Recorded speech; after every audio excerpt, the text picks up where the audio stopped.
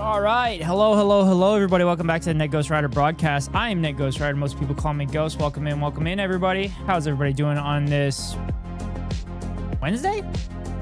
Wednesday, August 13th, 2025. How's everybody doing? I was not live yesterday. I was just...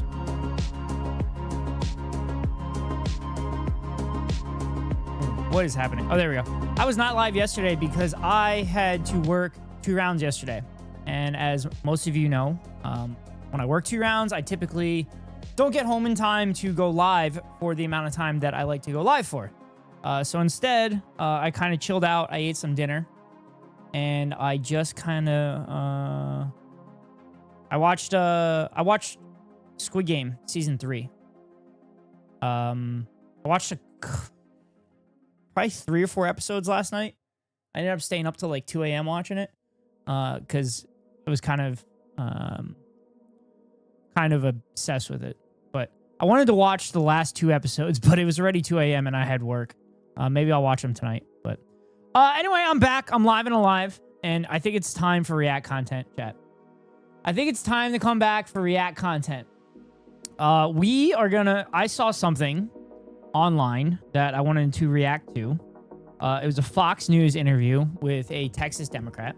I will get more into that when we actually get to the live stream or get into the React part of the stream. But I currently, I worked today. Yeah, and then I ate. I realized I've gained the weight that I lost. So I gained about 8 pounds. Since I got down to 160, I gained about 8 pounds. So, leading up to the wedding in September, I'm going to make sure that I, lose the weight. Make sure I look good for the wedding. And then make sure I look good for the Penn State game, which is the week after the wedding. Yeah. Give me a second. Setting up the lights behind me, chat. Hope everybody's having a good week. Hope everybody's enjoying their hump day. So I have some things in my not streaming together. I have some things in my stream content list to watch and react to. So we'll react to that to start, and then we'll get into making fun of the Fox News guy getting completely fucking dunked on. But yeah. Congrats on the wedding. That was quick. You just had your first date. Thanks, Otto. When you pop in the question to Ms. Otto, if I'm already getting married, Otto. When you pop in the question to Ms. Otto. It's more important, Penn State or the wedding? Penn State.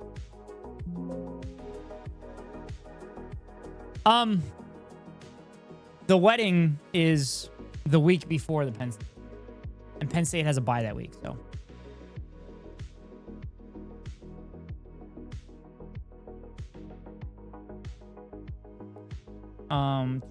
Give me a second. I'm checking something real quick. Double checking something real quick. I'm sorry the VOD from the last stream wasn't up. There was a hiccup that I had to edit out.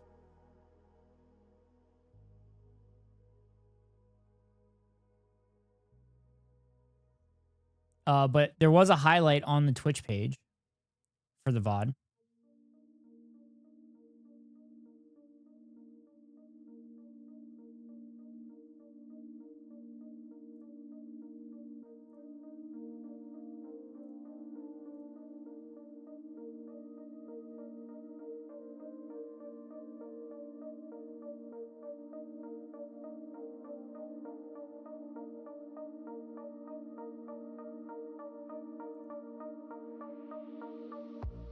Fuck.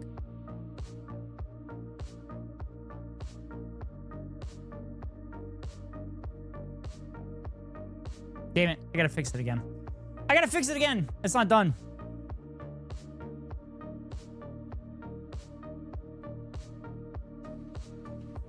Shit.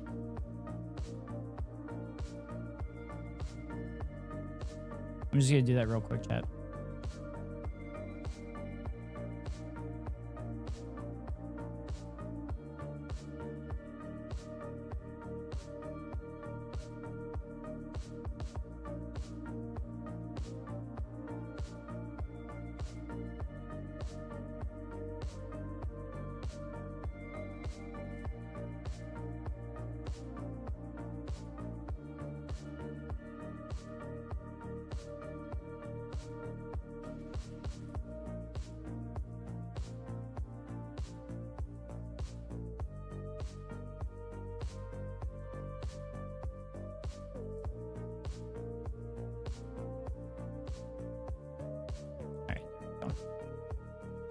Going to a wedding September 2? Oh, really, Holly? I don't think we're going to the same wedding. You're way too high def. I'm turning the stream down to 480. I'm sorry, Otto. I'm sorry that you're getting my wonderful, beautiful looks in 4K. I'm sorry you can't handle it. No wonder you don't show Ms. Otto to... No wonder you don't show this to Ms. Otto. Because you'd be scared. You'd be scared Ms. Otto would be more in love with me than you. Well, well, well, if it isn't the man who claims to be God. No. There's a difference, Keko. I claim to be Jesus. I don't claim to be God. I claim to be the Son of God. Get it right. Hi, Keko. How are you? Look, it's Jesus, apparently. There is a story on that. There is literally a story. There's a story on that. There's a background story on that, which I've told the chat a couple times. It's a funny story.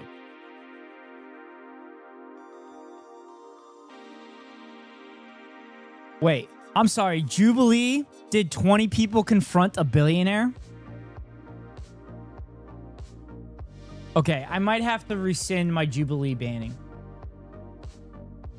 It'll be my first time going to the East Coast with friends, though. Holly, are we going to the same wedding? Look away, baby. He's too high def. Did you see GQ? I was in the middle of reading an article right before the stream started. But the article was pretty good. And they were definitely oversharing a lot of shit about Hassan, which was kind of funny. Let's see. Mine is at the end of September. Mine is the third weekend in September, I think.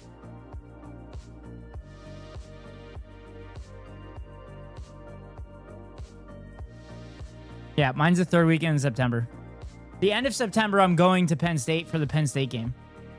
All right, let me see. I got this one. Let's see. This. I think I have a couple more. Let me see. Hold on. Hold on. Hodl. Hodl.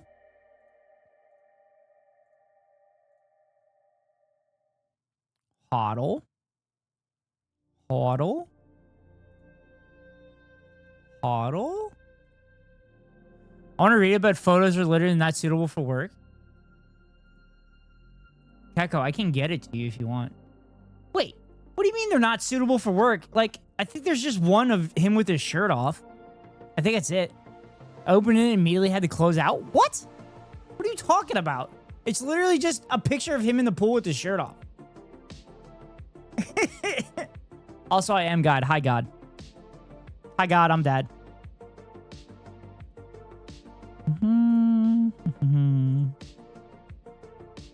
The one of him in a bathtub with bubbles covering his penis after talking about Gaza. What? I didn't see that one.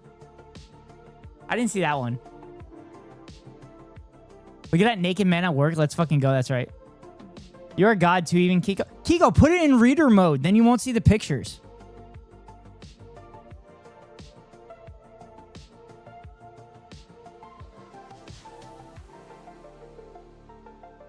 How's everybody doing? How's everybody doing? Everybody doing good? Hollykins, congratulations for the second. Emerald, congratulations for the first. Otto gets his third place.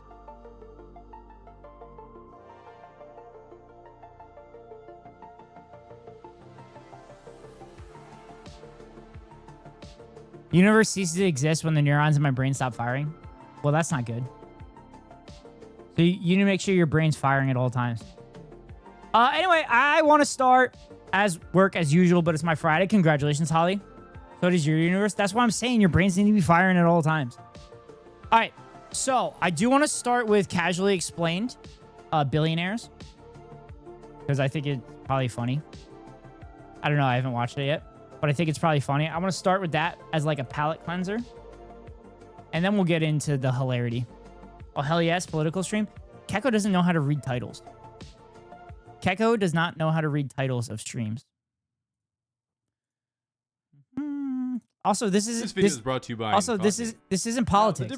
This isn't politics. We're just talking about billionaires. We're just talking about billionaires.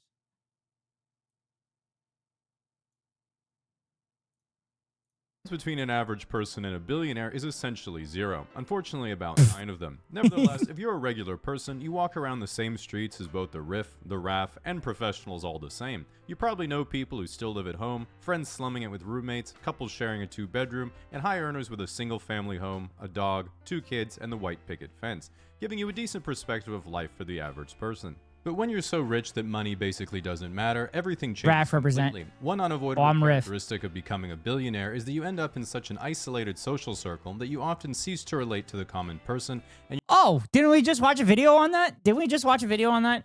A la Keko? Your life becomes unrecognizable. For this reason, billionaires actually have more in common with the homeless than they do with most people. Doesn't pay taxes, undiagnosed mental illness, on the kind of drugs you don't even know how to get, and never even heard of the Epstein files. Now, it's natural to look at your life where you work 40 hours a week for just enough to scrape by and think, how does someone even get to be a billionaire in the first place? It's really pretty. Also, chat, I've lowered the gain on my microphone because I've realized that I watched a couple VODs and I realized that I've been a little loud in the streams. So let me know what y'all think. I bet they vacation on this planet. Simple. At some point or another, we've all had the genius thought, what if 1 million people just gave me a Yeah, dollar? hush. It would barely inconvenience them, but then I would have $1 million. While most of us stop at this fantasy, impressed by our own raw ingenuity, some people throughout history have gone further, extrapolated on this scheme, and invented what is known today as a business. As an example, Reed Hastings and Mark Randolph thought, what if you give me $16 every month and I mail you Shrek 2 on DVD? Easy $6.5 billion. Elon Musk said, what if you give me $8,000 and I pretend to give you a self-driving car? What files the president says those don't exist? Yeah, exactly. They were sitting on Pam Bondi's desk, and then all of a sudden they just didn't exist. Shut the fuck up, nerd. No, Otto. I'm gonna keep speaking because this is literally my stream. I am a dude that screams into a microphone on the internet. Good job, Sarah. Don't fucking enable him. Sucks because I actually know a few billionaires personally. Oh, of course you do, Keko. Tell him to give me money. Tell him to fund my operations. Every year for the next decade. Richest man on earth. Mark Zuckerberg said, what if I give you an app that collects all of your personal information in a giant database that I own, and you give me a heat lamp and a bowl of grasshoppers? To really drive home how much wealth billionaires have, when someone says they're a billionaire, they're one of only 800 people in the United States. In contrast, if someone says they're a millionaire, it means they have a house. While politically it's commonplace for progressives to hate billionaires because they epitomize late-stage capitalism, I don't make fun of billionaires because I have an ideological bone to pick. I make fun of them because they're really fucking weird. Recently, oh my god, casually explained fence sitting. Casually explained fence sitting. They made my brother change his name to something more palatable when he worked for them. Fuck that.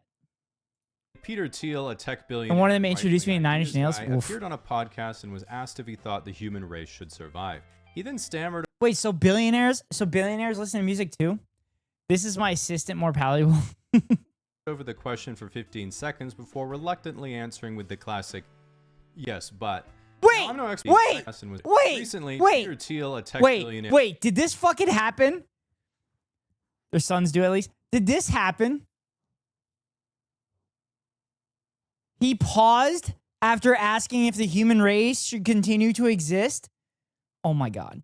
And right-wing ideas guy appeared on a podcast and was asked if he thought the human race should survive.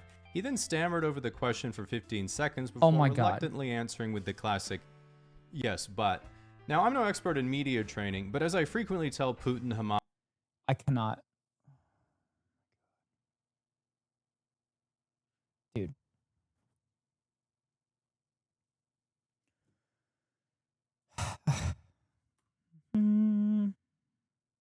Pause. Briefly.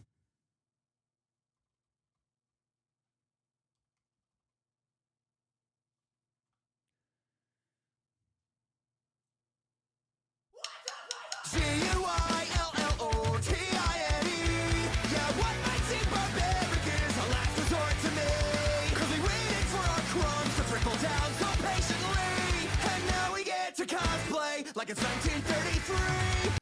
Okay. Sorry. Just playing music. Just playing audio, chat. So you thought Elon Musk was the worst co-founder of PayPal? It's actually Thiel. Yeah, well, the thing is, though, Elon Musk has literally done a Roman salute in public. Thiel hasn't done that. He's just done it in the background. Why are you watching my second channel?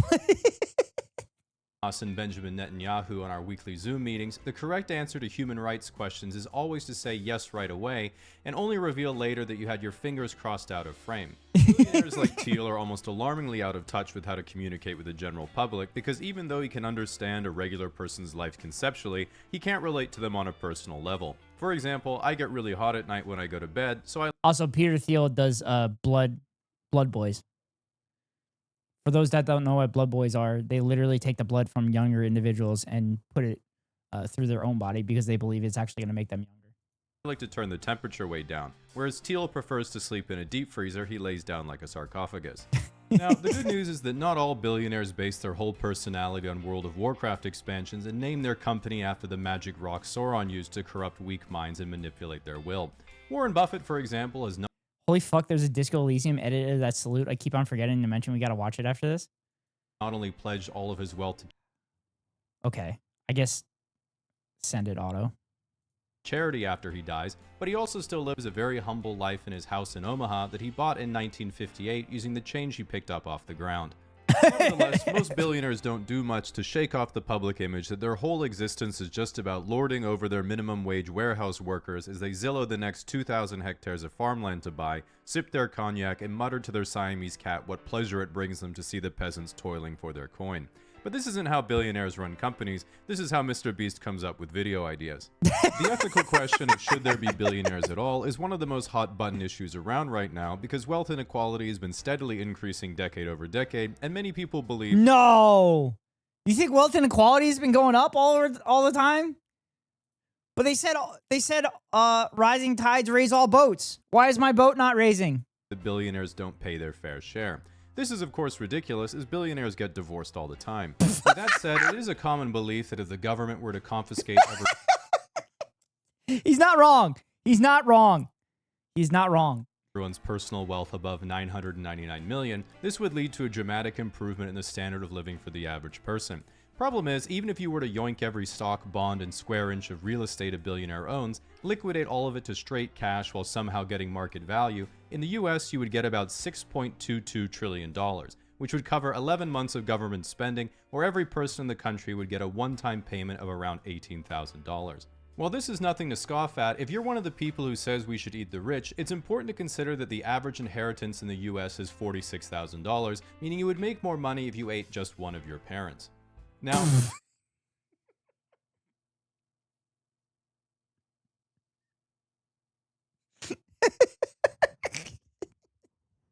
Well, that's one way to look at it. That's one way to look at it. because they can't yet buy more of it, billionaires are experts at managing their time. While flying private is out of reach for most of us, there are other tips you can copy from billionaires to save time in your own life. For example, when I make a new account on a website, I save time by letting Chrome auto-generate an encrypted password. I got this idea from Elon Musk, who uses the same technique to name his children. When you basically reach level 99 in capitalism, Did you know that if Bill Gates dropped $3,000 on the ground, it would literally not be worth his time to pick it up because during the time it takes to do so, he would have made so much more? That's an insane statistic. That's an insane fucking statistic. you That's might crazy. ask yourself, what do I do now? Not to worry, once you've reached the level cap, there's still plenty of side quests for you to do. While most regular people spend their time playing video games, doing arts and crafts, or playing a sport, billionaires can choose more exotic things like getting bullied on Twitter, criticizing the Chinese government exactly. Okay, this isn't correct because Donald Trump actually isn't a billionaire. Like, well, he is now, but like, I don't think he was ever a billionaire. I think he just said he was a billionaire. I don't think he was actually a billionaire.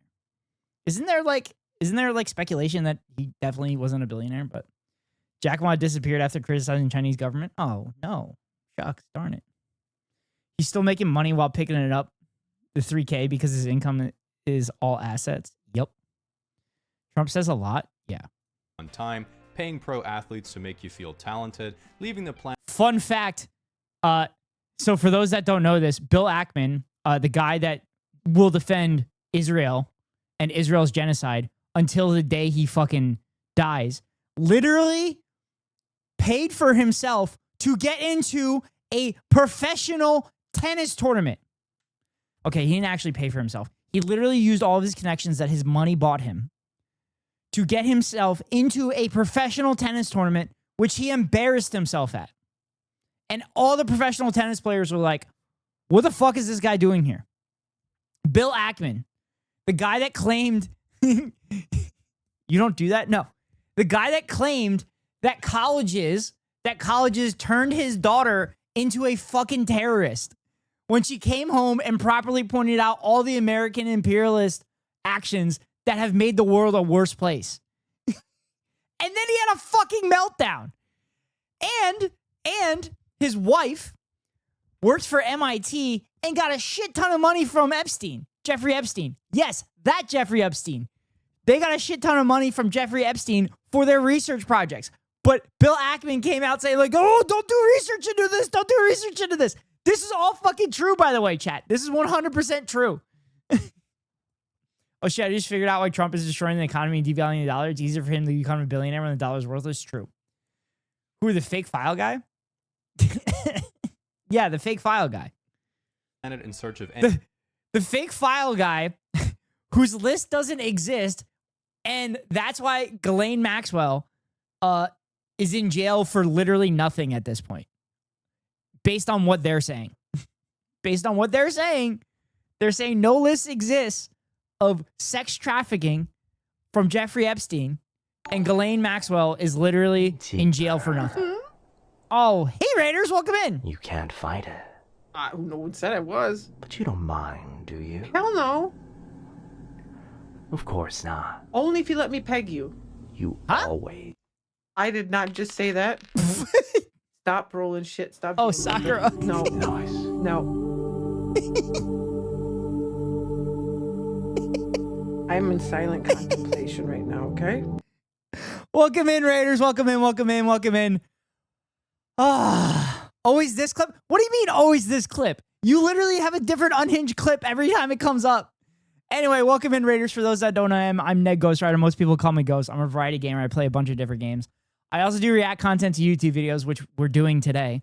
We're currently watching Casually Explain Billionaires. And then we're going to watch a Fox News guy embarrass himself and then come firing back and try to manufacture this narrative to make him seem like he didn't get owned. I also have a YouTube channel, !YouTube, where we talk about bad faith talking points and history we're not taught. So feel free to check that out. If you have to rate and run, I understand, but hopefully you stick around. If you don't stick around, hopefully I'll see you here in the future. Anyway, Sakura, how was your stream? I'm in this raid too. Because I was lurking. I was lurking kind of hard. In your stream. But how was stream, Sakura? It was nice. Because the person who says it does not exist is on it. True. That's up there where the So Freely shouted me out after we had a deep discussion. The clip of me sitting on my balls came up. Did lots of lad stuff. For those that don't know what lads is, it's love in deep space. And that's where a lot of the Sakura unhinged clips come from. Like if I give Sakura a shout out right now, there's a high likelihood that it's an unhinged clip from Love in Deep Space. Isn't that right, Percifer? Oh, nope, it's not. This cat's seen so much shit. Moses sniffing the bag of marbles will Bro. adapt. Right in between the two of them, just getting all up in there. Shake. When shaping a bag of marbles, take into consideration how pointed the nose is. And if there are other objects in proximity. It's me watching someone draw balls. You're all getting watched double, I'm sorry. Will adapt to the nose. Well, that's stuff you can see in Sakura's. Please go give a follow to Sakura. She is wonderful and a wonderful person. Jaeger Bombs, thank you for the follow. I appreciate it. Anyway, back to reacting. I was also talking about this dude here, Bill Ackman, who is a billionaire, who will die on the hill of defending Israel and its genocide at all costs, who has claimed that college caused his daughter to become a terrorist and properly and correctly point out the crimes of the American empire. And then also to make sure you don't pay attention to the MIT department's funding mechanism over the years while his wife was running it, because it was funded by Jeffrey Epstein. Just remember that, chat. But that's what he's referring to.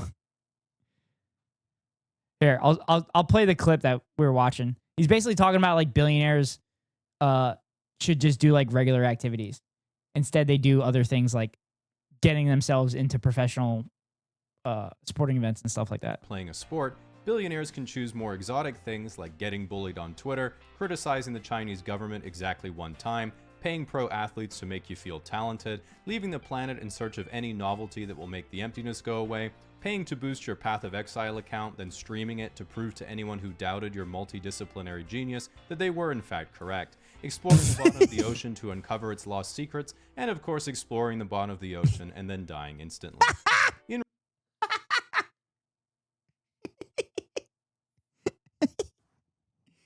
To be fair though, James Cameron is kind of good for like the environment and shit like that, and has created Avatar, which is literally an allegory for American imperialism and everything. Oh my god, I forgot about the submarine. I need to start by saying it is a shame that that 19-year-old kid had to be on that submarine. However, that billionaire funding the submarine and then it completely collapsing based on their own ineptitude. Mwah. Again, I hate that innocent people also died on that. Hassan mentioned Mez in the article, and now I'm craving Mez. Subs out here doing practice. Doing praxis. In reality, when you're worth even hundreds of millions of dollars, an ultimately rookie amount, you can pretty much have anything you want. Penthouses, luxury cars, private chef, private plane, giant house, and another giant house in a poor country that kind of sucks but has good weather. And you're not sure if purchasing power parity means the gardeners are getting paid well by their standards, or if you just own slaves. With this in mind, if you are a billionaire, it's actually pretty hard to think of a way to flex on multi-millionaires, meaning the 23-year-olds on Raya who look like they're 35 aren't going to message you back. That is, of course, until you remember what separates the centimillionaires from the billionaires. Yeah. I mean, why does Casually Explained know that there's 23-year-old women on Raya that look like they're 35? How would Casually Explained know that? Big boat. Ask a girl if she'd rather be stuck in the middle of a forest with a random bear or a random man, and she picks the bear every time. Oh, 100%. Ask a girl if she'd rather be stuck in the middle of the ocean with a random shark or stuck in the middle of the ocean with a random Saudi man, and she picks Muhammad every time. This is because men in the forest are broke, meaning they'll try to touch your boob, whereas men on yachts are rich, meaning they have grown weary of material desires and flew you out business class for your quirky personality. While no one has tried to Discussing poor centimillionaire peasants, yeah. I know everything. Well, that's interesting, Emerald, because the only thing I know is I know nothing. Hi, Emily. How are you? sex traffic me yet, the closest I've been able to get so far was when I was on a holiday in France several years ago and made a day trip to Monaco. Now, for people not in the know, Monaco is a tiny sovereign nation basically inside France and is like a Vatican City tax haven for the ultra wealthy. They have a little garden you can look at near the Monte Carlo casino, which was the only thing I could afford. And as you walk through, you're like, oh, look, a little building. Hopefully this one's a bathroom. Nope, just another Audemars Piguet watch kiosk. Then you pee on it anyway because you're in Europe. Other than this neat oceanographic museum, what I thought was the coolest part of Monaco was the port, which was divided into sections based on how important people in Monaco thought you were.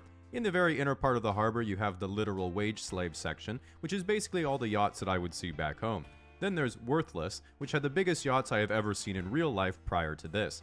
After that, you have Starter Yacht, which are like floating New York City penthouses. Then the last section in the harbor is, finally, a real yacht, which is one giant pier for the 2 or 3 mega yachts that rule the Monaco postcard photo and cost at least $100 million each. Obviously, you don't stop there because these things are a dime a dozen. $100 million? Pfft, nothing. So then you go out in the ocean and you get, what is this, a harbor for ants? Now you might be thinking what I was thinking at the time, which was a starter yacht? This is a finisher yacht. Yeah, I finish things. One day's pay. Psh. Even if you were a billionaire, why on earth would you want a mega yacht so big you can't even park it in the harbor? Exactly, to store your other yachts in, Brokey, that was the program. At this point, I too was wondering how I could acquire a Russian nesting yacht until I was like, speaking of, what's that? And maybe a few kilometers farther out from the shore was this thing, which is the world's largest sailing yacht, and in the top 5 most expensive yachts ever built. It's owned by Andrei Melnichenko and designed by the guy who made this cool lemon squeezer that my mom just bought. Even though I had forgotten the oligarch-class yacht existed, this guy claims he doesn't even have ties to the Russian state, making him just a regular, unimportant billionaire. Okay, I will say that that boat is really fucking cool looking. However, I stand by. G-U-I-L-L-O-T-I-N-E. Yeah, what might seem barbaric is a last resort to me. 'Cause we waited for our crumbs to trickle down. I've seen that boat. What? I can't believe that's a This real argument, of boat. course, I thought it didn't was CGI. Holy work on the shit. Italian government after Russia invaded Ukraine because they saw the yacht parked outside their shoreline and said, yoink, which brings us to the true top of the Italian authorities seized one of the world's largest super yachts from the oligarch sailing yacht A, owned by Russian businessman Andrei Melnichenko. Season Tristy. Billionaires should not exist. Ooh. hierarchy, which isn't who owns the biggest yacht, it's who owns the biggest ocean. And you know what that means. That's right, baby, the taxpayer wins again. Checkmate. Billionaires, me and the boys have once again risen to the top. Now, if you're looking to... Oh, oops, wrong slide. If you're looking to avoid calls from the IRS or other scammers that manage to...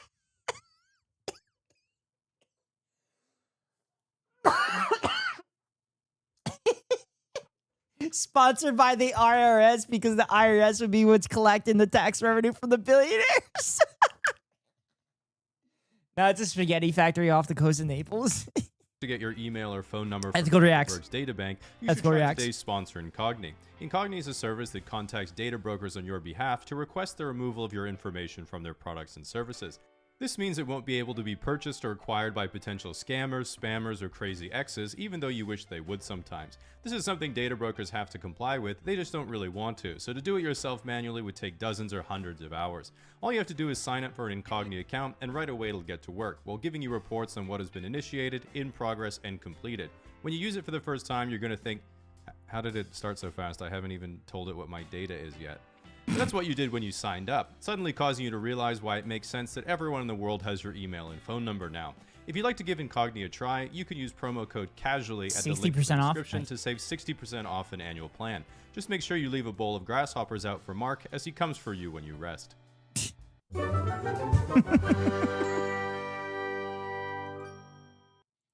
All right. That was a palate cleanser. Let's get to the good shit. All right. So some of y'all may not know this, but Fox News isn't really good. They kind of lie a lot. Oh, Elon Elysium. Let's watch it. Let's watch it.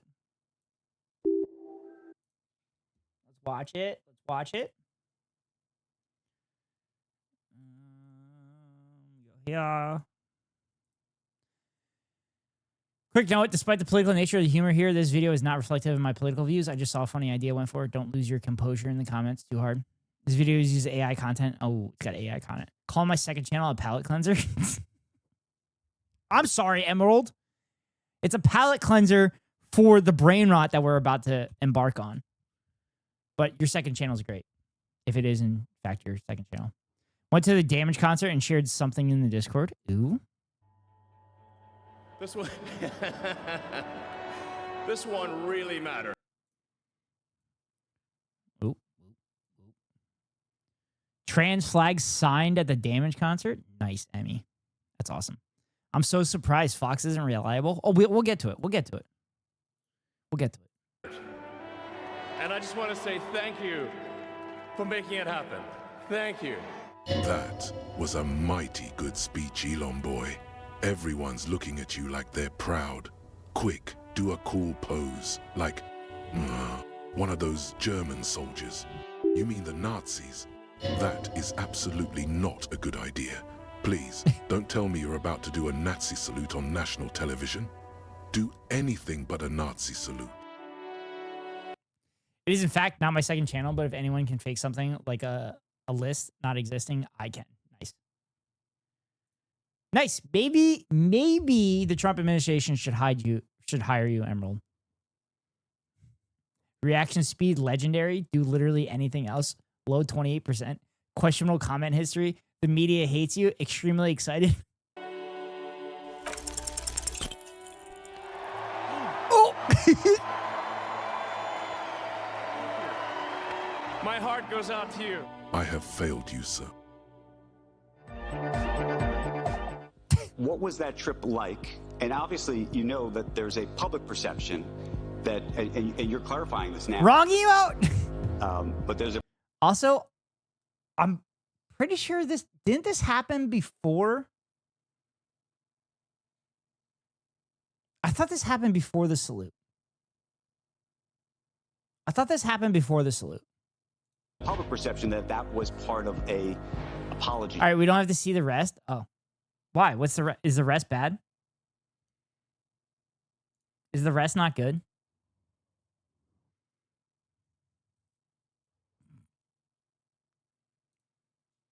All right, so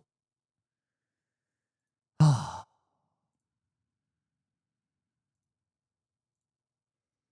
the salute part was just funnier. Okay, so as I was saying, Fox News isn't necessarily the most honest game ever. I bought Disco Elysium, but haven't played it yet. It's awesome, Sarah. It's awesome. We played it on stream, and it was really fun. It was really cool. Definitely not political at all. It's okay. Elon made great rookie Lions wide receiver Isaac Tesla.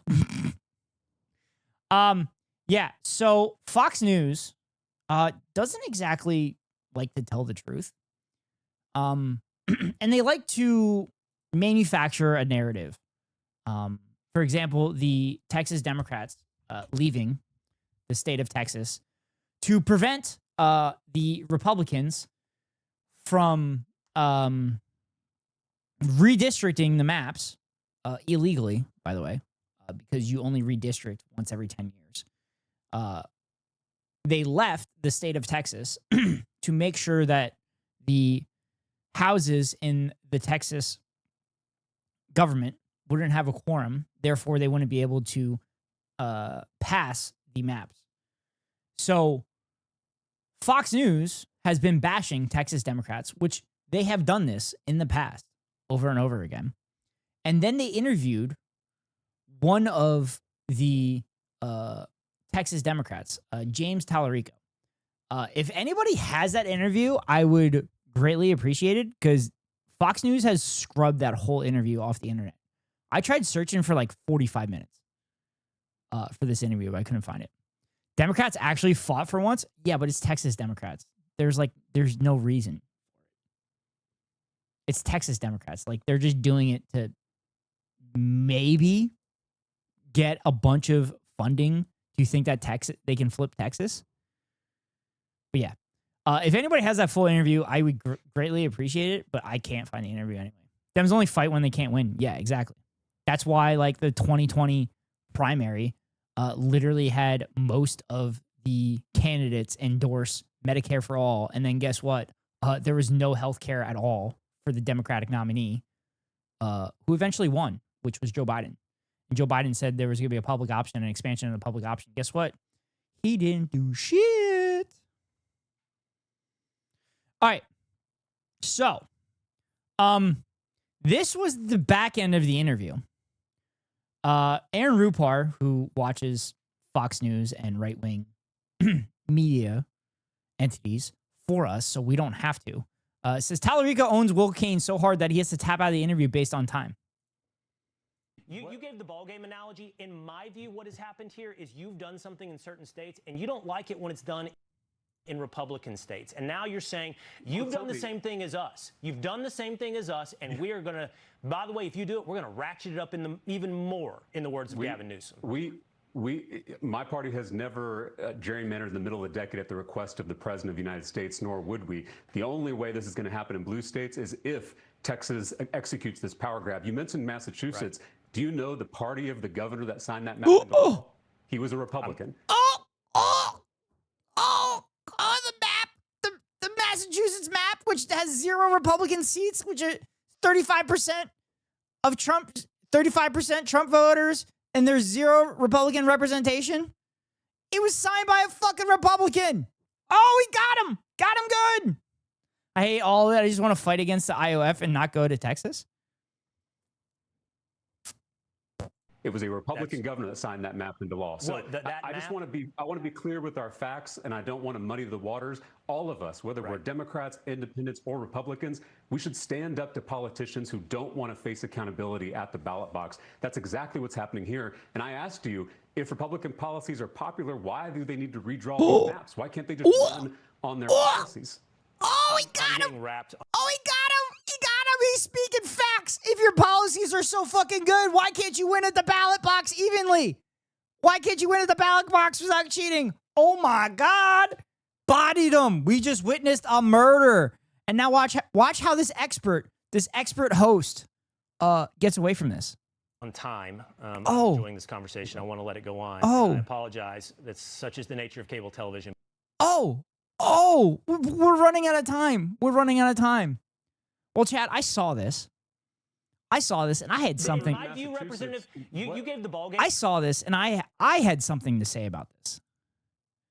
Let's see if I can find it. I had something to say about this. Producers were freaking out. Oh no, someone is making a good point against the narrative we're trying to manufacture.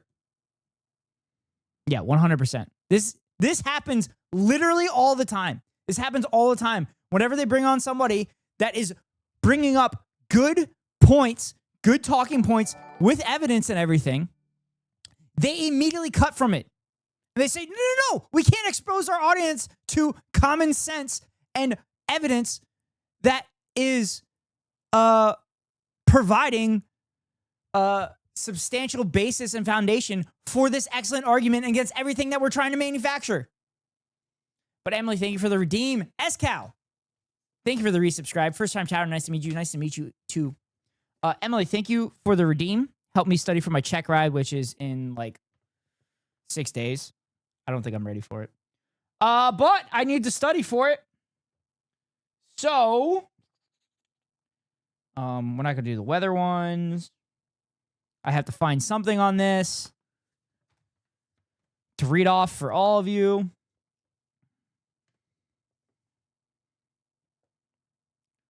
Actually, I'll do the airspaces. All right.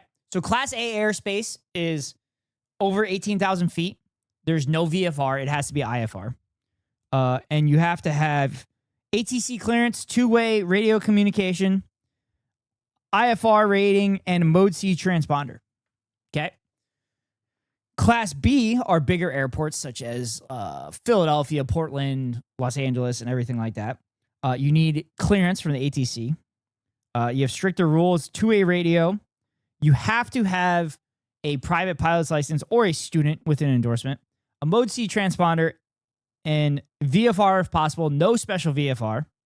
The speed limit is 200 knots or less. Oh, it's got to be less than 200 knots. And the restrictions are 3 statute miles and clear of clouds. Two-way is my big contribution. Thanks. Class C, you need ATC clearance, two-way radio communication, Mode C transponder, no special VFR, speed limits there. The surface area, because it's in like cones, tuna cans, upside down tuna cans. The surface is 5 nautical miles. The shelf above it is 10 nautical miles, and the big one above that is 20 nautical miles. No specific pilot certification required. Speed limits 200 knots or less. 3 statute mile visibility. 1,000 feet above, 500 below, 2,000 feet horizontal from clouds. Class D, you just have to communicate. You don't need a Class C or Mode C transponder. And is also 3 statute miles, 1,000 feet above, 500 feet below, 2,000 feet horizontally.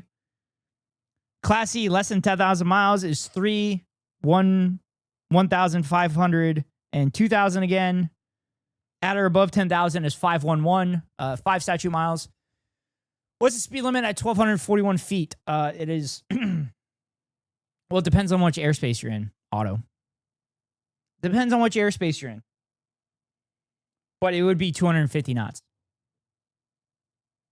250 knots would be Class B. it'd be 200 knots or less.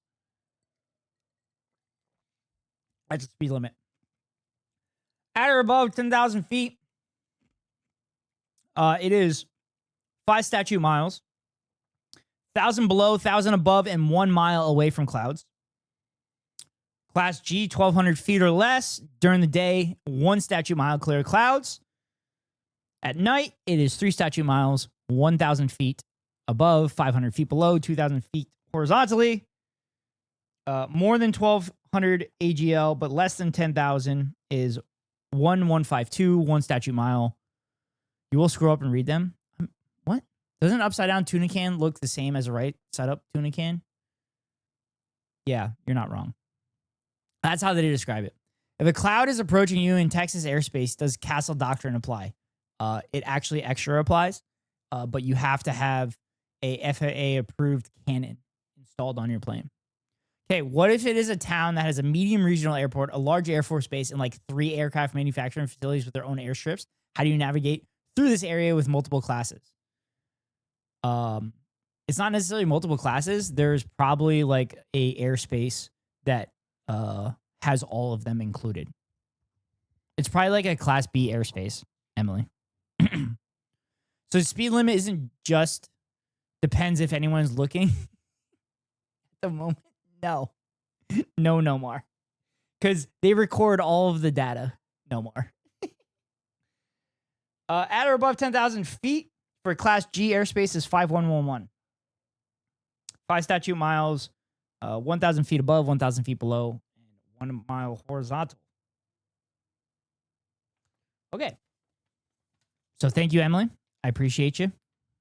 Looking out for me. Shaking my head. Get big government out of aviation. Yeah. Yeah, we need to have less regulations in aviation. Because as if it's not fucking dangerous enough as it is. So I'm guessing nobody has the... I'm guessing nobody has the full interview from Will Cain with James Talarico. But what we do have is, of course, Fox News scrubbed the whole internet. Scrubbed the whole internet of this fucking interview. We can't get the full interview. But of course, Fox News has the response from Will Cain. So we're going to watch the response, and I'm going to laugh hysterically at the bad faith talking points here. And I'm pretty sure, I just kind of combed through this video. I'm pretty sure he shows all the moments he gets dunked on. He has been dunked on so hard by the internet that he literally had to put a response to this. Why would you do this? Just let it go. Why would this is the Barbra Streisand effect. If you continue to acknowledge it, more people are going to become aware of it. Yesterday, Representative James Talarico of Texas, described as a rising star Democrat, spent a good 10 minutes here on the Will Cain. Also, why do you have a mic in front of you? And then you also have a lapel mic. Maybe this mic isn't fucking real. Maybe you're just trying to create an aesthetics of someone like myself that's sitting in front of a camera with a mic in front of their face. Or someone like Hassan. Or are you trying to be Rush Limbaugh? In a conversation that I largely thought was... The mic on the desk cannot be real? Oh, it's real. This is literally the same mic stand. This is the same mic stand that I have. It's all the same. They're literally trying to make it look like they're just sitting there on a stream or on a radio broadcast. How do we know you're not wearing a wire ghost? I'm not. Otto, I see what you're doing there. You're trying to get me to take off my shirt. That's not happening yet. We're still 163 subs away from me taking my shirt off for a stream. Nothing can be Israel. The facade of credibility kills me. Yeah, well, they're trying to be fucking Hassan. They're trying to be Hassan. Respectful, if not spirited. I like having those conversations and hearing from different points of view, and I recognize at times that much of this audience doesn't want to hear from someone they consider to be dishonest. You literally, oh my God, he put up better arguments than you've ever put up in your entire fucking life, and you cut the interview short. What the fuck is wrong with you? That mic just sprays hair gel at him intermittently. By definition, a wire is a recording device that broadcasts a recording. Yeah, okay. I'm sorry, Escal. Like, guy drinks milk as a main beverage at dinner. But I like to give everyone a chance for No, you don't. honest debate. No, you don't. You literally ended the interview. You ended the interview, you dumbass. When you were realizing you were getting dunked on, and you saw that Twitter was going crazy, that you were being dunked on, your fucking producer was in your ear saying, and it, cut it, cut it, cut it, cut it, cut it. I thought that's what we had with Representative Talarico. I was surprised then to all of a sudden. I missed the interview, I guess. I didn't even see most of the interview. I saw like little clips. I want to watch the entire interview, but fucking Fox News scrubbed the entire internet of the video. I couldn't find it anywhere. Our show yesterday, like this from the Daily Beast. Fox News host rages at Democrat after abruptly ending interview. Yep, facts. Idiot. Texas Democrat and Fox's Will Cain trade blows online after producer dumps out of fiery 10-minute interview. That's interesting. I don't remember dumping out. Lurk throws hearts all over chat. Thank you, Ari. Out of the interview. I don't remember cutting off Representative Talarico. In fact, if I were... Oh, I'm sorry. What? Do we need to bring this up again? Do we have to show this again?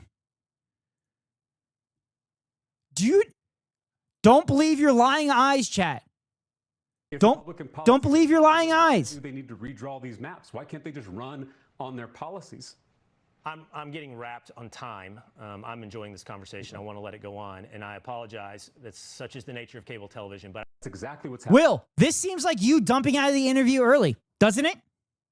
Does it not? We have it on video. It's on video. We have it. We have the evidence. Are you going to tell me this is fucking AI? You dumping out of the interview on the interview? Remember correctly. All right, we got the whole interview here, chat. Thank you, Otto.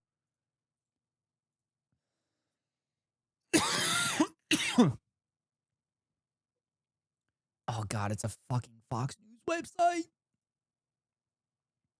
I wonder why they don't have it on YouTube. Who is currently in the state of Illinois. It is Texas State Representative James All right, let's watch this bullshit. What the fuck? Congressman, thank you so much. Or Representative, thank you so much for being with us here today. Glad to see you pack your Quality. Texas flag with you. Wish you were right back here down between the Red River and Rio Grande, where I sit today. But I have had the pleasure to talk with several of your colleagues, Michaela Plisa, Ramon Romero. So I know very well. No, because you too stinky think. Why you guys have fled. I hear your rationale. Thank you, Otto. I hear your justifications. I would love together to really just talk for a minute about how this is all being funded. You know, you've racked up fines. I assume you're in a hotel room.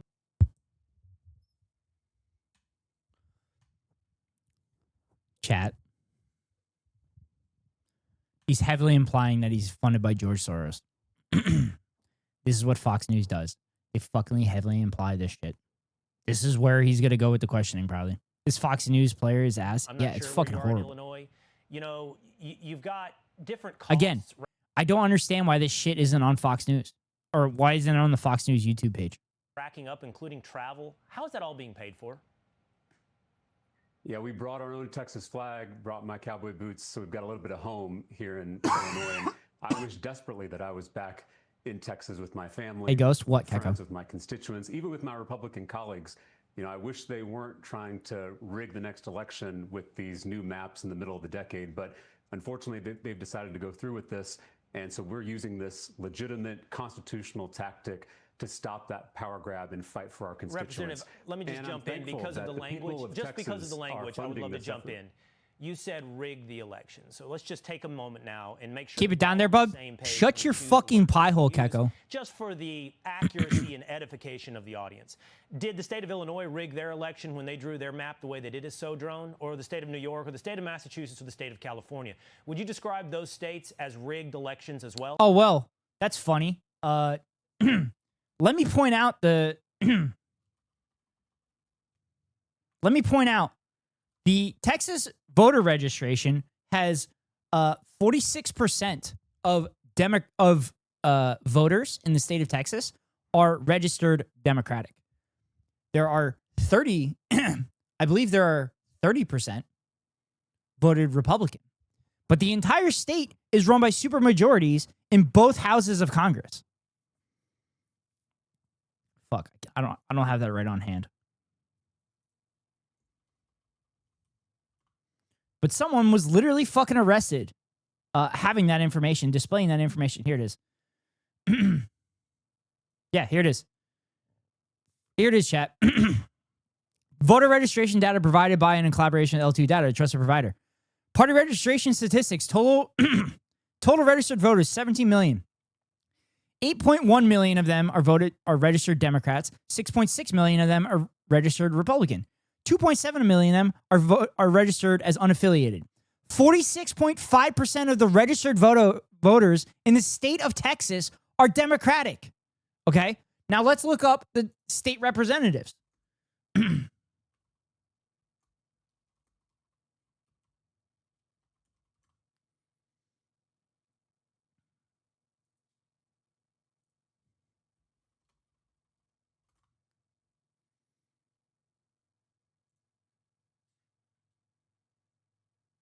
Hold on.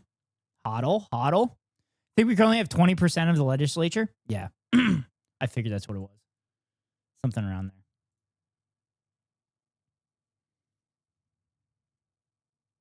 Oops.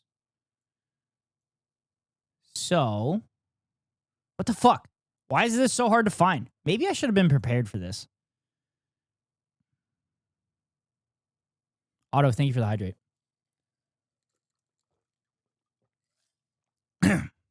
Like not even a fourth, but a fifth. Yeah.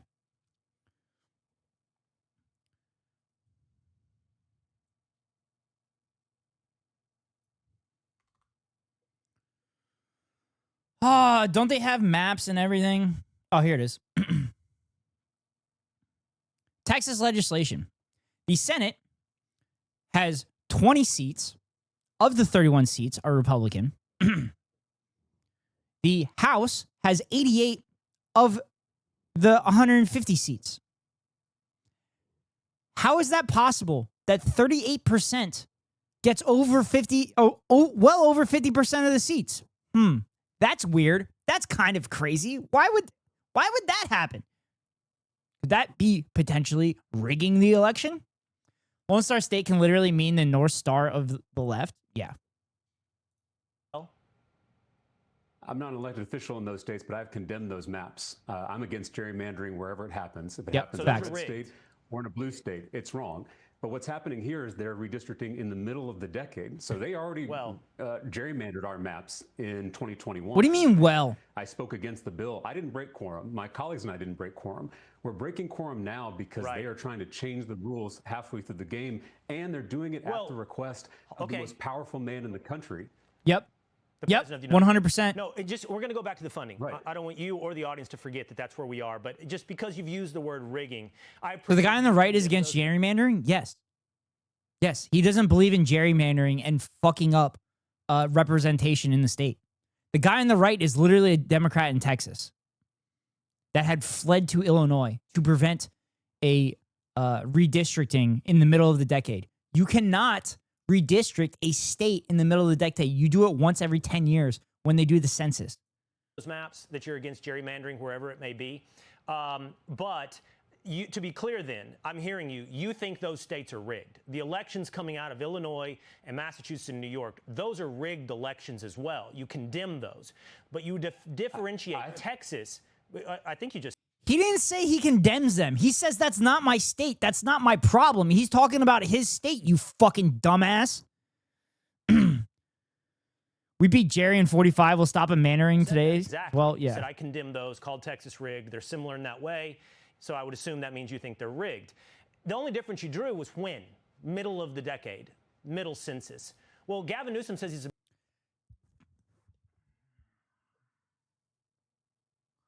You fucking moron. You're supposed to redistrict every 10 years after the census is done. You are not allowed to redistrict in the middle of the fucking decade when you don't have political fucking power. So you are trying to squeeze as much political power out as possible, just like every fucking corporation is trying to squeeze as many profits out of us as possible.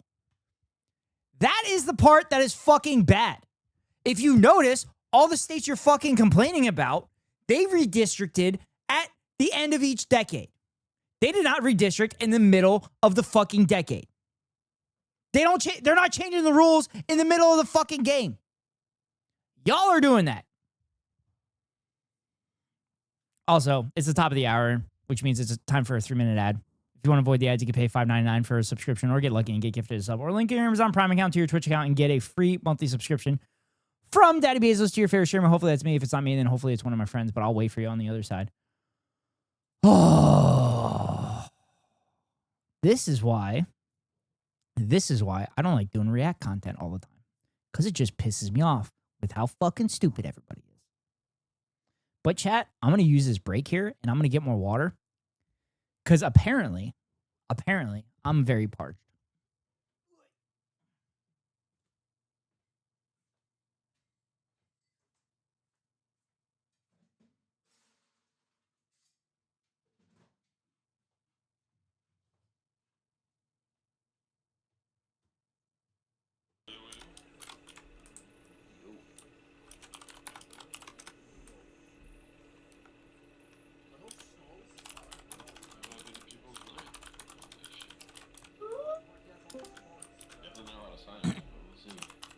Please be the typing video.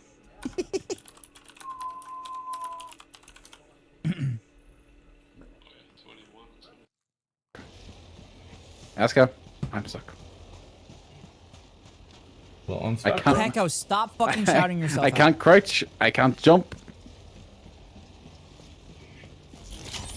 The Kaz video? It's always the Kaz. We need more videos of Kaz. No, because all you do is the 9/11 one. Because you keep shouting yourself out. If you didn't shout yourself out, I want to do the 9/11 video. Everything's fine. Take it easy. Hey, take it easy when you fucking talk to me. Now, because you shouted yourself out, I'm gonna do the 9/11 video. I have more. Go watch them and boost them. City plus America. New York plus Bush. 9/11! I got 9/11! I got 9/11! I got 9/11! We did 9/11! We did 9/11! No! Don't clip that! Don't clip that! Do not clip that! 9/11 one's pretty great though. Yeah, Keko, like literally that's one of your that's the best clip on Twitch ever. Ever. All right, back to this fucking brain rot. Is about to do that in California, and Kathy Hochul says she's about to do that in New York. So they are guilty, in your mind, clearly, of rigging elections, clearly in California and New York. They are doing it in response to Texas rigging the elections and redistricting in the middle of the decade. Both of those efforts in those blue states are contingent on if Texas decides to Pre-watch. If Texas Republicans decide to draw these maps in the middle of the decade. Pre-watch. At the request of the most powerful man in the country. So Again, you are rigged two in response to something you call rigging. You cheat in response to something you think is...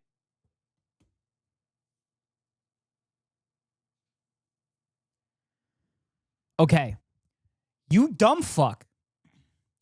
You saying that it's bad for other states should mean that it's bad for the state that you're fucking defending. How do you not understand this? If you're saying it's bad for the other states, you should be saying it's bad for your fucking state. They did redistrict mid-decade. It was because their original maps were illegal and they were forced to buy the courts. Forced to buy the courts. This is back when the Voting Rights Act actually meant something? Yeah. Ella, did he just admit it was cheating? Yeah. So cool I was born there? Yeah. Is cheating. I'm trying to listen to you, and I'd love for you to try to give me a chance to speak. You know, I think that all of us should be alarmed, whether we're Democrats, independents, or Republicans, if the most powerful politician in the country, whether it's President Trump or President Obama, if they are trying to change the rules midway through the decade so they don't have to face accountability for their actions. Facts. What I would ask you is, if Republican policies are so popular, why do they have to redraw the maps before the election? Well, my answer to that would be a reflection of political popularity is the number of offices you win and the majority that you enjoy. And right now, Representative, you literally only have a majority because you are drawing the maps to favor yourself because you do not have popular policies. You have never had popular policies. And you have never had the majority of voters with your policies. which is why you have to rig the maps in your favor, or you would never have fucking power ever. You are a distinct minority in the state of Texas. Your points of view are extremely in the minority. And that is a privilege of the majority. You know, you talk about the you're not. president, and the left loves to lay everything at the president's feet. Okay. Remember, this guy is saying that a majority of people should decide what happens. So a majority of Americans believe that we should have Medicare for all. These guys would lose their fucking mind if they would try to pass Medicare for all with just a majority and not have a filibuster. Just fucking remember that, chat. Because he's become your boogeyman. But this has been driven by the Texas representation in the state legislature. This has been driven by it hasn't. The governor of the state of Texas. Again, a Republican who it was begged. Represents the majority opinion. Donald Trump said you have to do this. Constitutional, which I would suggest is pretty radical. Leaving your office, abandoning your office, in defense of a minority point of view that has been done in several of these other states where your party has the majority. It's a little bit like taking your basketball and going home when you don't like the way it's played, but when you're... Okay, this fucking dude probably loved when in the state of Oregon, or was it Washington? In one of the Pacific Northwest states, the Republicans literally refused to show up because the majority was voting to put in green energy regulations into effect. Republicans in the state literally fled the state because they didn't want a quorum to happen. And then, if I remember correctly, the governor actually sent the state troopers to go get them. Winning in Illinois, you're happy to play by these rules. So they fled to not pass a popular fucking policy amongst the people. These Texas Democrats are fleeing to make sure that an unconstitutional action does not pass.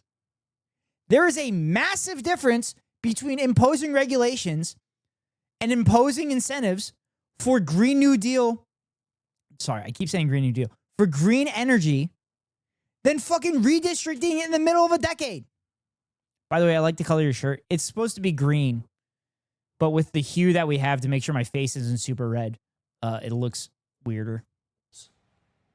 Again, I've condemned all gerrymandering across the country. And in fact, when Democrats had a majority in Congress, they voted to ban gerrymandering in every state, red states and blue states. Do you know how many Republican members of Congress joined them in that effort? Which one? I'm sorry. Which state did you just refer to? I'm asking, do you know? Well, then never mind. Fine. I'll show you, Keko. I'll show you what the color is supposed to be.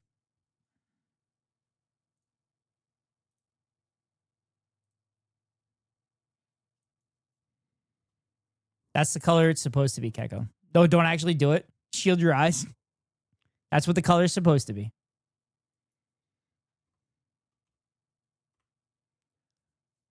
Now we're back. How many Republicans joined Democrats in the U.S. Congress to ban gerrymandering? All the Democrats voted for it. 0 Republicans. Being dumb, just watch a video. 0. It's an odd. So it's an odd. You can spare me odd. the both sides rhetoric. It's clearly one side that is trying to rig the rules in the middle of the game. This is like 2 football teams coming out of the locker room at halftime, and the team that's ahead says they want to change the rules for the second half so they can win the game. All of us would be throwing food at the TV if that happened. We don't accept. Dude, this is politics. This is great communication. This person knows exactly what they're fucking doing, which is why the Democratic Party is going to elevate them. And then when they start talking about progressive policies and everything, they're going to fucking cut their legs out from underneath them. That's what's going to happen. We don't accept cheating in our relationships. We shouldn't accept cheating in our elections. I appreciate whatever you just referred to about the number of Democrat congressmen that I'm unfamiliar with who made this against Republican congressmen who opposed it. Dude, you are a fucking alleged journalist. How are you not prepared for the talking points? The same shit that they've been saying for 2 fucking weeks. How are you not prepared for this? It just kind of flies in the face of reality. When I'm literally a Twitch streamer. I have an excuse for being a buffoon and being incompetent. You are a professional broadcaster whose sole job is to make Democrats look bad. And you are failing at it. You are literally paid to do this, and you're not good at it. What the fuck is wrong with you? Alleged being the operative word? Yeah. When I look at the state of Massachusetts, where Donald Trump... I don't even know who this Will Cain guy is or where he came from. 0 Republican representatives from the state who of signed that? Massachusetts. Oh, here it is. Here it is. It's where Donald Trump Here it has is. 35% of the votes, and there are 0 Republican representatives from the state And who of signed that Massachusetts. map in And so what I'm Massachusetts? curious about It was is words say one thing and actions do something else in a place like Massachusetts. So you can't You refer brought to up random Massachusetts. words and actions to me. People shit all over sex workers and then think Will has a real job? Yeah. All right, Billiam Cain. Yeah. Okay. So what this dude is fucking referring to is that Donald Trump won 35% of the votes in the state of Massachusetts, right? The state of Massachusetts has 0 Republican seats in it. Okay. The governor has to sign off on the map, which determines the representatives of an area. What James is about to tell this guy is there's a Republican governor. How do you not fucking know this? How fucking stupid is he? Will Cain wishes he were me? Well, yeah, maybe he is. He might. Maybe he's an egg. Maybe he's an egg. Neg. Hi, Tallies. How are you? How are you, Tallies? I was lurking. How was your stream? Presumably, supposed journalist came from a mom who is now ashamed to call him her son. Yeah. He's a neg. When I see the evidence in these states. Doing good. How are you? I'm reacting to politics, so I'm angry, Tallies. But otherwise, I'm doing good. I worked today. You just In my view, Representative, you gave the ballgame analogy. In my view, what has happened here is you've done something in certain states, and you don't like it when it's done in Republican states. And now you're saying you've done the same thing as us. You've done this.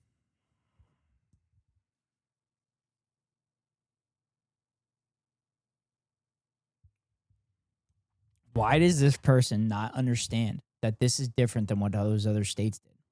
Those states did their constitutionally mandated job of redistricting the state at the beginning of every fucking decade. Texas is doing it in the middle of the decade. This is completely fucking different. You got your haircut? Yes, I did, Tallies. It was time. It was time. Dude, I don't know how you can watch this. This would make me so angry.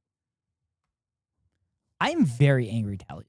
I'm very, very angry. But I'm very good at debunking bad faith talking points, which is why I'm doing this. Same thing as us, and we are going to, by the way, if you do it, we're going to ratchet it up in the even more, in the words of Gavin Newsom. My party has never gerrymandered in the middle of the decade at the request of the President of the United States, nor would we. The only way this is going to happen in blue states is if Texas executes this power grab. You mentioned Massachusetts. Right. Do you know the party of the governor that signed that map into law? He was a Republican. It was a Republican governor that signed that map into law. So I just want to be clear with our... Dude, how does this guy not know this?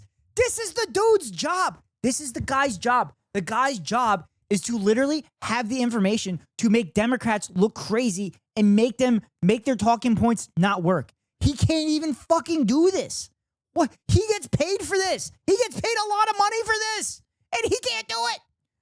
Oh my God, this is fucking crazy. Where do they get these people? How are producers failing these fucking broadcasters? What the fuck is going on? Is Fox News losing in touch? Are they so scared of One America News that they're losing their touch to make Democrats look bad? Like some of you know, Gronk is going to start doing redistrict maps. Emily, they literally have computers that do that shit. Which, if the computers do that stuff, there is a chance that the computers fuck it up and they might actually lose seats. There's a chance that that happens because they're heavily relying on 2024 election data rather than like multiple years of data.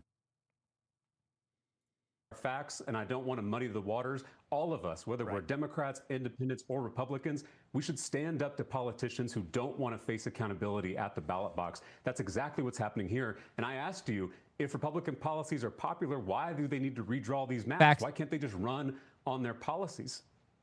I'm getting wrapped on time. I'm enjoying this conversation. I want to let it go on, and I apologize. That's such is the nature of cable television. But I don't want to. Isn't this the second time he's fucking done this? Fox News has been losing footing to writer-leaning outlets for a while now. I think they're scrambling. I have big thoughts about TV news and the media landscape in general.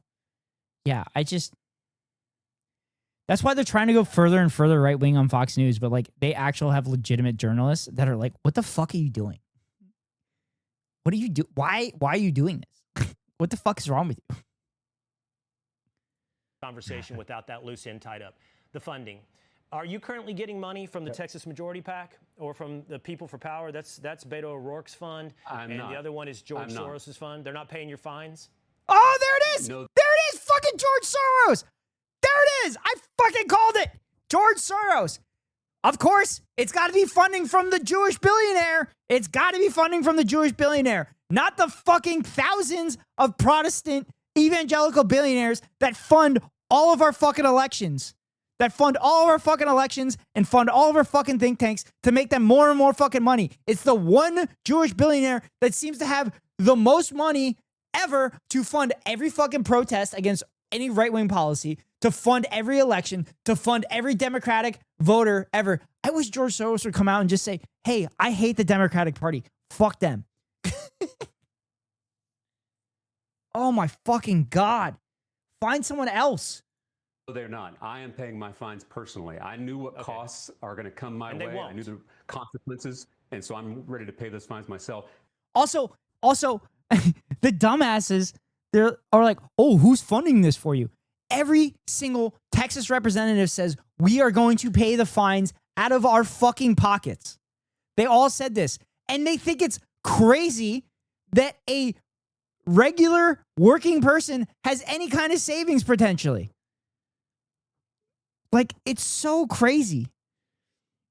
Like, Soros isn't even liable. I never even got a single one of my protest checks. Yeah, exactly. I thought he said he ran out of time. Yeah, I ran out of time, and then he goes on for another 2 fucking minutes asking about, like, funding. Asking about funding and then promoting a Jewish conspiracy. Oh, we're out of time, but George Soros? George And I will Soros! say that, if they're the food and the travel, we are fortunate that we have, in my own campaign, been flooded with grassroots donations across the state, across the country. But I'm fighting for the people, and it's appropriate. Also, Keko, that's the same link I already have. And I'm taking you at your word at that, Representative. But I can also, just to put a button on it, and you won't in the future. We won't look at your campaign donations in the future and see that there's money coming from the Beto O'Rourke or George Soros funds that you can back into funding this getaway to Illinois. That's correct. And again, I have to report my campaign finance pinned it? numbers, all the donations I received, all the expenditures I make while on this quorum break are going to be public, and you are welcome to look through it and invite me back on. We will, and I appreciate the invitation. I also appreciate you being on the show. You're welcome to be here in Texas, sitting across the table for me. Hopefully soon when you return. I pinned it, I knew it. We would love to see you. I haven't had a good breakfast taco. Ethical React. I haven't had a good breakfast taco in weeks, so I'm ready to come back home. Yeah, it's because you're in Illinois. Okay, thank you, Representative. It's because you're in Illinois. It's because you're in Illinois, except like literally Chicago, according to very reliable sources, have better Mexican food than fucking Texas. Also, chat, we're not fucking pinning Fox News videos. I don't give a shit about Fox News. I don't give a shit about Fox News. We will do ethical reacts for actual decent content creators. We're not going to do ethical reacts for fucking Fox News.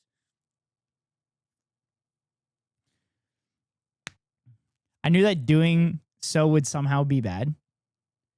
I'm not saying it's bad. So I'll go on ahead and go fuck myself. Fuck you, Keko. Jesus Christ. Keko, you take it too fucking hard. Wait, I am being a local Marxist organizer when I could be getting paid by George? Yeah. Nope, too late. Fine, Keko.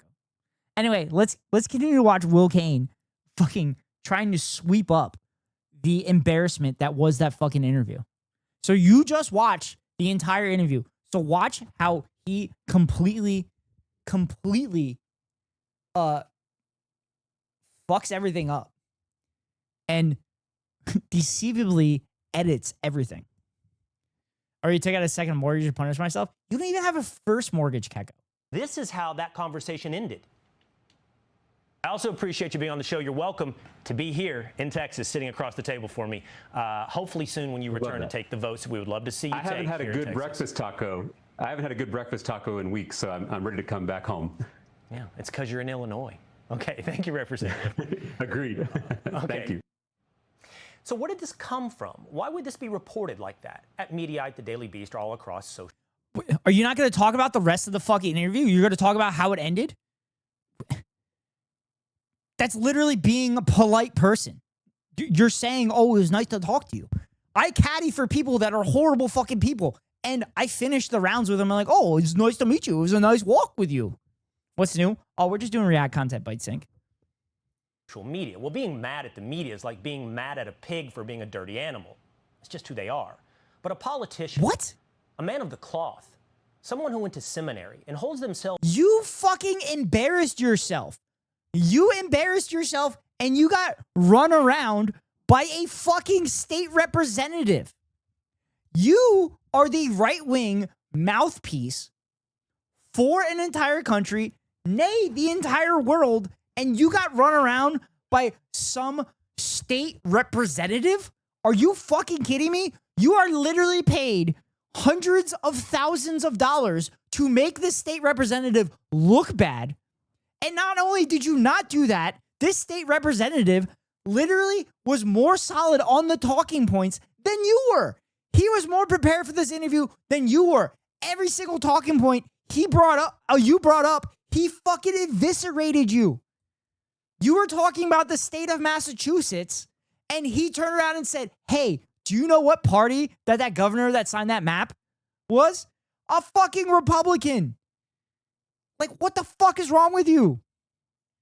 See that, folks? No good breakfast tacos, so is it worth it? Yeah. Out as the goodwill future of the Democrat Party, well, you can expect more, and I expected more. From Representative James Talarico, who went to Twitter and posted this after our interview. I just went on Fox News to tell the truth about the redistricting power grab in Texas. I asked a simple question. If Republican policies are so popular, why do they need to redraw these maps? Why not run on their policies? He refused to answer and cut the interview early. Well, that's simply not true. That's a lie. I answered the question about the popularity of Republican policies. No, you didn't. You literally distracted and moved on to something else. You moved on to the George Soros funding. I pointed out to the representative, the Republicans maintain a majority of every branch of government in both Texas and the United States as a reflection of the popularity of their policies. You literally only have that power because of the gerrymandered maps, which is the thing that you were fucking talking about in the goddamn fucking interview because your policies aren't fucking popular. So this is being recorded and is on the air. I pointed out that Democrats maintain historic lows in approval ratings. To illustrate, that's because they're not fighting against the fascist fucking government because they're a bunch of liberals. Because when you call a liberal, a fascist bleeds. Liberals actually like fascism. Liberals like fascism because it doesn't threaten capital. Liberals like fascism because it doesn't threaten capital. Because it guarantees that their benefactors, which fund both fucking parties, continue to make the money off the backs of working class people.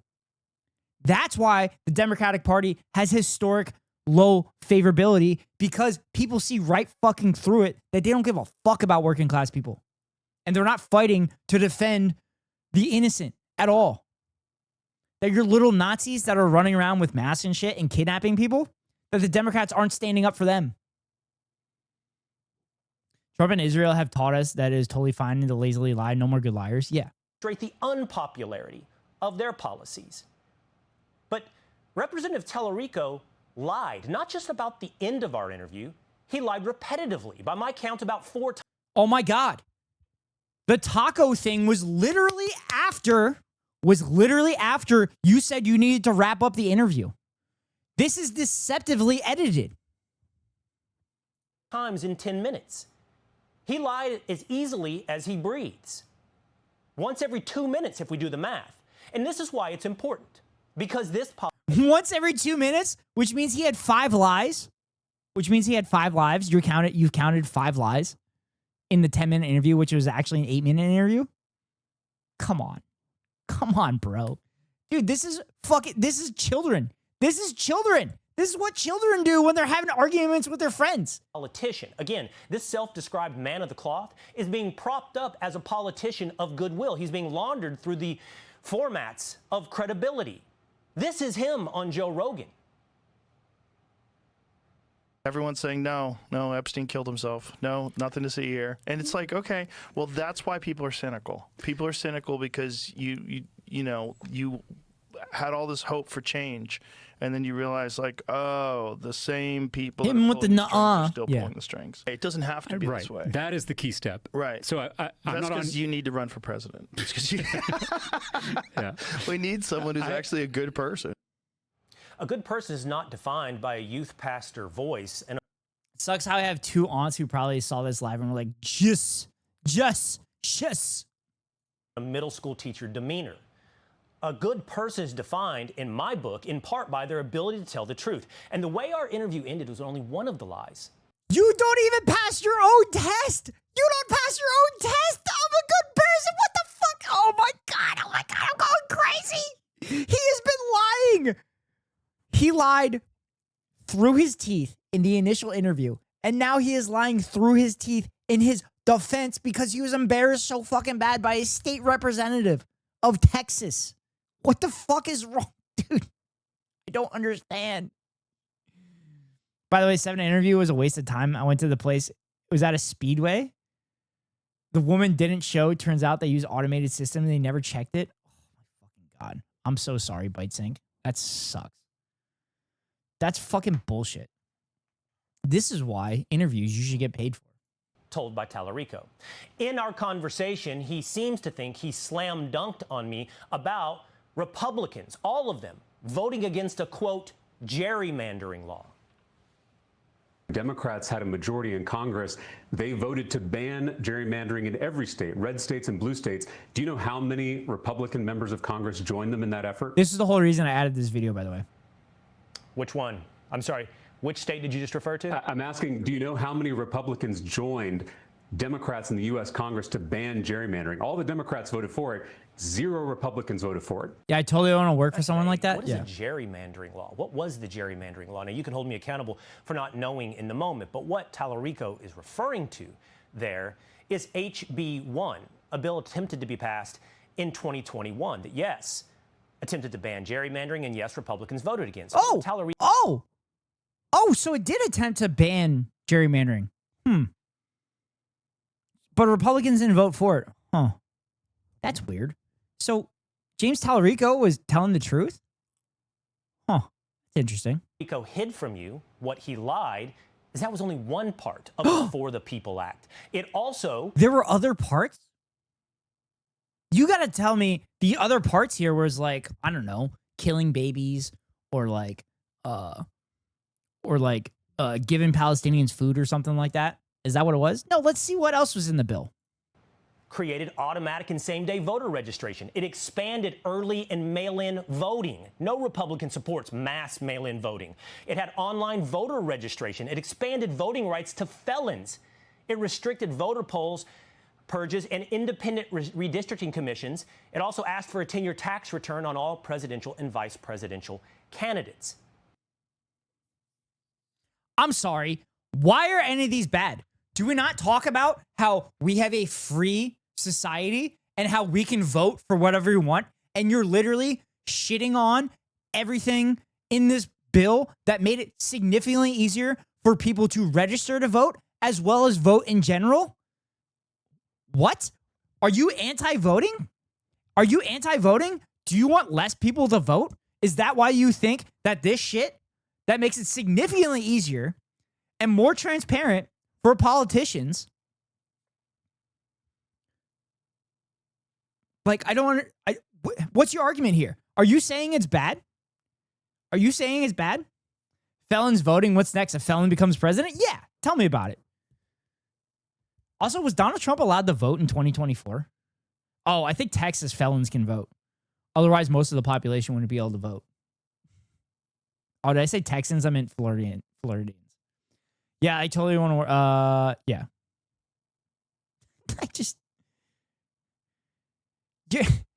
It's so mask off that you don't like that people vote.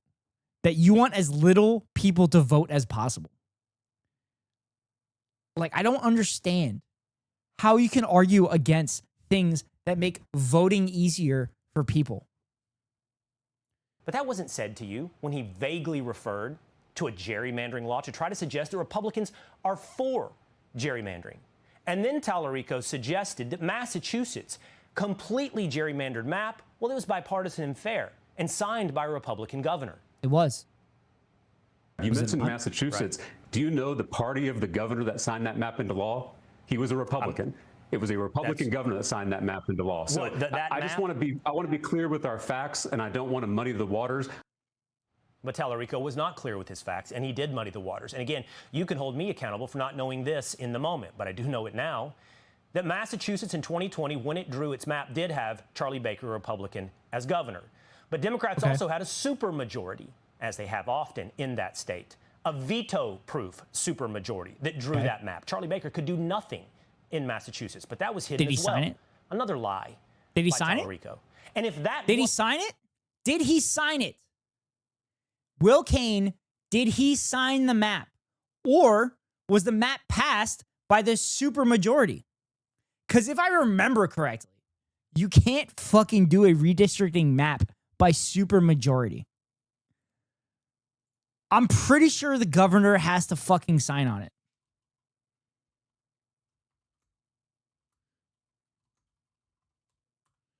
Actually, he didn't state the facts. He did muddy the waters. Yeah. Actually. I'm like almost positive that the governor has to sign it.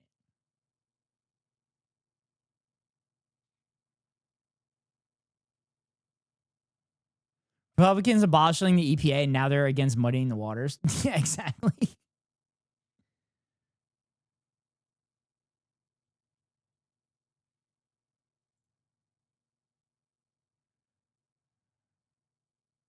I'd probably have to dig into Massachusetts.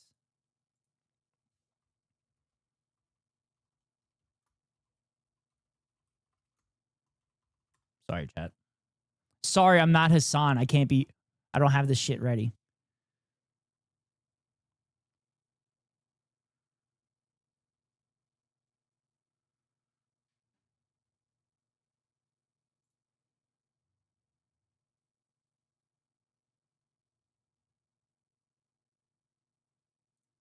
God damn it. I'm reading fucking laws.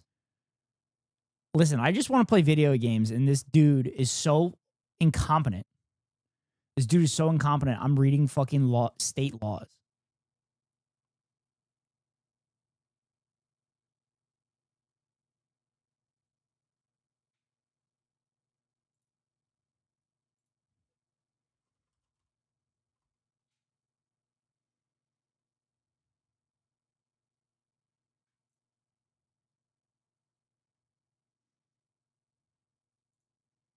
Article 16.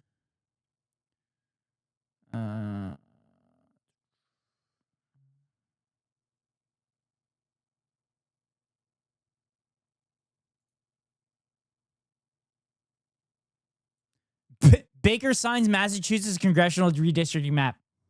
Thank you, Otto. I appreciate it. So the guy still signed it. Who's lying now? Who's lying now, Will Cain? Full-ass media corp bashing quinceañeras. This is from Will Cain's Wikipedia page. Around 2006, Cain founded Quince Media, which published a magazine website and expos about quinceañeras. What the fuck? Okay. So this dude is claiming that Baker had his hands were cuffed. His hands were cuffed. And he actually didn't sign the redistricting maps because there's a supermajority in both houses in Massachusetts. But guess what? That Republican governor literally signed the map. Who's muddying the water now, Will Cain? Wasn't enough. What Talarico did on social media was deceptively edit our 10-minute conversation. Yeah. He deceptively edited our 10-minute conversation that I have now deceptively edited to brainwash and gaslight my audience to make it seem like I'm not a buffoon and incompetent at my fucking job. To about 70 seconds of his what he thinks are slam dunks, what But I the think are breakfast clearly tacos. lies, with no response from me. And makes it look like we said goodbye. It's short on time. We have to go. We have to run. I gave Talarico 2 more minutes after telling him we're tight against time. He used that time like Jill Biden to talk about breakfast tacos if that makes him a Texan. Where I... You're the one.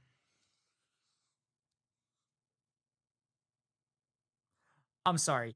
He is a fucking Texan. He is a goddamn Texan. He is a Texan state representative. What? How is he not a Texan? You're mad that he brought up that he misses breakfast tacos?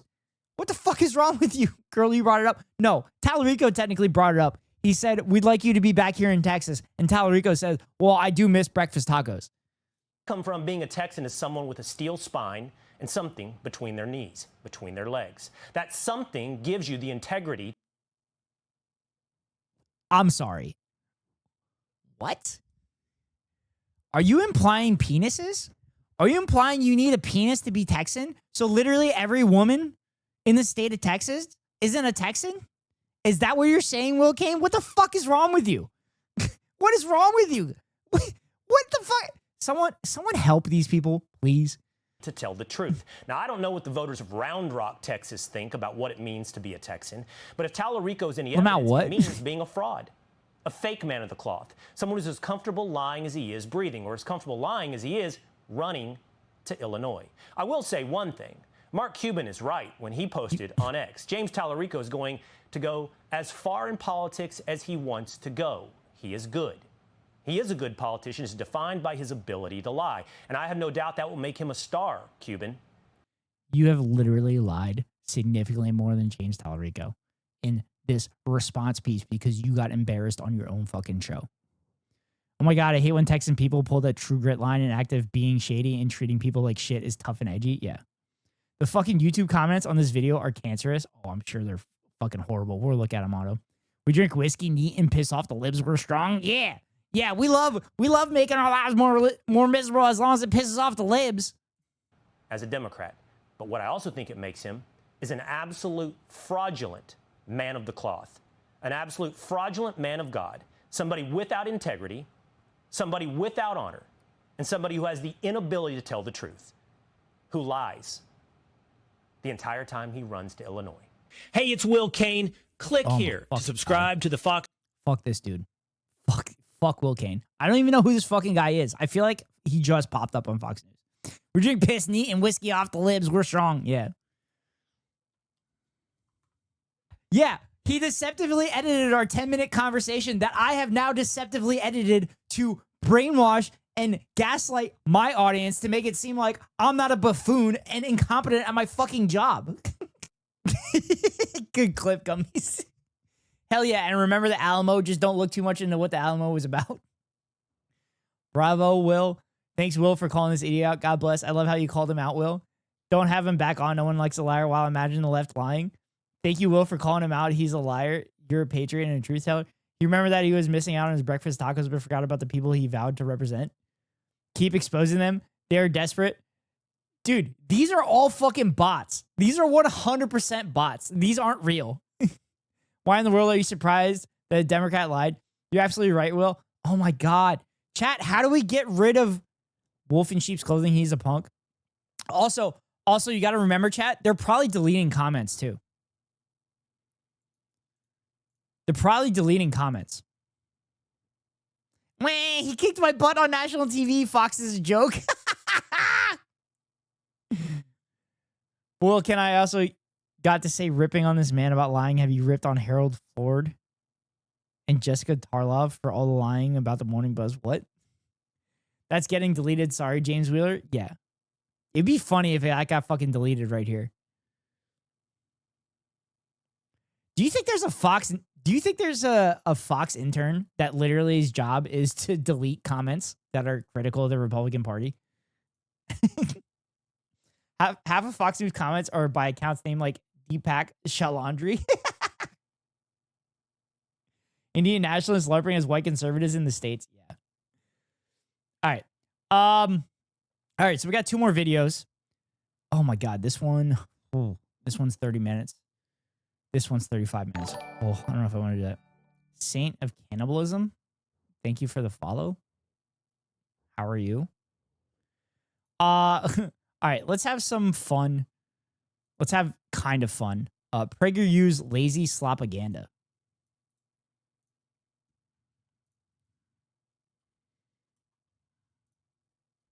We'll check this out.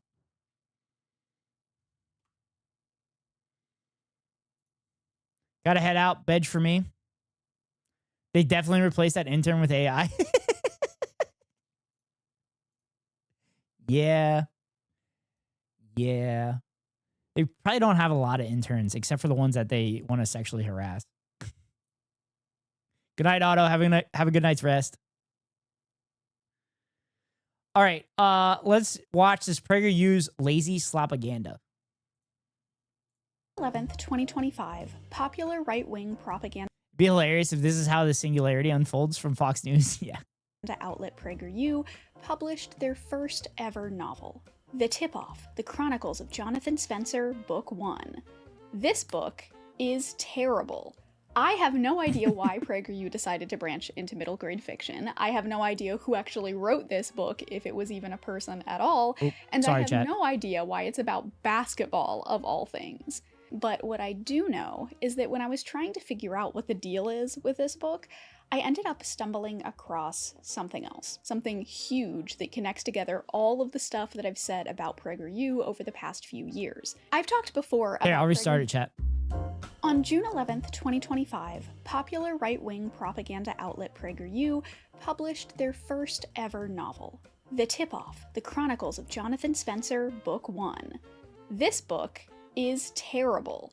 I have no idea why Prager U decided to branch into middle grade fiction. I have no idea who actually wrote this book, if it was even a person at all, and I have no idea why it's about basketball, of all things. But what I do know is that when I was trying to figure out what the deal is with this book, I ended up stumbling across something else. Something huge that connects together all of the stuff that I've said about Prager U over the past few years. I've talked before about Prager U's adoption at the state level, but now Prager U has gone federal. And this awful little kid's book is the only reason I found out about it. So I'll explain more about where I ended up later on, but for now, let's start at the beginning. Oh, she's going to explain what Prager U and everything is. Because this book perfectly represents everything that's wrong with Prager U. Let's get to it. The Tip-Off is not a good book. Before we get started, no, I don't know why it's about basketball. And also, no, I don't know anything about basketball, so things are already off to a rocky start. But anyway, The Tip-Off: The Chronicles of Jonathan Spencer, Book 1, follows 6th grader Jonathan Spencer, a freakishly tall 12-year-old whose family just moved from their tiny town of Prosper Valley, Oklahoma, to the bustling suburbs of Oklahoma City. The story, if you can call it that, brings us along with Jonathan as he deals with the trials of middle school. He's got the struggles of being the new kid and being a country boy in the big city, on top of all of the usual middle school struggles like bullies, moody classmates, social media, and parents who just don't understand. But the problem is that this book doesn't really have a plot. So most not. No, you need a plot in a book? Get out of here. I can't picture that. For those that don't understand, so there are books that are written for like late elementary school into like middle school, and it usually revolves around sports and stuff like that. I think the author I'm thinking of is Matt Christopher. Yeah, Matt Christopher books. There is a lot about baseball and stuff like that. Like I read that stuff growing up and everything like that. This is what they are trying to do with this book. They're trying to create a book that sucks in people, that it's like some sport tween book or some sport tween book that some teenage kid is going to read, and it's going to indoctrinate them into like right-wing ideology. I was going to say Matt Christopher very much like that. Yeah. Follow a simple 3-act structure. Act 1 has the inciting incident and the start of the action, then something changes and we get to a new situation in Act 2 where the stakes are higher and there are twists and turns and the characters reach their lowest point. before the characters learn something new and grow and have character development, allowing them to reach the climax in Act 3 and tie up the ending with a nice resolution. But the tip-off doesn't really have that. There's an inciting incident with Jonathan having to go to this new school and all of the stuff that entails, but then the plot just kind of rambles Also, that's a very on huge for cat. the next 100 pages. Is it a very huge cat or is it a very small human, Gecko? Did you think of that? Did you think of that? Seriously, for the first 100 pages of this book, nothing happens. I mean, like, things happen, but there isn't any character growth or new information or unique situations for the main character to deal with. It's just go to school, have an awkward interaction with your peers, come home, have a frustrating interaction with your siblings or parents, complain that no one understands how hard of a time you're having, repeat. For 100 pages. Jesus Christ. What I would consider to be his low point is when Jonathan breaks his foot by dropping a toolbox on it in a fit of anger with his dad. But this low point doesn't come near the end of Act 2 like in most stories. Instead, it happens in the middle of the book. Literally the exact middle. He breaks his foot on page 109, and then the story ends on page 218. Wow. But even then, nothing really changes. His broken foot just makes him a little more angsty until, in the last 30 pages of the book, he has a couple conversations with his older male role models, TM, that give him the insight needed to finally stand up to his bully. And then that's it. Someone needs to tell Prager U that a novel isn't just a series of things happening. Those things need to be connected into an overarching structure. Yeah, but this is volume 1, though. This is just the first volume. You're supposed to read multiple volumes. They're saving all that stuff for the next segments. In books are supposed to happen for reasons. That's the thing with this book. It feels like it was written by someone who has never actually read a book and has only had books described to them. It's like those medieval drawings of exotic animals that the artist had obviously never seen before. It's the LaCroix of middle grade fiction. For instance, there are a lot of amateurish oversights that you probably wouldn't expect to see in a professionally written book, like repeating sentences almost verbatim. At one point, Jonathan says, maybe being distant is a Spencer family trait. And then just 24 pages later says, maybe not spending time with your kids runs in the Spencer family. They also never tell us exactly how tall he is, which you'd think they would because it's like his most important character trait other than being clumsy, but they don't. And in fact, after the first half or so of the book, his height really isn't brought up again. That is something that an editor would definitely have caught. And even though the book is— Wait, I'm sorry. You think Prager U has editing? That's adorable. That's adorable to think that Prager U has any editing. I think that's kind of the point that she's making, though, is that they definitely don't have editors and they're just pushing out this fucking slop in hopes that something sticks. Is about basketball. It's never really made clear how much Jonathan actually likes the sport. He says on page 3 that ever since his big growth spurt, everyone I know has said I need to play one sport, basketball, which sort of implies that basketball is what other people want for him, not what he wants. But then on page 6, he talks about shooting hoops over the weekend, and on page 10, he says he has an Oklahoma Thunder t-shirt on. And in later chapters, he mentions the Thunder poster he has up in his bedroom and the Thunder ball cap that he sometimes wears. So maybe he does like basketball? But then later, when his coach asks him to take notes on a Thunder game, he acts like this is the first time that he's ever actually paid attention to a basketball game. He says watching the game makes him finally realize why everyone at school wears the jersey of the star player. And then he says, I can't believe I've never sat down and watched them play before. Like, really watched. These guys move like superhumans. It's incredible. I've always liked basketball, but watching these guys play, something's different. So the irony is that the audience that these books are being written for fucking hate basketball. They fucking hate basketball with a passion. So much so that they'll say it's unwatchable nowadays, despite the fact that they're literally the most skilled that they've ever been in their entire lives. They just wish that there were more fouls and more hard fouls and shit like that. But they're mad that the players have banded together and said, hey, let's stop kicking the shit out of each other and just make a shit ton of money. Prager is not used to having people around them who are professionals at anything. Facts. Is he a... Well, I mean, they are professional fascists. Like, they get paid to be fascists. So that technically makes them professional fascists. Fan of them or not? I still don't know. But I do know that novels are supposed to have clear and consistent characterization, especially when they're written for kids. There are also spacing mistakes on a few pages and some inconsistencies with how dialogue is formatted. Like, internal monologue is usually in italics, but... Oh my god. Oh my god. Oh my god. Was this book written by AI? Was this book written by AI? Uh-oh. It might have been written by AI. Not always, for some reason. And there's at least one instance of dialogue being in italics, so unless Jonathan can read people's minds, I think that that's probably just a formatting mistake. The whole thing just feels so lazy. In fact, I have a hunch that this book was written using AI.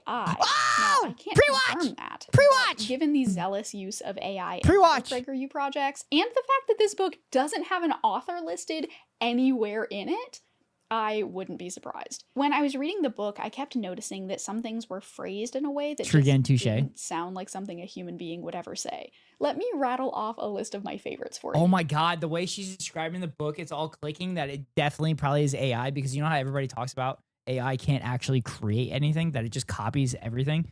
So they probably trained the AI on Matt Christopher books and said to write like a conservative equivalent to it. Like, I don't even... She hasn't even talked about like if there's any like conservative shit in it or not. I'm like a living energy drink commercial without caffeine. It's like a playlist on repeat, but there's no pause button. My foot, swollen and bloody, looks like a deflated basketball that's been attacked by a shark. Also, Comic Sans. And feels about Nice. as good as having shoes made of millions of little pushpins. Suddenly, it's like my bones are made of metal and the court is a giant magnet pulling at me. Basketball is the mothership, and I want to beam up. The thought That's makes me weird. feel That's a warm, weird like sentence. my insides are made of waffles. And on page 14, Jonathan refers to his nose as the North Star. Now, this could just be like some Oklahoma slang that I'm not familiar with. I tried looking it up, but I couldn't find anything. So if any of my viewers are from Oklahoma and know how Oklahomans speak, let me know, because I just want to know if this is normal. Again, it's like it was written. You know what's the North Star? At the top of every hour, I run a 3-minute ad to avoid pre-roll ads for any new viewers. If you want to avoid the ads, you can pay $5.99 for a subscription, or get lucky and get gifted a sub, or you can link your Amazon Prime account to your Twitch account and get a free monthly subscription from Daddy Bezos to your favorite streamer. Hopefully that's me. If it's not me, then hopefully it's one of my friends. But if you don't have the subscription, you get stuck behind the 3-minute ad break that comes now. The North Star Neg Ghost Rider, yeah. Chat, I'm going to run the ad, and I'm going to go take a leak and refill my water, because I am parched, because I'm doing a lot of yapping. But I'll be right back. Keko, run some shout-outs, and don't shout yourself out. Please listen to me. I will shout you out when I get back. City plus America. New York plus Bush. 9/11! I got 9/11! I got 9/11! I got 9/11! We did 9/11! We did 9/11! No! Don't clip that! Don't clip that! Do not clip that! Do not clip that! Coconuts. Oh. No butts, no bucks, no coconuts. Hey. I recently told you to his face, I'm not gonna do that anymore. I'm not gonna, don't come on my chats. Like, don't do it. Everybody else can have you. I don't need you, okay? I'm not gonna be one of these needy people who's like, hey, Kiko, come on my voice chat. Please hang out with me, Kiko. Not a single Fuck you, Kiko. She womans every day, boobily. That's not what it means to me. Though I am in the Bible, and I did naked oil wrestle with God, or like an angel or something one time. It's true, look it up. I did it. I did that. That was me. The one, I think. That's all this is.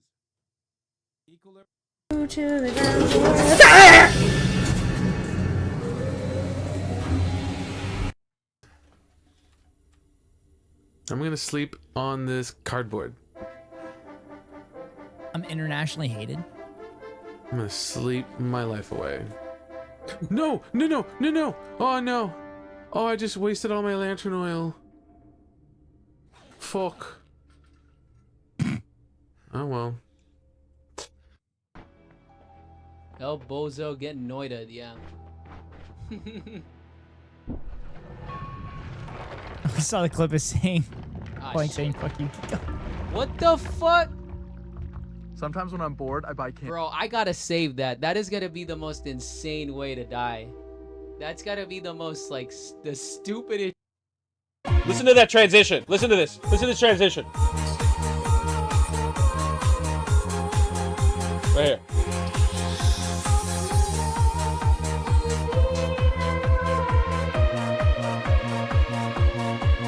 Bro, I'm so Catholic right now.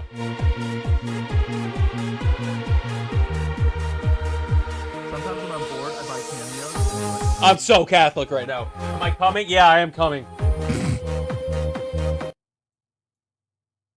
Sometimes when I'm bored, I buy cameos and I just write the craziest prompt that I can think of. And this is one that I just sent to Sugar Ray frontman Mark McGrath. Here it is. Hey Mark, my brother's wife is pregnant and the baby's mine. It happened after your Clay County Fair show on April 3rd. I feel awful, and if I tell him in person, he'll freak. So can you break the news for me? You're my only shot at surviving this. Yo, Kevin, what is up? It is Mark McGrath from the band Sugar Ray. Off the charts, but always in our hearts. And Kevin, speaking of always in our hearts, your brother Jim reached out to me with a bit of news that's going to be challenging for you, Kevin. The good news is, Kevin, there's going to be an addition to your family, as I believe you already know. What might be the bad news, Kevin, is Sue actually delivered the baby to your wife. Now Jim is giving me the responsibility of letting you know, Ken, that Sugar Ray and Uncle Cracker played a show on April 3rd at the Clay County Fair. And I believe, Kevin, love was in the air that night. And some alcohol. And some bad mistakes. And this is getting back to the bad mistakes part. The message Jim wants me to tell you, Kevin. Now listen, man. This is difficult. It's going to really change the family dynamic. But I like to say, I don't think there's anything family can't get through, especially brothers. Now, Jim let me know he feels awful. He can't tell you in person, otherwise you'll freak out. And by the way, Kevin, you will freak out. And you're probably saying to me, Mark, I'm freaking out on you now because I don't know what the hell you're talking about. So, I guess somehow in Cameo, I've got this reputation of being able to let people know about crushing news, especially when it comes to affairs of the heart, especially affairs of the heart that are within the family. So here's the deal, Kevin. Enough sort of dancing around the issue. On the night of that magical Uncle Cracker Sugar Ray show on April 3rd at Clay County Fair, Jim had relations with your wife. And apparently, the baby your wife's carrying, Kevin, is Jim's. He feels terrible. One take, chat. His only shot at surviving this?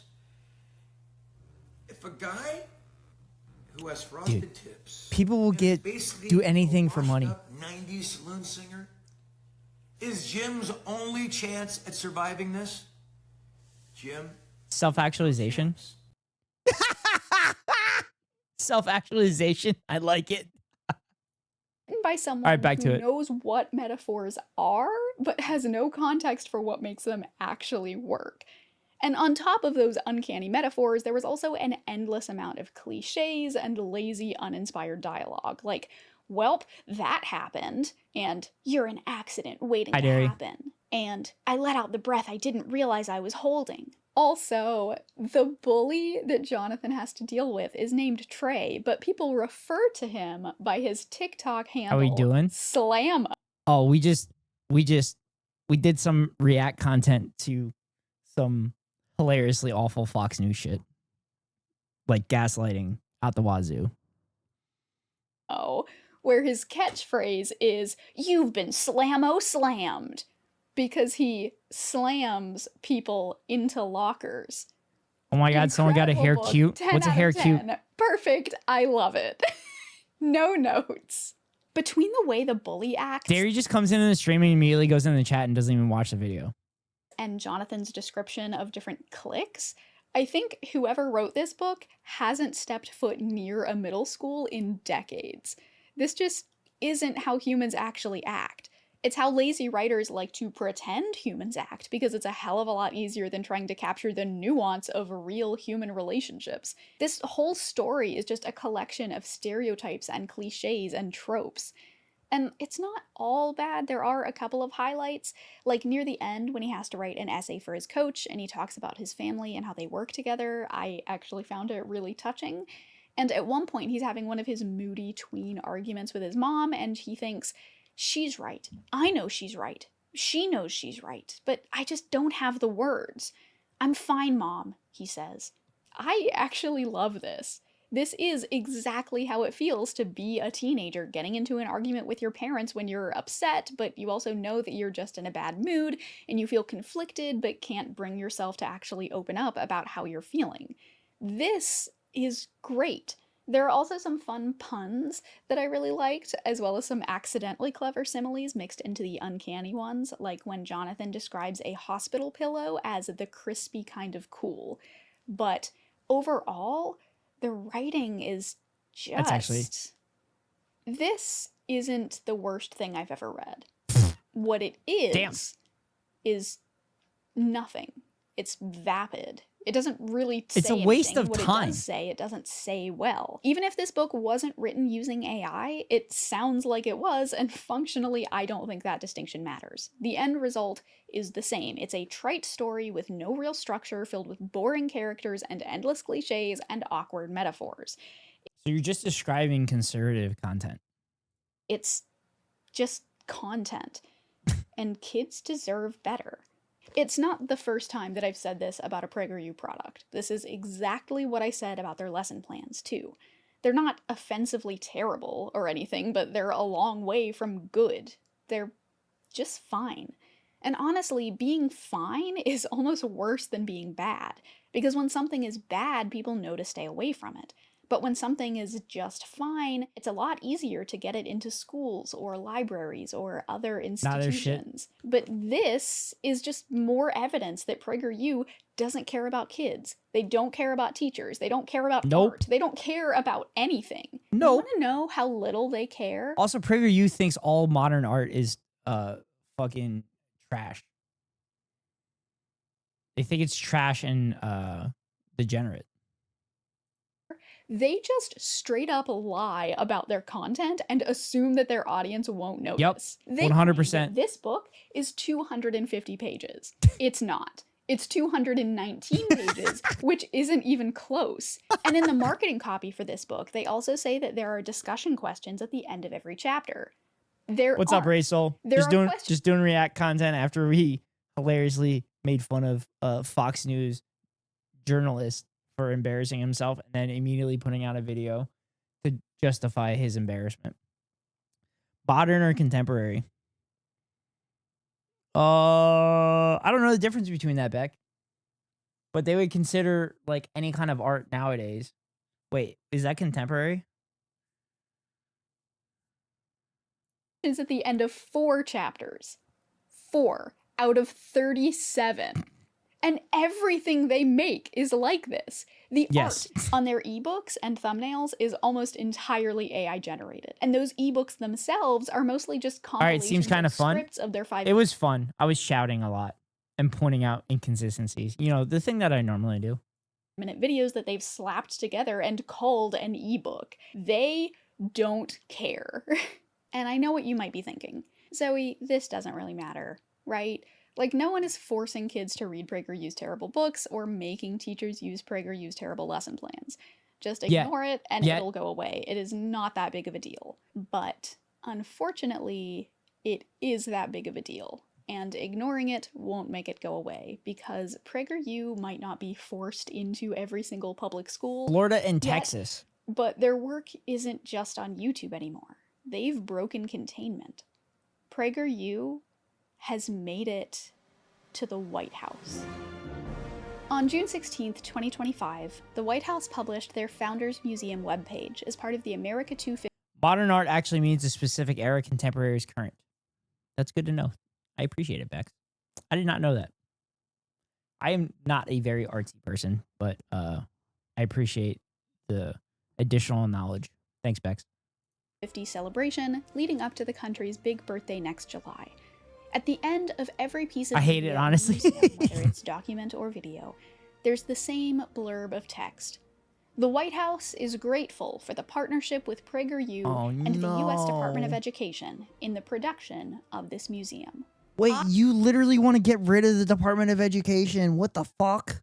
I didn't actually know about this right away. Believe it or not, I don't spend my free time browsing the White House website. I learned about this from Prager U themselves while I was on their site doing some digging about the tip-off. I was looking for more information about the book because for the first week or so after it was published, they hadn't really said much about it. There were no videos or anything, which I thought was kind of odd. So I was glancing around the site and ended up on Prager U's America 250 page. This page has 2 items, an Independence Day ceremony and the Road to Liberty. Now that— Oh God, Donald Trump is gonna go to the fucking Major League Baseball All-Star game next year. For those that don't know, the Major League Baseball All-Star game occurs in July every year, and Philadelphia is hosting it for 250th anniversary of America. Oh God, that's gonna be so bad. I might be going to it. My brother has season tickets for the Phillies. And I was talking about going to either the All-Star game or the Home Run Derby. title isn't very descriptive, so I checked out the flavor text beside it, and So when you go to the America 250 page on the White House website and then scroll all the way down, you'll find Prager U's work, the Founders Museum. Hi, Editing Zoe here to say that as I was recording B-roll for this video, I learned that it's not just on the White House website, it's also in the White House, or at least in a building on the White House campus. They had an actual event with Education Secretary Linda McMahon and Marissa. I've never saw library books grouped like a rainbow in my life. I've seen it in other videos before, but I've never seen it asymmetrical like it is in this setup. I kind of like it though. Right. Was there. They're there in the White House marketing Prager U. This is a real physical location that you can go to and see Prager U stuff. So just keep in mind that all of the things that I am about to describe to you are not just things on their website. They are things that the federal government decided should be put up in a federal building in real life. Just keep that in mind. So anyway, back to the video. What kind of psychopaths watch videos in a public space on a cell phone without headphones in? The main attraction of the museum is a bunch of little profiles of founding fathers and ladies of the revolution, and they are terrible. Prager U used AI to turn these paintings of famous revolutionary figures into uncanny valley nightmare creatures to tell us all about their lives and the struggles they faced to help free our country from the British. In voices that also sound like they could be AI generated, but I don't have a very good ear for that sort of thing, so tell me what you think. I am Betsy Ross, an Oh, upholsterer, a widow, that's awful. a patriot, and, as the story goes, the woman who stitched the first American flag. My name is Francis Lewis, merchant, delegate from New York, and signer of the Declaration of Independence. I gave everything to the cause. Oh, this is so bad. Was born in Wales and educated in England. Bert America was my dream. Bert America was my dream. So very Uncanny Valley. Yeah. I actually just remembered what Uncanny Valley was because we talked about it on stream previously with Keko. Oh, the day I finished editing this, they sent a marketing email confirming that it's all AI. Oh my God. Using cutting edge AI technology, Prager U brought the voices of America's founding to life with exclusive videos. How do you know what they sound like? We're the dumbest country. Why do we continue to exist the way we do? I never thought this will happen when they were being painted. Yeah. The museum also has a history I forgot to put which essentially closed just caption, my bad, functions chat. as a Prager U ad. It has some basic information about the signers of the Declaration of Independence, but there's also a big red box taking up a not insignificant portion of the pamphlet that tells you how PragerU is the most influential media organization in the world that promotes the American values of life, liberty, and the pursuit of happiness through free educational content for all ages. PragerU is proud to work with the Department of Education to offer this exhibit to the American people in celebration of the 250th. All are pro-American content. You're literally telling on yourself that you're only doing pro-American content. Like you're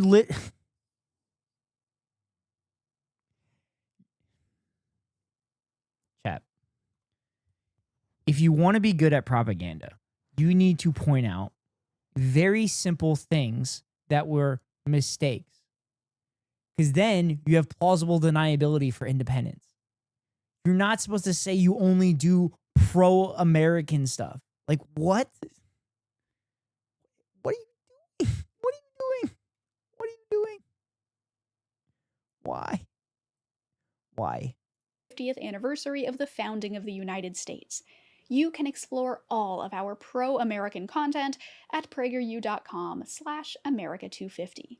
And that link takes you back to the PragerU site, where you can then check out their other America 250 offering, the Independence Day Ceremony, which you can read about in a 130-page PDF. What the fuck? At least it's free, which is more than I can say about their Newbery nominee over here. Worst $10 I've ever spent. Anyway. $10? Damn. The first several pages of the PDF cover the ceremony itself, but I'm going to put a pin in that and come back to it in a minute because at first, I honestly didn't really care. I was way more interested in whatever else was taking up the 100 extra pages. The first thing I did when I was looking at this document was scroll all the way down to the bottom, where we can find a little back of the book blurb, and then just above that, this book is also an official part of the White House's 250 celebration. It's Chat. Do you see this? Can you see what I'm pointing at? They misspelled Department of Education.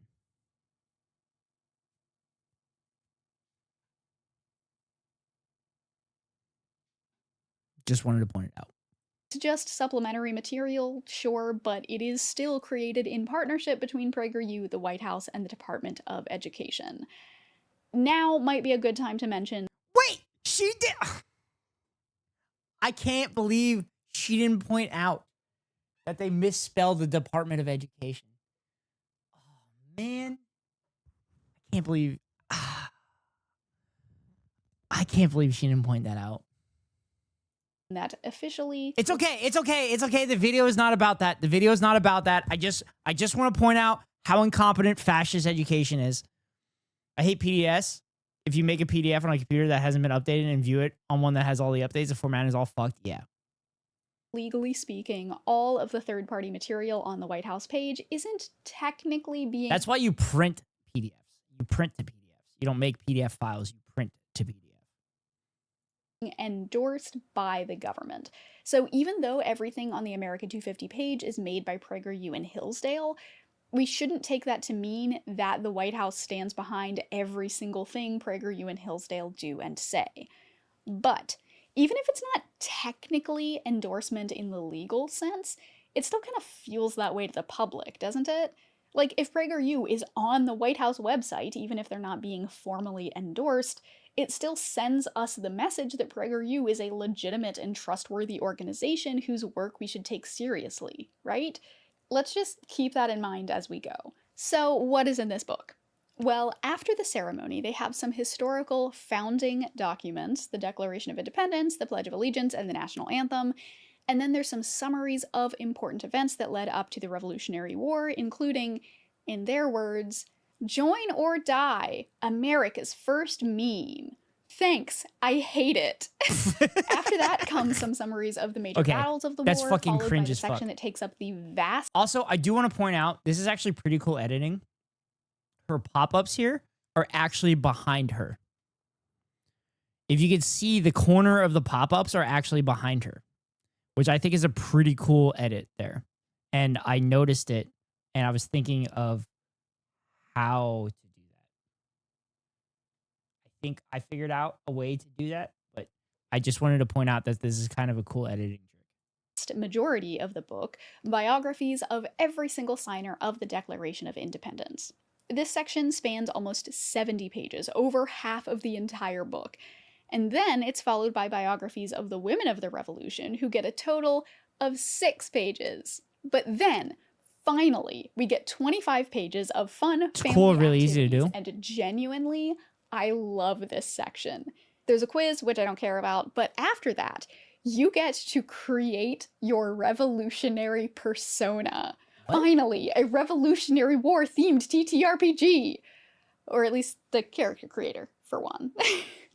You start by choosing which colony you're from, and then you pick a portrait, which, let me just say, if anyone other than Prager U had put this out, Prager U would have torn it apart as being woke and DEI and not historically accurate. Then you can pick the motto your character lives by from their predetermined list of Revolutionary era memes, along with what country your family is from. And then comes the fun stuff. Whoa, I'm sorry. What country my family is from? My country's from America, damn it. I'm from America. I'm not an immigrant. You can pick your background, basically whatever you did before the revolution, and 3 revolutionary characteristics. Are you the brave one, the clever one, the loyal one, the bold one, the quiet strength, the voice of reason, the fire starter, or the guardian? And then you decide which famous founding I do a paper on John Hancock. You met during your revolution. Fun fact about John Hancock, he literally wrote his signature the biggest because he wanted the king to know that he wrote, that he signed it. That's why he made it the biggest. He wanted the king to look. America's first RPG, yeah. Revolutionary journey, and I don't know why they didn't just say founding father, because all of the people you can choose from are men. And also, for people who get so upset about the concept of the term birthing person, famous founding friend? Like, why do you need to be gender neutral? I don't, I'm so... I have so many feelings about this, and none of them are good. You can also choose which epic event you participated in, and what history remembers you for. All right, chat. Terrorism, illegal protests. This would probably be considered terrorism. It'd be open rebellion, insurrection. Sneaky win at Princeton, I don't know that one. Turning Point in Saratoga, not familiar with them. Watching Cornwallis' surrender, that's part of the war at that point. But it's revolution, and that would be considered terrorism. Cheering for the Treaty of Paris, ew. Cheering for the French, gross. But yes, most of these would be considered terrorism in the modern vernacular. Sorry, the contemporary vernacular. So choose which epic event you participated in, and what history remembers you for today. I love this. I would have eaten this up as a kid, but there is just one problem. So when you're doing a roleplay activity, you're stuck with the roles that the activity allows you to choose from, and Prager U doesn't give you many choices. Basically, you can fight for freedom on the battlefield, or push for independence in the Continental Congress, or be a woman. That's it. They have the facade of depth where you're given all of these different backgrounds and traits, but if they all end up at the same place, being a soldier or part of Congress or a woman, then what's the point? Why allow us to be the guardian where you protect your community, your friends, and the dream of freedom, but not give us a role that actually uses those characteristics, like an abolitionist or a church leader? Also, I'm confused. Why are they hiding their children from the redcoats? Did I miss something? Were the redcoats rounding up children? Were the redcoats rounding up children to work in the mines? Or were the redcoats like equivalent of the Nazis? Is that what happened? Why allow us to be clever, outsmarting the enemy with secret codes and daring plans, or have quiet strength working behind the scenes, steady and dependable? but not let us be a printer working with Ben Franklin or a writer working with Thomas Paine. Something else that is conspicuously missing is that even though they have black portraits available for you to choose from, none of the other illustrations in this section show any black people at all. Of course. And notably, Of course. even though you can be a black character and have your character's family be from Africa, and even though Phyllis Wheatley is one of the women they highlight earlier in this book, there is no mention of slavery anywhere in this part. That's because slavery is not real. That's because slavery is not real. They involuntarily were working in the fields voluntarily. They were involuntarily working in the fields voluntarily. Only history worth imagining is the sanitized patriotic archetypes of brave revolutionary soldiers and wise founding fathers. Nothing else matters. It's like they're genuinely afraid of any version of history that has complex, nuanced roles, or that could be challenging or painful in any way. Just like the tip-off book gives us flattened depictions of human relationships and language, this book gives us flattened history. And this flattening happens in everything Prager U makes. Everything they produce is made to be easy to consume, not to be thought-provoking. It's comforting, not challenging. It's smoothed out, wrinkle-free sludge. And nowhere is this more evident than in the Independence Day ceremony at the start of this book. Now, the ceremony itself isn't actually new. There's a video of Prager U personalities actually doing the ceremony with a bunch of kids in 2022, but this book where they walk through the steps... Smooth book for smooth brains? Yeah, exactly, Bex. It all means just came out this year, and whoo boy. In their words, this ceremony is designed to remind us how fortunate we are to be Americans, and to teach children to celebrate the birth of our exceptional country, and reinforce the idea... Jesus Christ, they're literally writing out American exceptionalism in a fucking book. Ideals our founding fathers honored for our United States of America. Now, this is already some weird level of patriotism, but they take it a step further by loudly and proudly declaring that this ceremony is modeled after the Jewish Passover Seder. Prager U has literally turned the 4th of July into a religious holiday with, as we'll see shortly, all the trappings of a religious holiday in a book that was created in partnership with the federal government. Also misspelling the Department of Education, which I hope she's about to point out. Hi, editing Zoe again. I just wanted to mention that in the marketing email that I brought up earlier in the video, it says that part of the event that they held at the White House also included Marissa Streit leading this Independence Day ceremony for the children in attendance. They actually did this Passover Seder inspired, patriotic, religious 4th of July thing in the White House at this. So now it's religious to be American? Oh my God, they're trying to create America into a cult where you can never do any wrong as an American state. Holy shit, they're trying to make America Israel. Oh my God, Jesus Christ. This event, so this is not some niche thing, this is an official part of the museum that got the go-ahead from the federal government. How is that propaganda? How is it propaganda? I genuinely don't even know what to say at this point. My friend Zilla, who was a huge help for this part because I didn't know anything about the traditional Seder Bold ceremony move. before she gave me a crash course. Because we know that Israel and America have high favorability ratings around the world right now. Shout out to Zilla, go check out her stuff, linked in the description. She's great, love her. But she called this rancid and Christo-fascist. Amazing. So, the Passover Seder is a ceremony of remembrance of the Exodus story, where the Jewish people escaped slavery in Egypt. But anyone who knows the story of Passover knows that it was a dark, uncomfortable, challenging time for everyone involved. And the Seder ceremony reflects that. The foods are dry matzah crackers and vegetables dipped in salt water and spicy horseradish, and there's time dedicated to thinking about the Egyptians who suffered during the plagues. The whole thing is supposed to challenge you. Then, on the other hand, you have Prager U's version. Instead of foods that are meant to represent sacrifice and challenge, Prager U's table includes iced tea, salted pretzels, and strawberries and blueberries dipped in whipped cream. Like, it would be... They only have strawberries and blueberries and whipped cream because it's red, white, and blue, chat. There's no other symbology of having strawberries, cream, and blueberries. Be funny if it weren't so offensive. All of these foods are tasty and easy to eat. They don't represent difficult parts of our history, they represent proud, patriotic moments. The only thing that could be considered negative is the salted pretzel that represents the salty tears and suffering of the soldiers at Valley Forge. But like, how are we supposed to empathize with suffering? Fruits of our labor that we give to all our capital owners.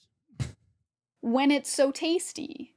Pretzels. Now, pretzels remember the suffering. Also, this is America. We don't spell labor like that, Bex. We spell labor without the U. However, I like that you added the U because this is Prager U.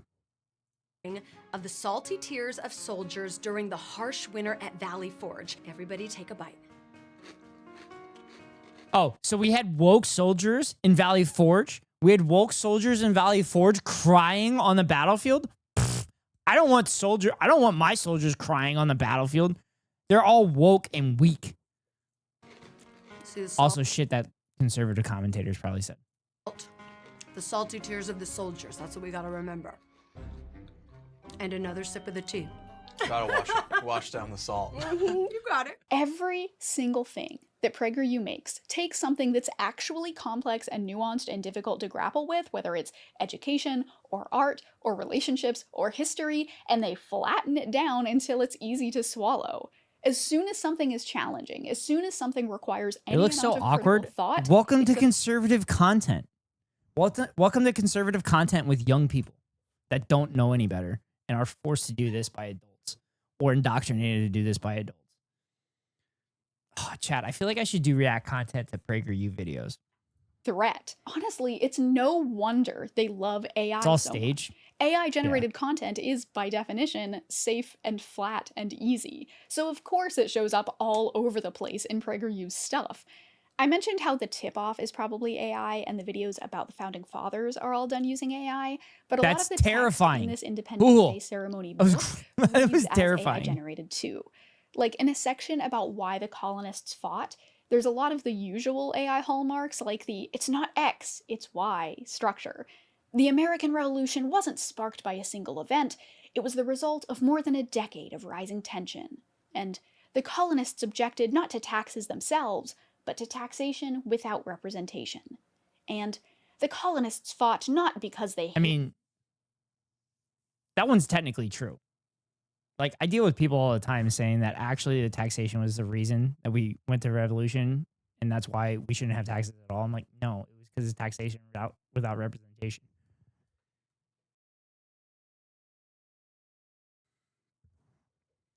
But yeah, I understand the template that she's pointing out right here. Hated Britain, but because they believed liberty was worth the risk of war. As those last two sentences show, there's also quite an overuse of the em-dash, which is another telltale sign that this wasn't written by a human. They also love the rule of three. In a section about who the signers were, what they risked, and how it mattered, they say that the signers risked their reputations, their fortunes, and their very lives, and then describe them as patriots, founders, Americans. And honestly, it just has the AI vibe. Like, listen to this. Whether you're a history lover, a parent seeking to instill deeper meaning in the holiday, or a proud American eager to honor our roots, this book offers a new way to celebrate. It transforms the 4th of July from a day of entertainment into a moment of education, connection, and patriotic gratitude. Let us celebrate not just with fireworks, but with purpose. That is the most AI-sounding thing I have ever read in my entire life. And if you want to learn more about how to spot AI writing, I recommend this video from Evan Edinger, which I have linked in the description. When I was watching it the first time, I was like doing the Leonardo DiCaprio meme, where I was just like, yes, thank you, like pointing at the screen, like, oh, I might do finally, that. someone is putting this into words.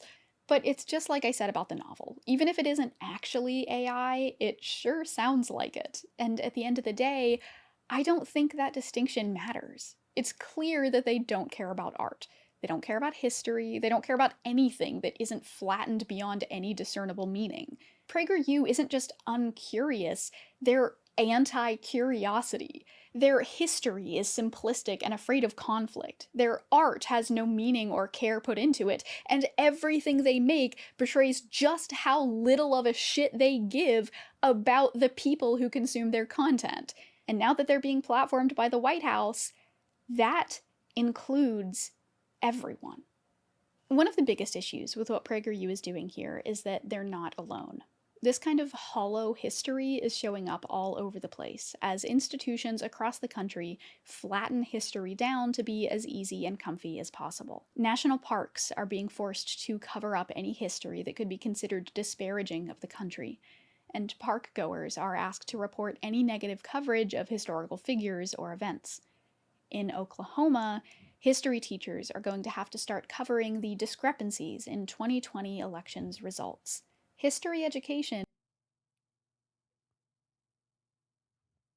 What? What do you mean the discrepancies? Literally every court said that it was negligible. What?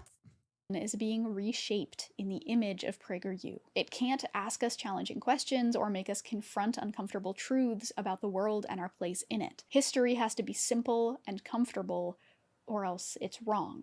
And that idea is something I want to explore in more depth in my next video, because there is a long and storied record of societies turning history into oversimplified narratives of good and evil. What these institutions are doing, especially PragerU and its overt religious rework of Independence Day, is turning history into a myth. But even worse, they're turning it into an empty myth. History education is being hollowed out at every turn.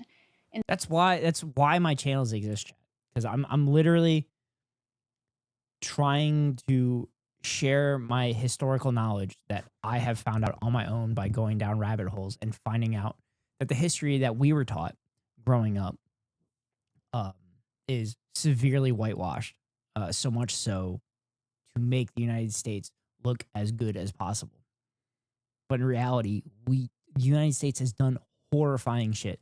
And horrifying shit has been done within the United States. For example, the attempted coup to overthrow FDR that I talked about. The business plot where they tried to overthrow FDR and install a military dictatorship. instead of nuance and complexity, we're getting censorship and lies. So, listen, I know that we're all tired of PragerU. People like me have been talking about them for years, but I think it's important to keep talking about them because they're not going away. In fact, they're just getting bigger, more legitimate, more powerful. PragerU's content Failing their way slop, up to the top. but it's slop that is shaping the future of our country. Thank you for sticking around until the end of the video. Chat, I hope that you give it a liked thumbs up. And if you did, then be sure to like and comment and subscribe and do Chat, all give it a those thumbs YouTube up. things. You know what to do. You've been here before. I'm gonna subscribe I know too. that this video just sort of scratches the surface of a lot of these like deeper issues, but I have a lot more to say about the way that fascists flatten history into like easy, tightly packaged narratives. So if you want to catch that video when it comes out, then be sure that you're subscribed. Make sure you go do that. I also want to give a huge thanks to my patrons and members whose names are scrolling by over here, with an especially huge thanks to Hugh Sophia, Justin Lowry, Megan Lowndes, Ryan Boren, and Shep Alderson. I truly would not be able to do this without my patrons supporting me, so if you want to help me continue to do what I do, then consider checking out patreon.com/Zoe_B, where you can get early and ad-free access to my videos, as well as having the opportunity to get an end of video poem written for you. Ooh. Ooh. Speaking of, End of video. it is that time. So, Poem. without further ado, For me, for that'd be nice. Sylvie, here is On Sweetness. You were hungry when you found them, wild strawberries just there beneath the oak tree. It wasn't until you'd already eaten enough to stain your fingers all sticky and pink that you realized how readily their wet flesh had yielded under your pulp-covered tongue. It was then that you learned just how sweet rot can taste Oh. at first. Got him. And until next time, Okay, that was stay safe, pretty stay good. warm, and I'll see y'all again soon, I hope. Bye, folks. That was good. I like that video. So, something that I think is important to mention is that this book came out on June 11th, and it's all about basketball, and it takes place in Oklahoma, and the main character is, or maybe is not, it's hard to say, a fan of the Oklahoma Thunder, and that's like a big deal. Like, I didn't even know that the Oklahoma Thunder existed, because again, I don't know basketball things. Yeah, she's not a sports and then, nerd. On June, I think it was 20th or 22nd, June 22nd, the Oklahoma Thunder won I guess. the like NBA Hi, Dan. Hi, Danny. thing. How are you? Whatever the like, you know, the big NBA. They won the NBA. I'm not saying that Prager U like I need to give you a Spanish nickname. made it happen so Well, that they Danny, could sell this book, but I don't have I'm the not people not saying that. I don't have the people in the chat right now, but they've already made me an honorary Brown and gave me a Brown nickname. And it's Tahir Aldoblini. That's my Brown nickname. I have one for Picabu, Swablu, and Pies. Oh, okay. Okay. So I'm gonna have another nickname. I'm just asking questions. You know? I think it's important. Yeah, but it's cute. To be Okay. critical. I'm up for it. Consumers of media, and you know, is it a coincidence? Could be, but I don't think he knows what he's doing. He's doing his best. We have a moderator in here who grew up in Mexico City, Danny.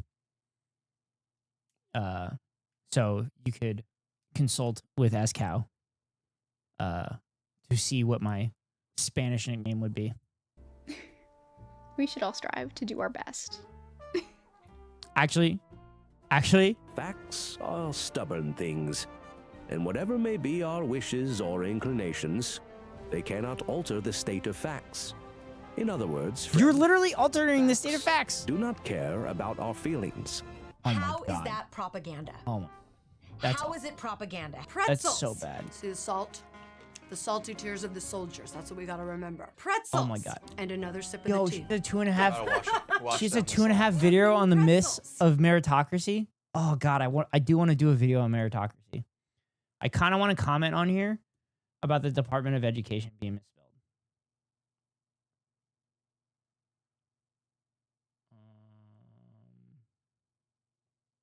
Like Paterita is Swablu, Pastelito is Pies, and Limoncita is Picapo and his lemons. Ooh, I like that. Selling craving pretzels, do it. Do a video on a myth of meritocracy and how every billionaire literally has never done anything in their life. Has literally been propped up by the working class that have created the value for their companies. That's kind of what I was planning on doing with the video. I don't have time though. I have so many ideas for videos, but I don't have time. I don't have time because I have to keep a roof over my head. All right. All right. I need to figure out a witty comment about the Department of Education. I think I need a Red Bull to stay up again to make my brain felt. Yeah.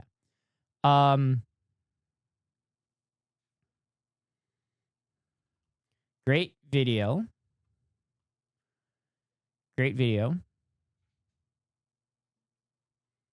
I always find it funny when they misspell the Department of Education on things. I'll leave it at that. I can indulge my little cotton core embroidery and sewing hobby. Ooh, that would be nice. I feel like that like would settle any kind of anxiety.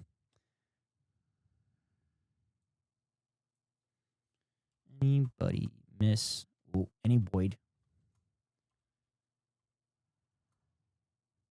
Did I misspell correctly? Did I get that right? Yeah, I got it right.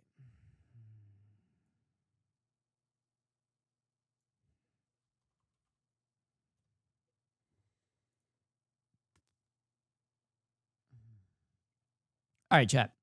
All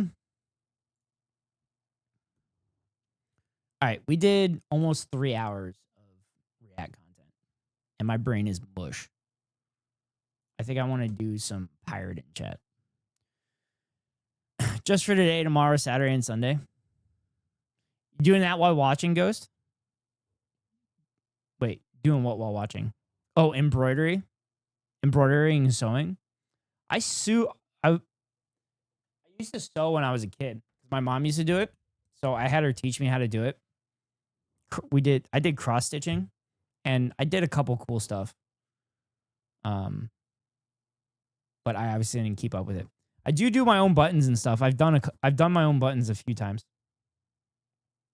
I'm embroidering right now. Ooh, that does sound pretty cool, Danny. Do you do anything like specific?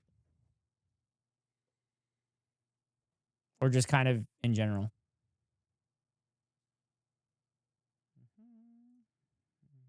Getting it up right now.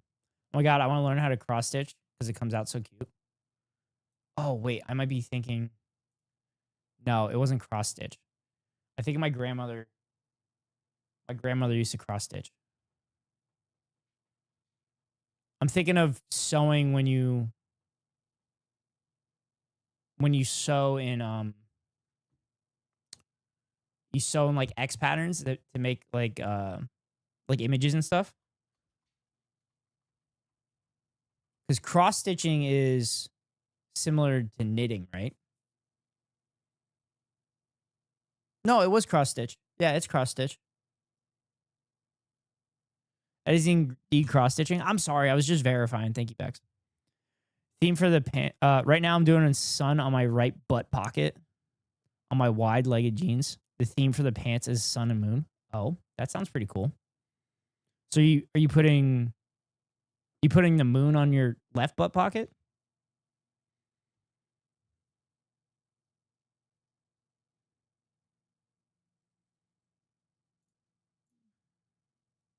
Oh, there we go. My capture card wasn't working for a split second. There we go.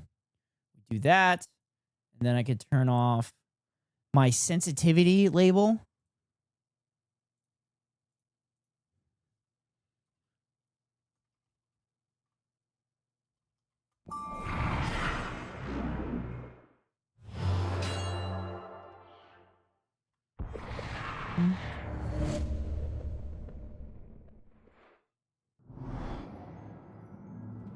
Ghost, are you into chemistry and occultism? That seems like a weird combination of hobbies, Racel. But I'm interested. Moon on the butt pockets and sun on the fly. Ooh, that's kind of cool. Haven't found the right thread for the moon. I'm paying $247 for some silver thread at Walmart. I'll give you Blackbeard's when the honest. small thing of it is 87 You cents. ask me, can That's this- fair. That's fair. That's a good point.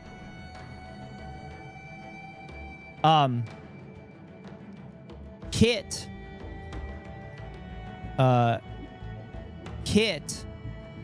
does knitted. Fuck you, Mitch McConnell. Is he dead?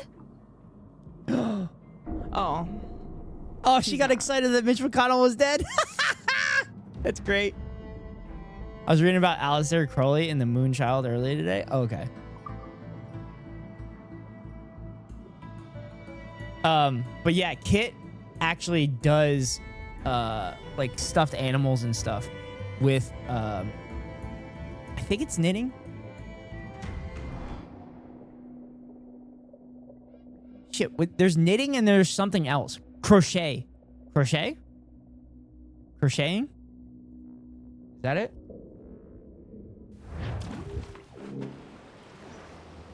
Is it crocheting?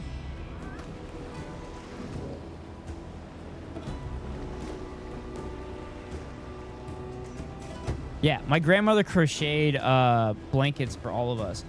And my dumbass lost my blanket in college. But luckily, she had done so many blankets that there was an extra one, so I was able to get one for myself. But unfortunately, the one she made specifically for me was taken from me in college when I was moving out of my dorm in the summer semester. But, all right. Back to pirating, chat. All right. Do I have any money? I have $5,000. I have $5,000. We have to go... Wait. What do we have? We have to do some main quests and stuff like that. Damn, bro. What a sad thing to join on. What? Sorry, Becca. Maybe you should have joined earlier. No, it is what it is. Things with 2 pointy needles, crochets with a single hook. Yeah, that's what my grandmother did. And she would actually... So she was cold all the time. So she said she loved doing the blankets because as she was doing the blankets, she would just have the blanket over the top of her and then just do like the crocheting and everything. Your blankie getting taken? It happens. It's my own fault. I left it out. And someone just grabbed it. To be fair, we stored it in garbage bags, so someone probably took it and thought it was garbage. I think I left it outside my car, and when I went to run in, someone thought it was trash and picked it up and threw it away or something. Because someone also took my roommate's clothes. All right, where do we want to go? Oh, I was treasure hunting. My grandma had crocheted blankies all over the house. Well, they're not blankies. They're like 7-foot things.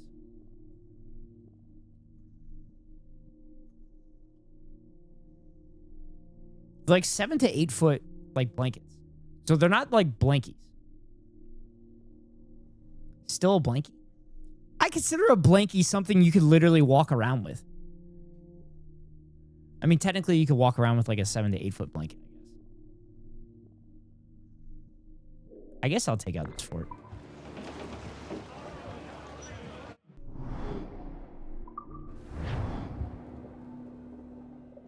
My mom had a blankie and she had to like keep tying it in knots and everything. It was like falling apart. And then whenever when my brother and sister had blankies when they were kids, my mom used to use their blankies. Like while she was reading or something like that. It's actually kind of interesting that me, my brother, and sister didn't have like a blankie thing like my mom did. So I remember when I was a kid, I used to play with my mom's blankie, and like it was so old. Like my mom would literally tie it in knots to allow it to continue to be used. I don't know if she still has it or if she got a new one. I've always been I've always played with hair though. Like every relationship I've been in, I've always played with the girl's hair, and then got yelled at because sometimes I would help them with their knots and would sometimes pull it apart. Weak as fuck if you can't walk around with it. I mean, I can walk around with it. But it's like, I mean, I don't know. My brother and sister's blankie used to be like this big. It'd be like this wide and it'd be like this long. But I don't know what my mom's blankie actually is. Is playing with a partner's hair not normal? I don't know. I've been doing it since I was a kid though. Like I used to play with my grandmother's hair, my mom's hair. I used to play with my dad's hair. My dad didn't have long hair. My brother, instead of playing with hair, my brother played with ears. My brother used to play with ears, and then my brother actually developed cauliflower ear from playing with his own ears. You guys are so lucky to have experienced that. I still feel like that's normal. I wish my exes played with my hair. Ears is weird. I wish he was in here right now. Dudes play with my emotions instead.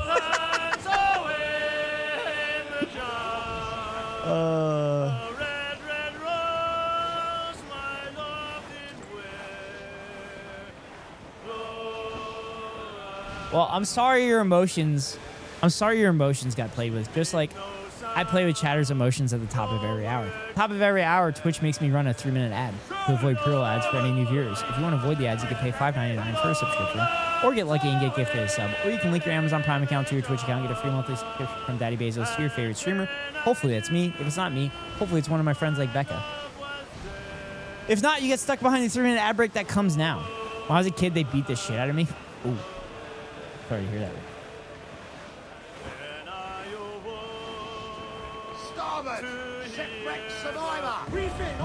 Ooh, I do need hammerhead. I do need the harpoon and hammerhead. Yeah, sub to Ghost. Oh, wait. What do you mean? Oh, wait, Becca. Sorry? What? What are you doing, Becca? I don't have money right now. That's fair. I never have money.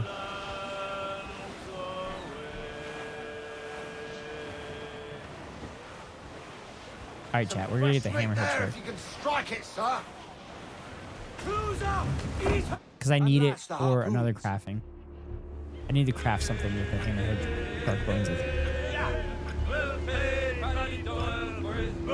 Do you think people got the same tattoos as Kenway? He's over there! We have him on the line! Here we go! You see that, lads? While playing the game of life and taxes? Good hit, Captain! Nice one! He's broken free! Nar! See Nar, he anything broke yet? free.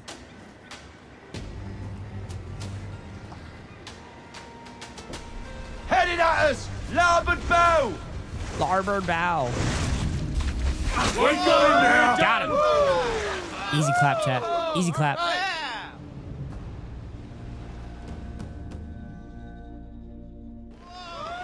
Look at the size of him! Well done, Captain.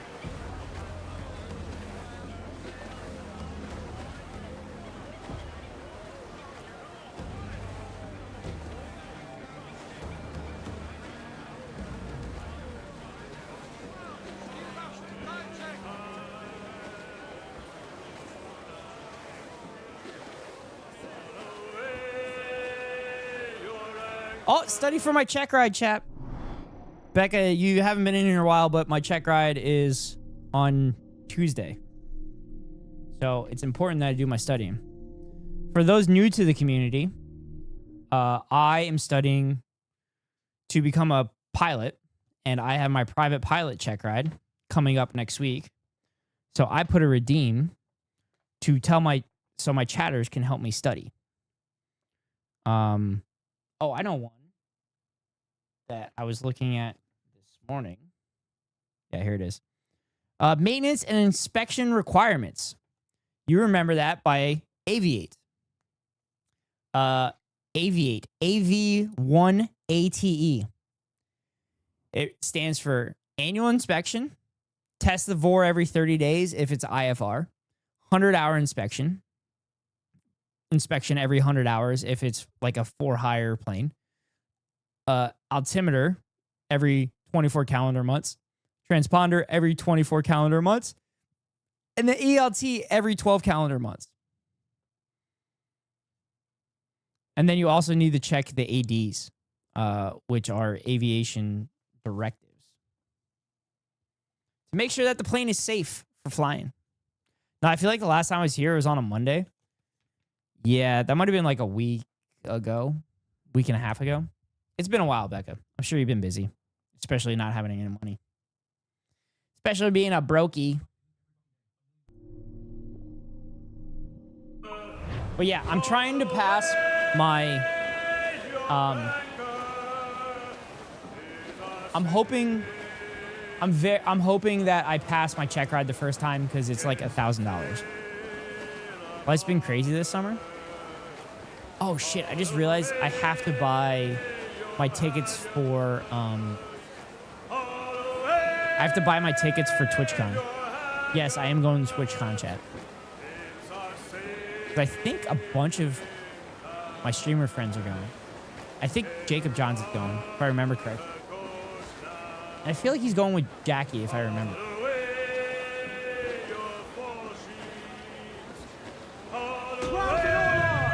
Jacob's gonna be there? Yeah, that's what I thought. I just have to I have to book all my shit. Which I should probably do that soon. Maybe I'll do that tonight. Careful, Captain. His waters are closely watched by our enemies. Because I also have to book a rental property.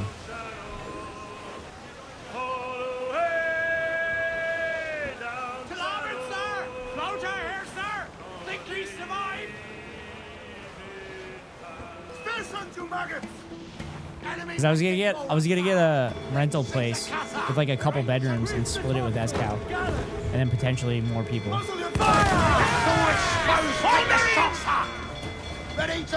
Oh shit!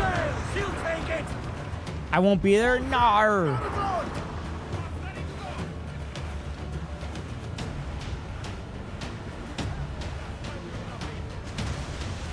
Becca, when I go home for Christmas, I'm gonna see if I can figure out a way to come visit.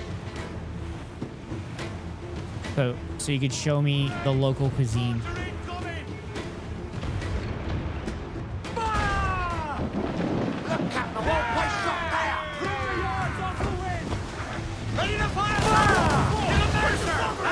Okay, I need to sleep. I was walking at the fair for like 8 hours. Hey. Get that sleep in, girl.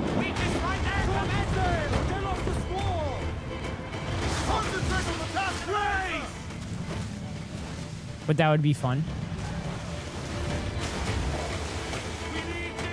Plus, if I'm gonna go to your area, I need to go when it's the hardest time of year. Yeah, one more. Good night, Becca. Have a good night's sleep. Chat, go follow Becca. Chat, go follow Becca. Boo, kiss at me. She blew a kiss at me. Fire!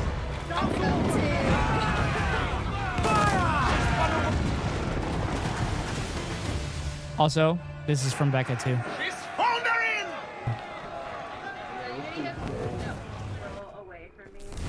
Yeah, come here. Bro, fuck melatonin, dude. I am so grogged out. Oh, Twitter, I feel like the Twitter AI grog. Thank you. Clip it, chat. Clip it. Becca called me a genius. Clip it. Becca called me a genius. Becca called me a genius. She called me a genius. Clip it. I love that clip so much. You heard it here, chat. You heard it here. Becca called me a genius. We have it on video. They are lost. Do not leave them muzzled. Clue up! Bring it all, Sil. Gammon tight.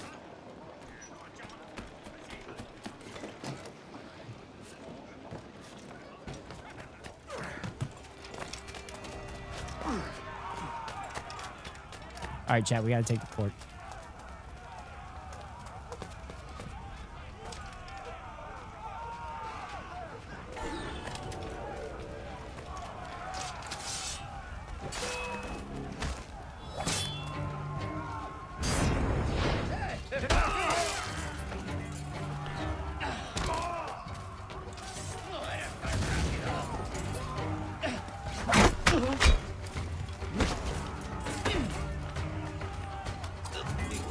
Ooh, throwing knife, nice.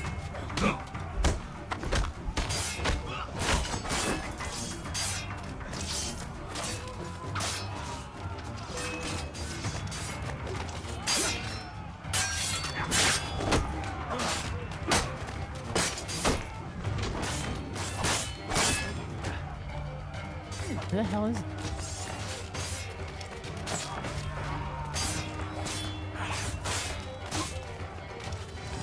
Above me? What the fuck?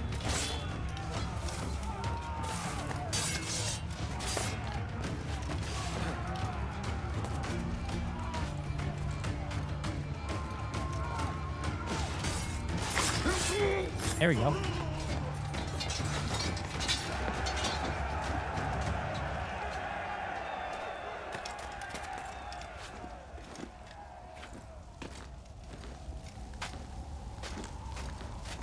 Ah, there it is. There's War Room.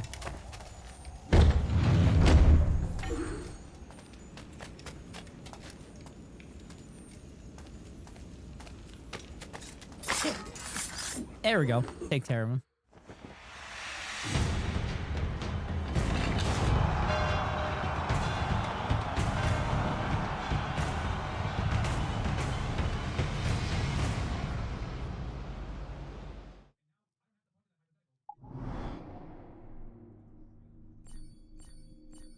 $50.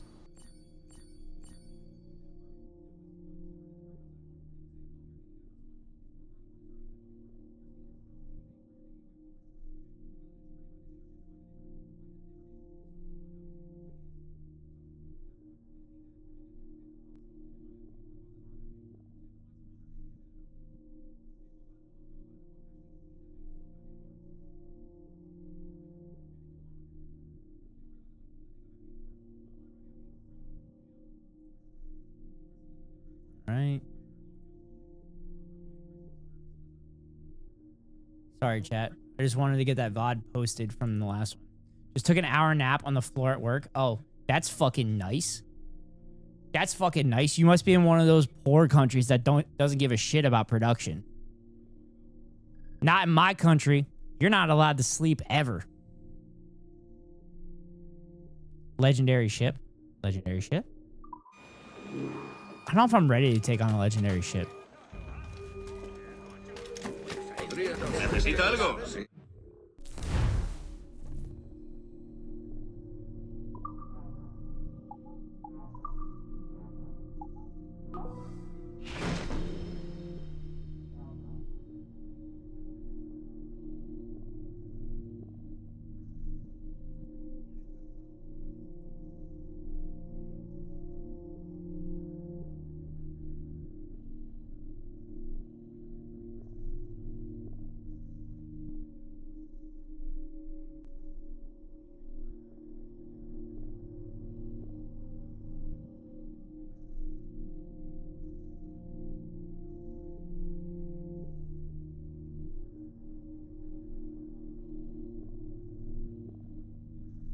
Yes, the most honorary work habit.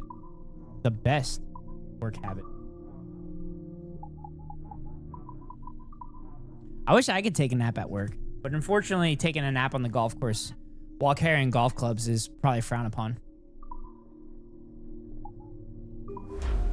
Hecho. Suerte. All right, let's do a naval contract. It was for lunch. You took a nap for lunch?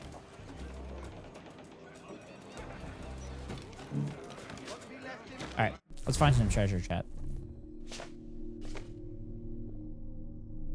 579, 720. 579, 720.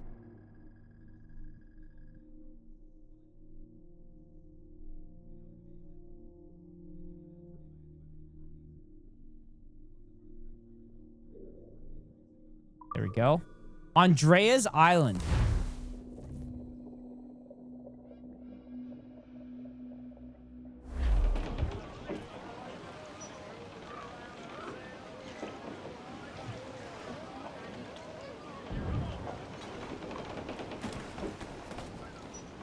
I'm gonna dock it. It's gonna be way easier.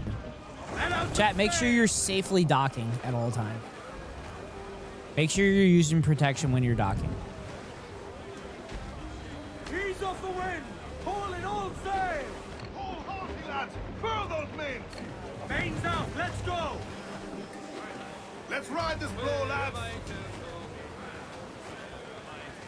Oh shit! I have protection on my climbing nets now. You see that, chat? I have protection right there now. Sweet. Oh yeah, we're taking out a legendary ship, baby. All right. It is on this tiny little island all by its lonesome.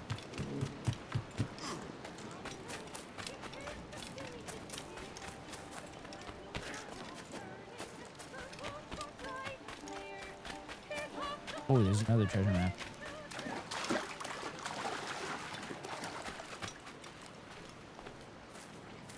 Yeah. Elite harpoons. Thank you.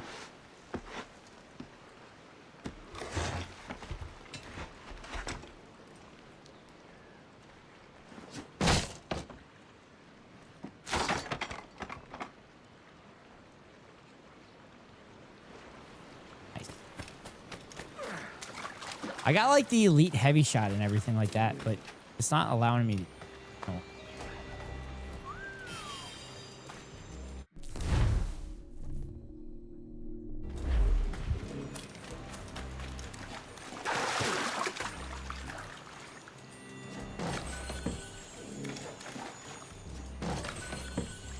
Yeah.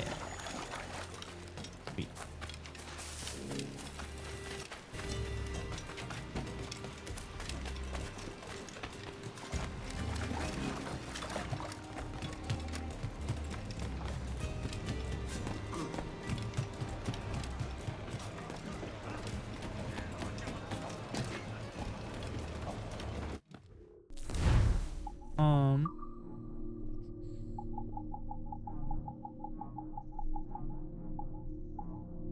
Wait.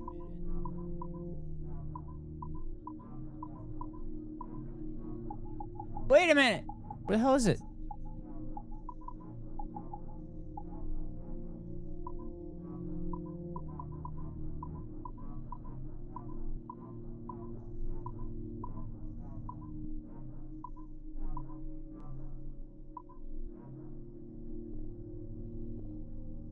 Wait. What the fuck? That's bullshit. That's bullshit. I literally got another...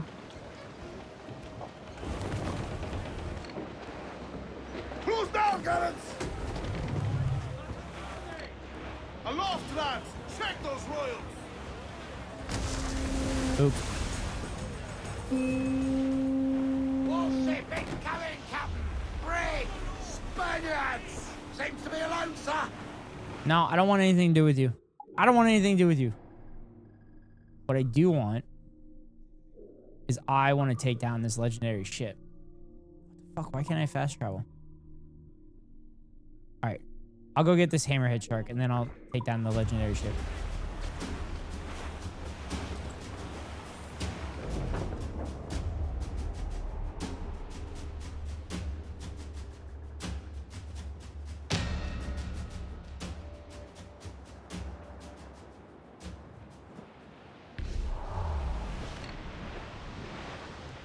Oh, they lost me.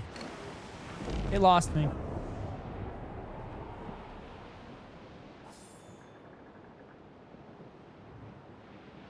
Farewell and adieu to you Spanish ladies. Farewell and adieu to you ladies of Spain. For we received orders for to sail for old England, and we may never see you fair ladies again.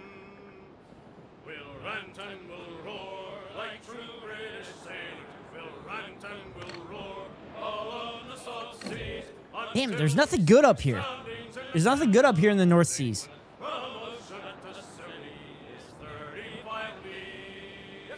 We hove our ship to with the wind from southwest, boys. We hove our ship to deep soundings to take. 'Twas 45 fathoms with a white sandy bottom. So we squared our main yard and our channel did steer. We rant and we'll roar like true British sailors. Nar. Bearing hard for cliffs, Captain! All on the salt seas, and we'll sounding. Storm, Captain! Looks bad!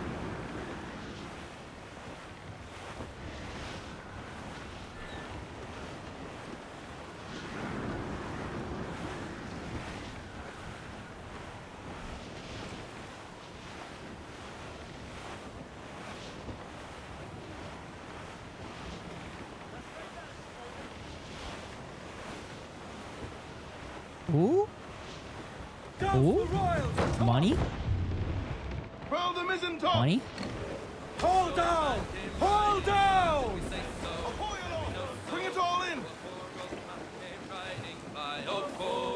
Give me some speed! As much sail as you can! Unfurl aloft! off! Man your seats! Oh, poor old man. Fire!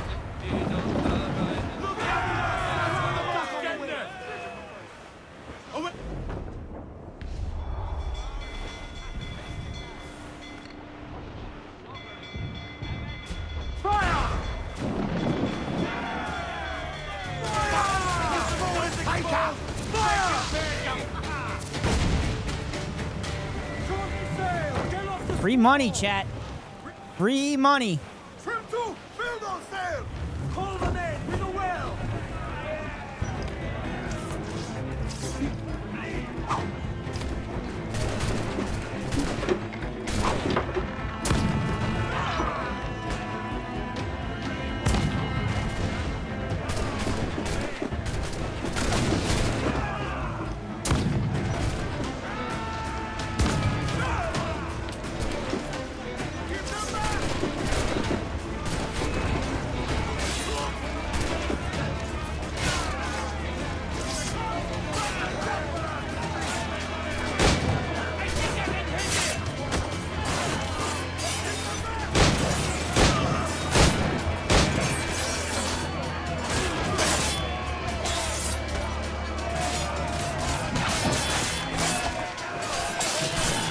Go. All right, I gotta kill the enemy scouts. I gotta. Oh shit. Oh shit. Not great. Not good. Not good. Not good.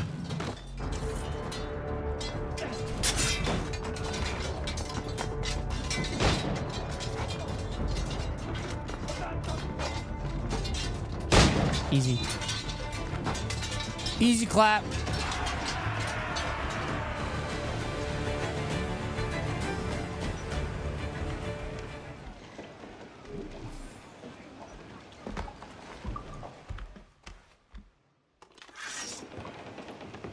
Join us, or die.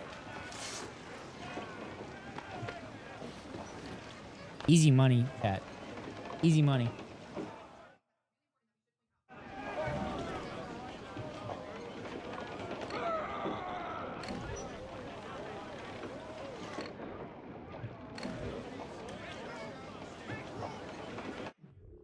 All right, let's go get this fucking legendary. Oh no, I gotta go here.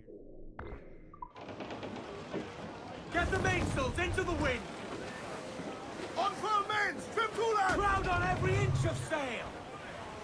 Topsails, gallants! Loose and trim! Fire! We're going to hit them! Ready to fire, sir!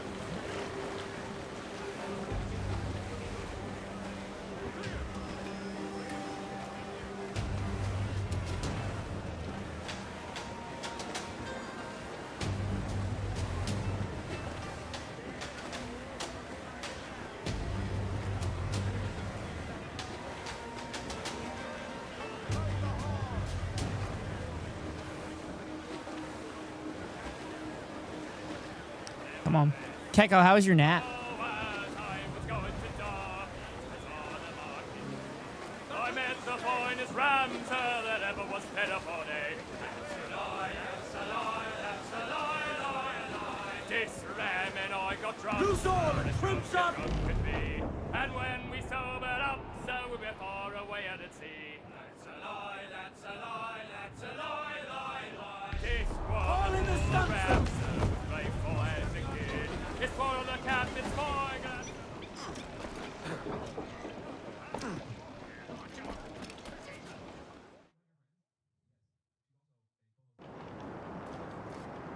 Here. Upgrade the harpoons.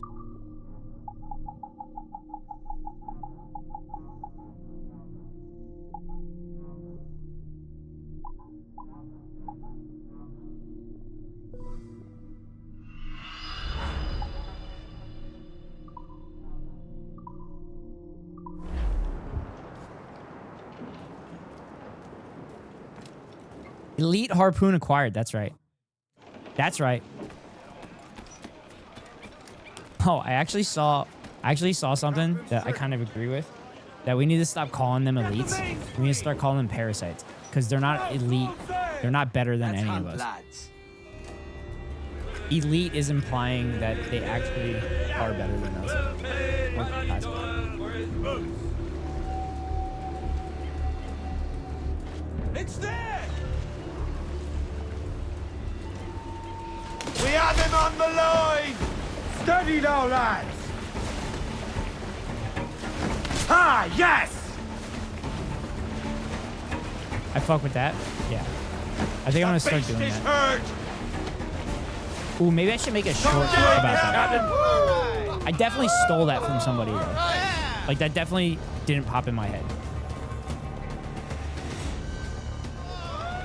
Look at the size of him! That's a big ass fucking hammerhead, by the way. Reef, short north sail!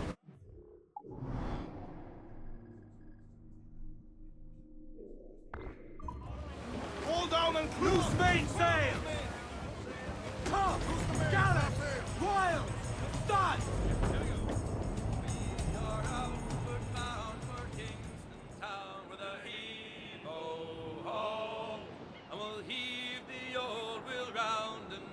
Good morning, ladies all.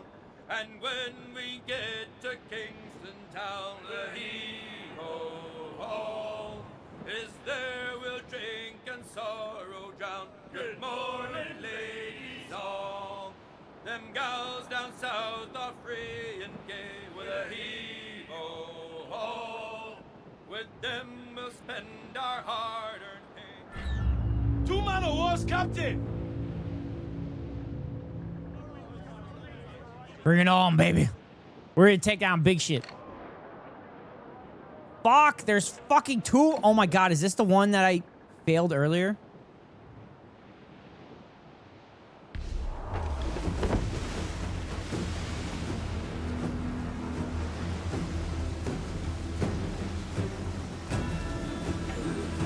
They're heading straight for us!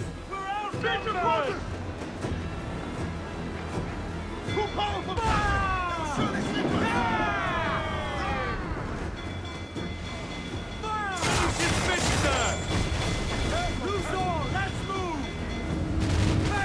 Brace, brace, brace! That cloud got us square! Fire! Fire!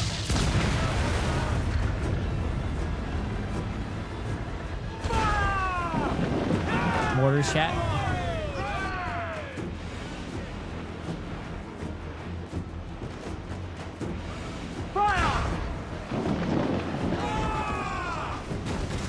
Oh boy. Oh boy. Oh boy.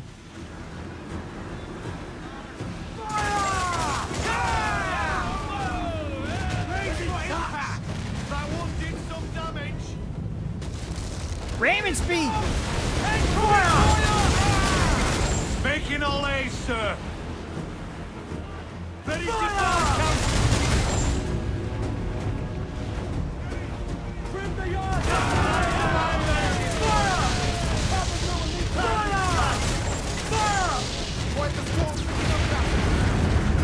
Fire! Bloody missed! More sail! All sail!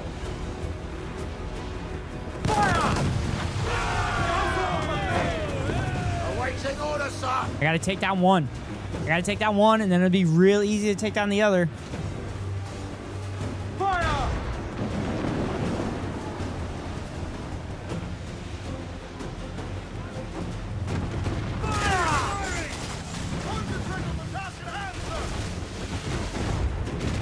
Taking a hit! Brace for impact!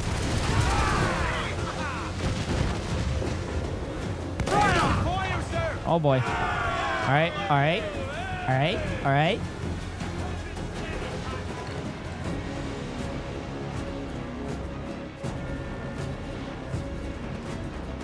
Wind is stepping up for a big blow, sir! They're running, chat. They're running because they're scared. Won't miss next time.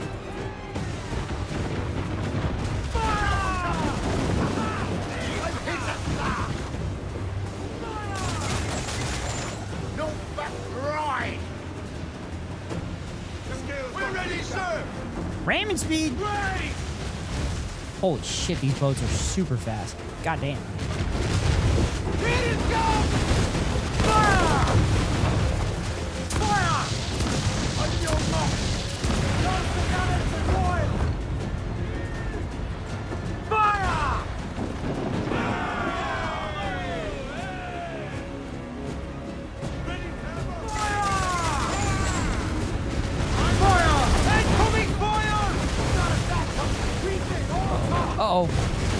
Uh-oh.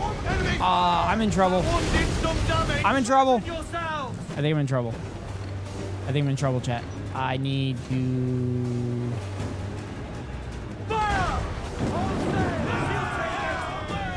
All right, I think I need to focus on the white sail one. We're ready, sir. Brace yourself. I'm blowing a 13 colony lead. Damn it! Had it. Fucking had it.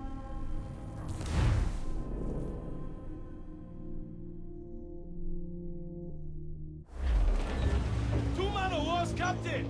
All right, I got this. I got this. I'm just gonna focus on one ship at a time, and then take out the other one. That's what I'm gonna do. That's what I'm gonna do. That's the play. That's the gameplay. Game plan. That's a game plan.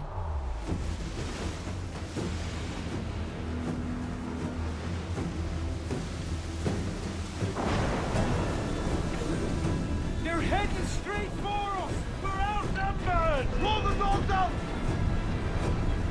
Fire! I don't think we can fight against them, sir. Reef the topsails, got it. All right, I'm gonna focus on the black sails because black sails are scary.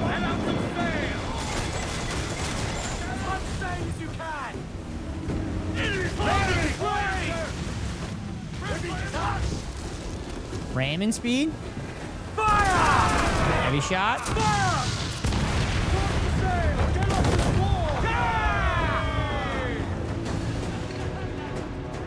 Fire!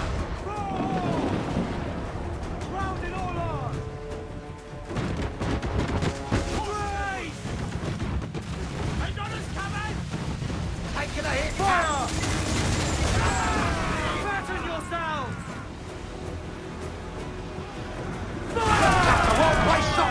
Ooh, fucked them up.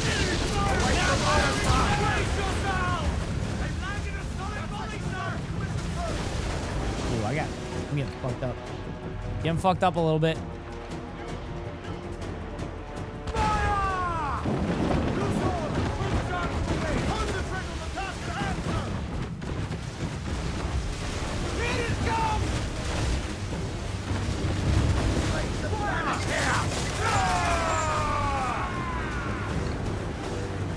On your mark!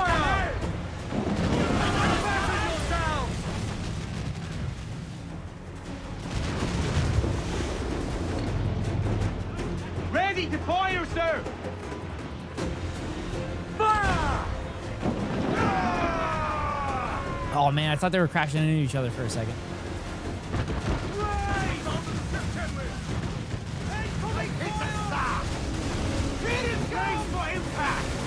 Here it comes! Send it out!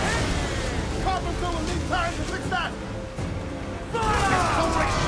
Take the shot! Fire! Ready to fire, sir! Blaze! Oh, I almost got him. Fire! Awaiting order! Fire!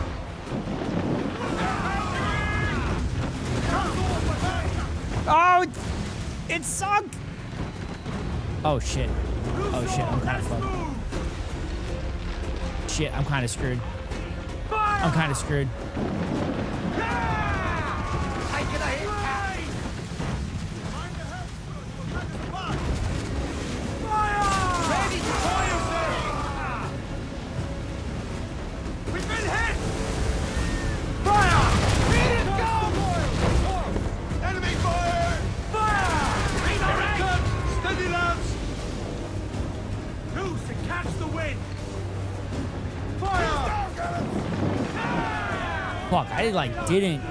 God damn it. I like barely hit that Ready thing. to fire, sir! That's crazy.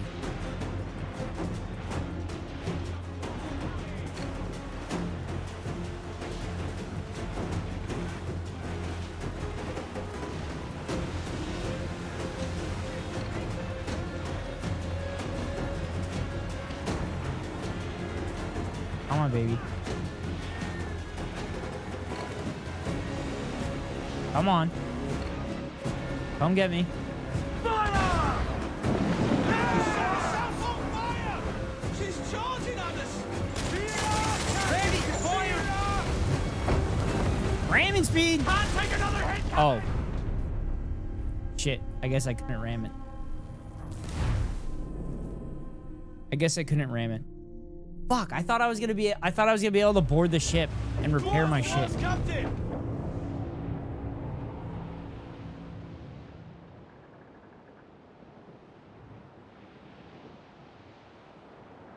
All right, so the black ship, it doesn't seem like has heavy shot. Maybe I should take out the white sails.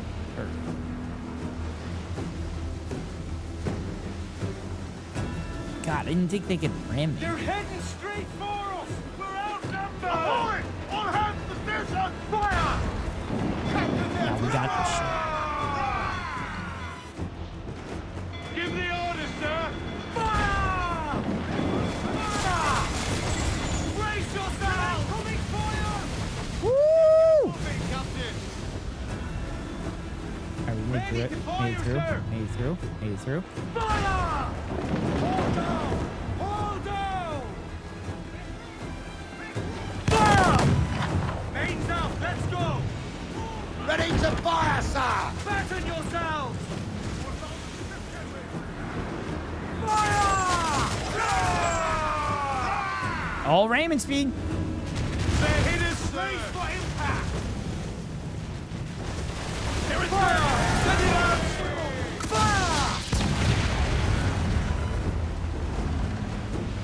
Fire! Fire! Awaken your mark, Captain! Fire! Raise! Fire! Raise! Make some damage here! Ram them. Ram them. Heavy shot. Heavy shot. Heavy shot. Swivel gun.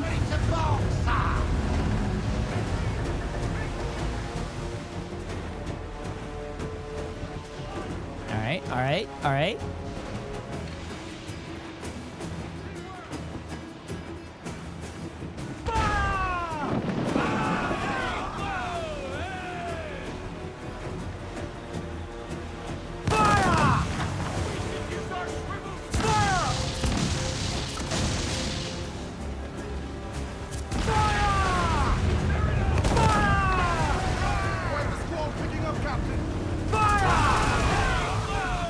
Oh shit.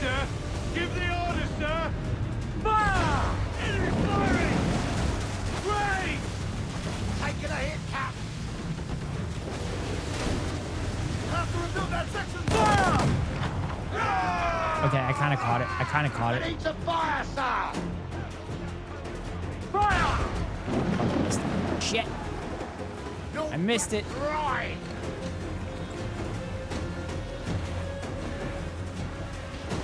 All right. All right.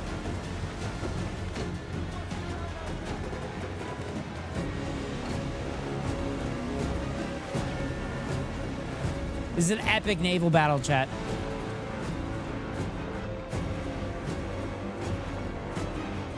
Fire! Damn these eyes! Ready to spin, sir! It is firing! Raise for impact! Third time's the charm. Maybe. Fire! Oh, I got rammed hard there. I don't think that was consensual though. Yeah! Fucking up the barrels. Fire! Loose! Brim two! Reload! Won't miss next time. Fire! Come on, keep turning. Keep turning. That's bloody miss! I'm being definitely way more deliberate here.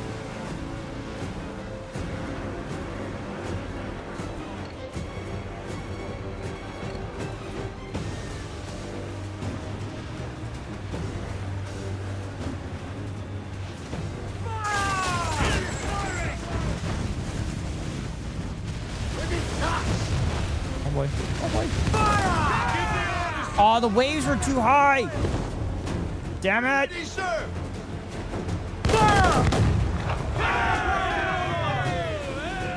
Ready to fire, sir! Brace yourself! The waves saved me on that one. take some damage here! Here it comes! Steady, lads! Only time the lumber will heal that young mark,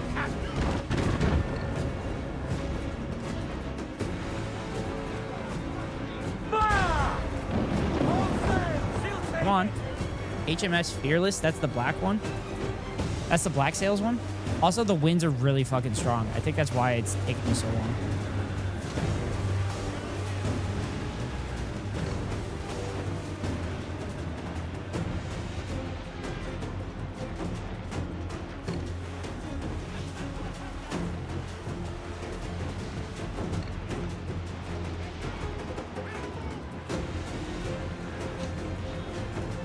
Come on.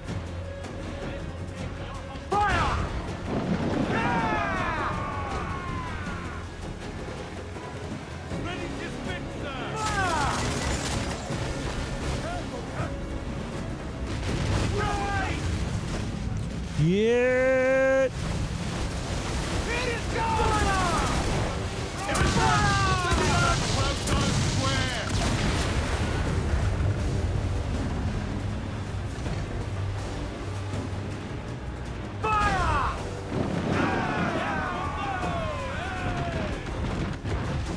Fuck, I'm probably... Oh, shit. Fasten yourselves! We're going to hit them! Fire! Here it comes! Steady down! No! Now firing, sir! No! No! No! No! Oh my god, I'm so close! I have no more mortars! Shit! I'm fucked! I'm fucked! I'm fucked! I'm kind of fucked. I'm kind of fucked, Chad.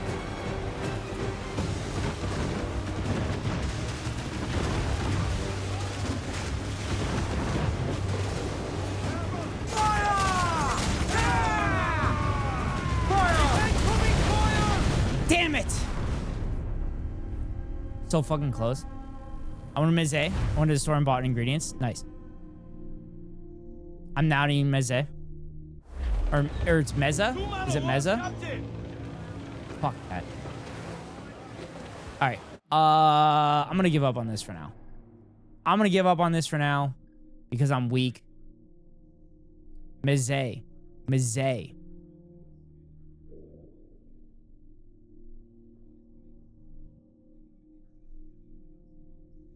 Actually, I don't even know where the mission is.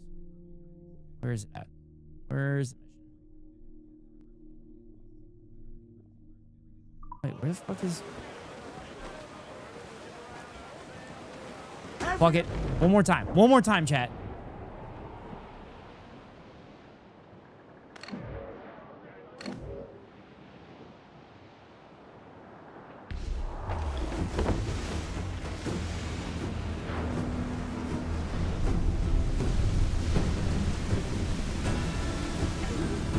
They're heading straight for us!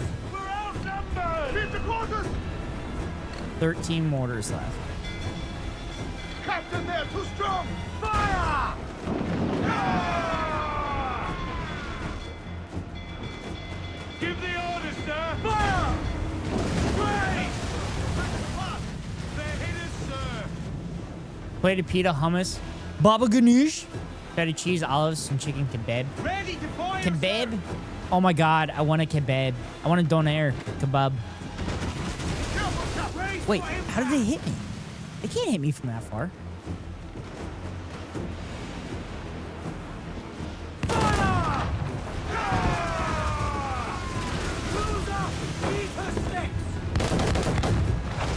Ground on every inch of sail! Ready to fire, sir! That's Ooh. where the most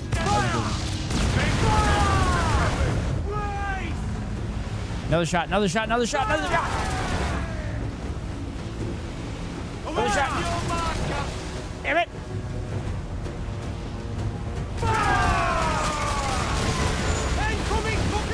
Ooh, I'm getting fucked up, chat.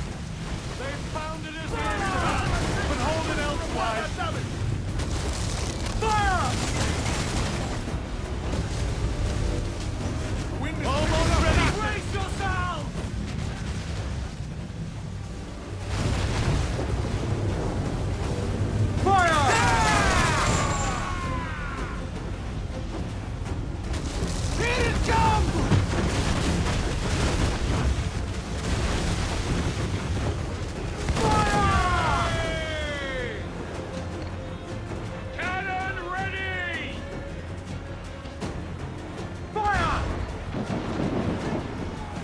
All right, I kind of got fucked up there.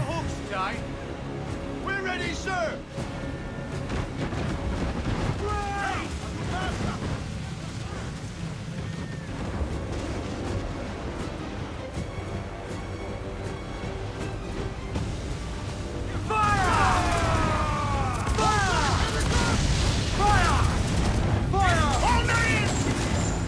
All right, one down.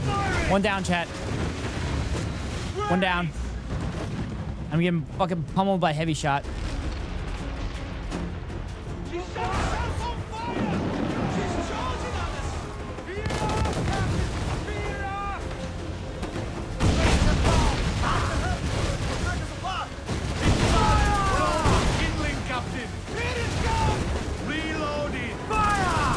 Come on! Take it out! Oh my god, I'm over the top of the ship! I got fucked up there. I had no idea where I was relative to that ship. Fuck. I was so close. I was so close. I was so close. Okay, I'm gonna get out. I'm gonna see if I can upgrade anything. You mounted them? That's what it looked like. That was kind of insane. So like, when I was shooting my cannons, it looked like it was shooting over the top of them. I was on top of it.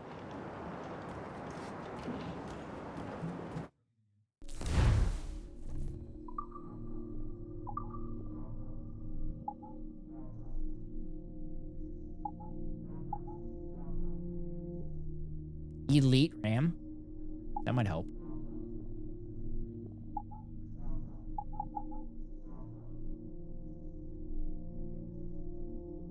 Oh, I probably can't do the heavy shot until I get the elite cannons. Fuck. That's probably what it is. That's probably what it is, chat. I probably need the elite cannons. That doesn't make any sense.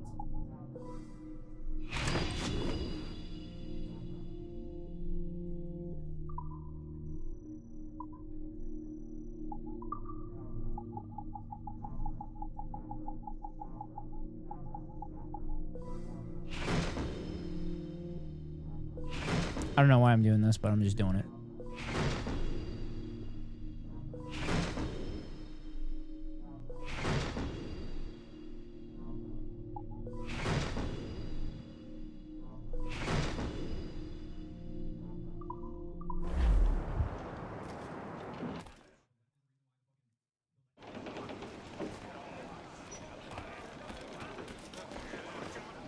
Yo, what? What, Bex? Captain has the helm. Get them! 5th time's a try?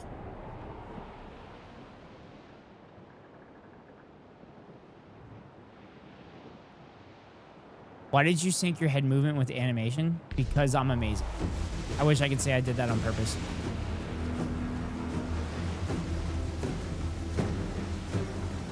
I didn't even notice it. They're heading straight for us! We're out now! It was like 4 times in a row. What? Can you clip it? I think we can stand against fire!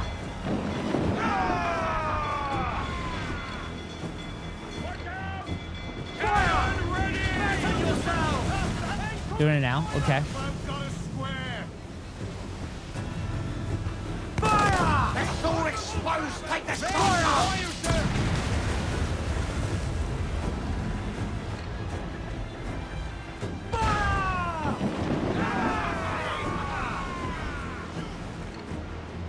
Give the order, sir! Fire! Brace for impact! Come! Fire! Fire! Give the yards off the wind! Fire! Get the mainsails into the wind! Damn these eyes! Okay. We're ready, sir! Alright, so apparently I just need the sinking shot. Larissa, thank you for the lurk. I appreciate it.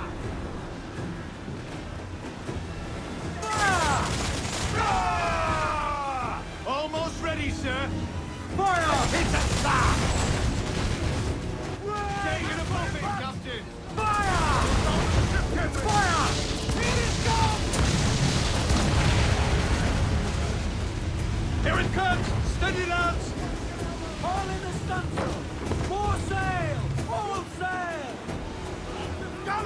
Loosen trim!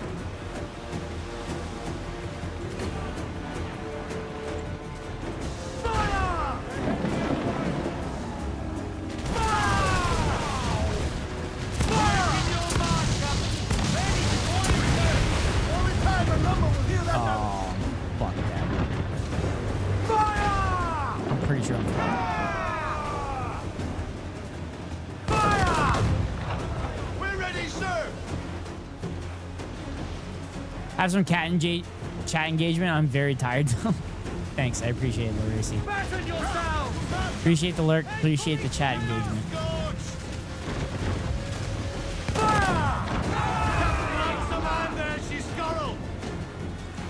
Fuck.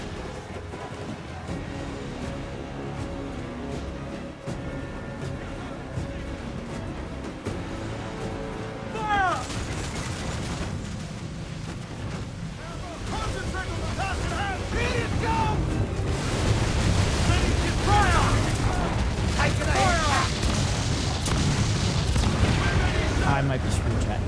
I think I'm screwed.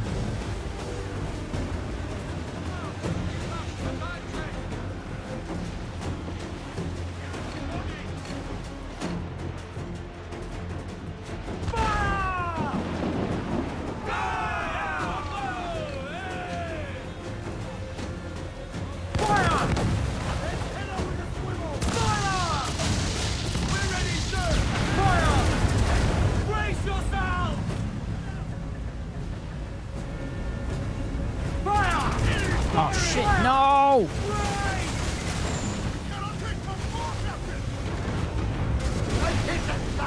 Stuck at 99%. Oh, that sucks. Of course it is. Babe, that's what... the AI doesn't want you to know that I'm AI, actually. And I'm synchronized with the game. That's why it's stuck at 99%.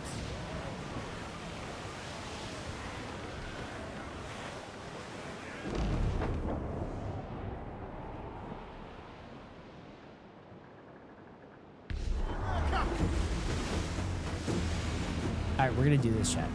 It's gonna fucking happen. They're heading straight. Alright, we're gonna let them come for us.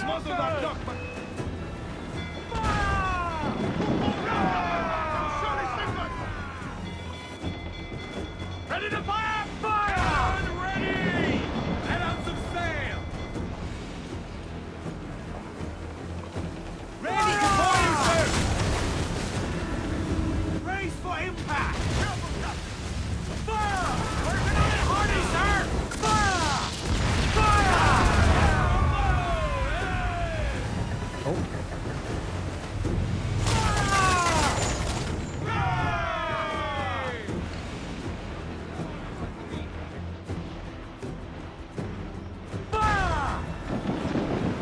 Oh yes, they hit them. They hit each other. We're ready, sir!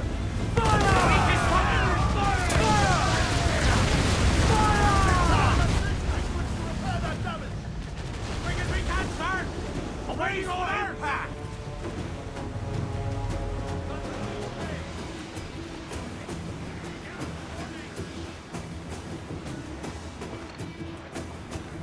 Fire! Brace yourself! They got us coming! Brace! Here it comes! Steady fire! Well placed the fire! Fire! Fire!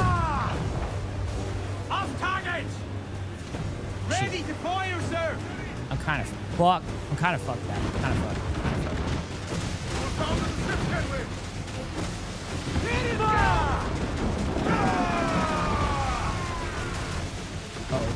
Oh, I'm about to get fucked up. Fire! Fire! Almost ready, sir! We're just Fire! They got us coming! Brace! Caution, Edward! Brace yourselves!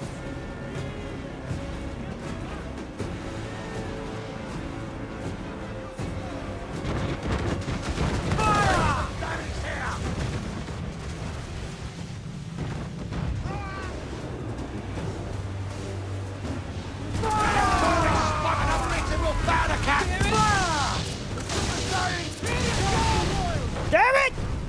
of a bitch! Damn, it said it worked and immediately gave me an error. Let me see if it's in my things.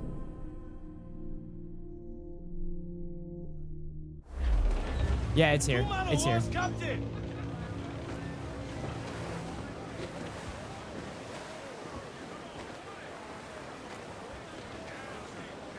It's here, Bex.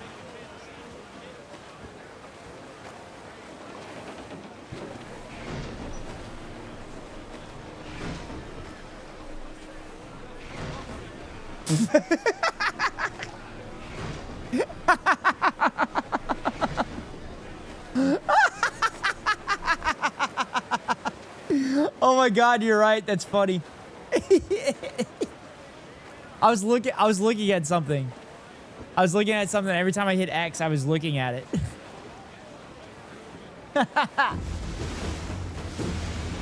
Oh, that was funny.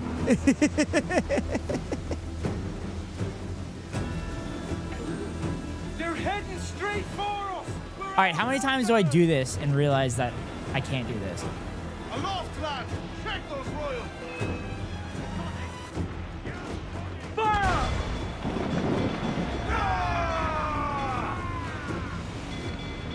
Awaken your mark, Captain! Fire!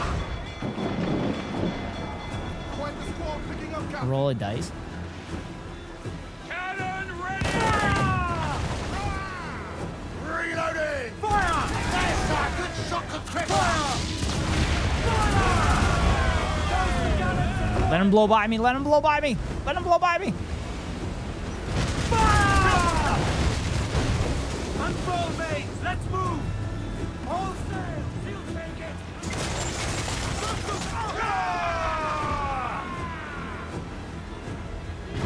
Batten yourself! Captain! Refit, all top! Fire! Give the orders, sir! Oh, I'm mounting him again. Mounting him again. Give me some speed!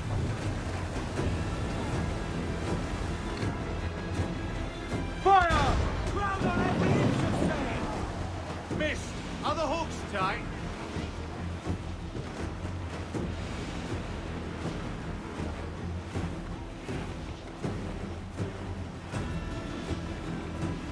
That wind's no small gale, sir.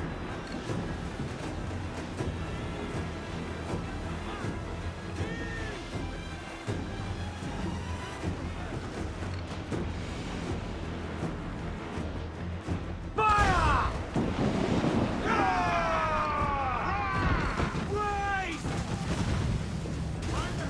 All right, if I can get both of them down to like half health and have my third health bar still, I'd be okay. Except that just fucked me up. Ready to burn, Captain!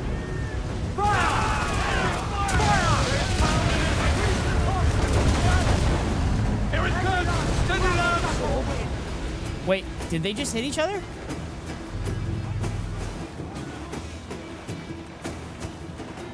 They just hit each other?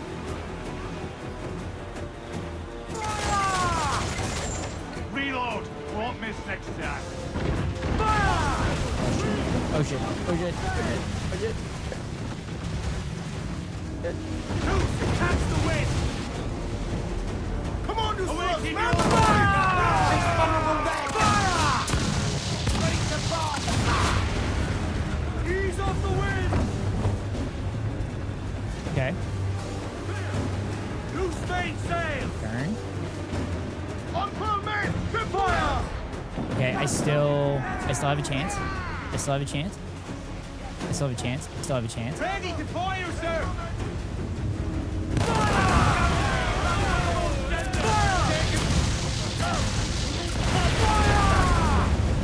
Almost ready, sir. Oh my god! Oh my god, so close! Yes! One more direct hit, sir. Brace for impact. On the cannon, sir. 4 months damage. Give the orders, sir. Fire! Here it comes. Oh god. Oh god, I'm getting fucked up by a heavy shot. I'm getting fucked up by a heavy shot. Get! Brace yourselves! Don't ram this time? Yeah, but ramming's so much fun.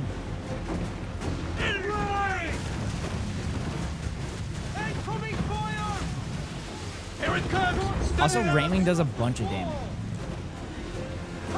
That's kind of my go-to thing. You ram them and then you heavy shot them. But you're correct. You are right.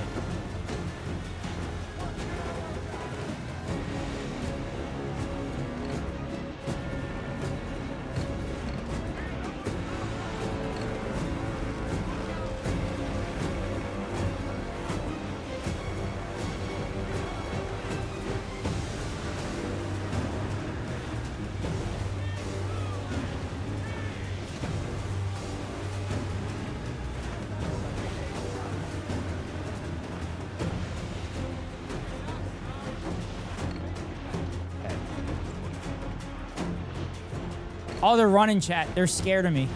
They're running from me. They're terrified. Just like chatters run from the top of the hour ad break, because the top of every hour run a 3-minute ad to avoid pre-roll ads for any new viewers. If you want to avoid the ads, you can pay $5.99 for a subscription or get lucky and get gifted a sub. Or you can link your Amazon Prime account to your Twitch account and get a free monthly subscription from Daddy Bezos to your favorite streamer. Hopefully that's me. If it's not me, then hopefully it's one of my friends. But anyway, here comes the 3-minute ad break now. She's charging on us! Ready to fire, Kabuza! Oh, shit, they just... Oh, God, they fucked me up. They rammed me, chat. They rammed me. They didn't even give me consent.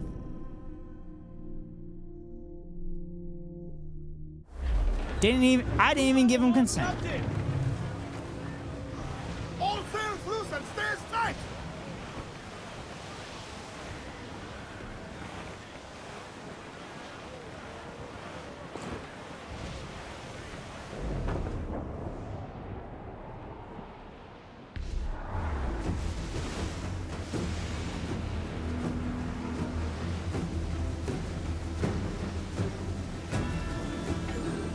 They're heading straight for us!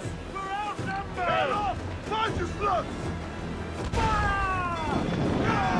They didn't even give me consent. Well, yeah, I didn't give them consent. Is what Ghost just said? Yeah. Your mind, come out! I didn't give them consent. They rammed me, and I didn't give them consent. They didn't even buy me dinner. That's the least they could do. Is buy me dinner. Here it goes! Yes, I know what I said, Keko. I know what I said. I realized it in the moment. Ready to fire, sir! All right, last attempt, chat. Brace yourselves! Taking damage here! Brace! Taking a hit! Brace for impact! Let's go exposed! Take the shot! Ready to bomb, sir! Fire! Fire!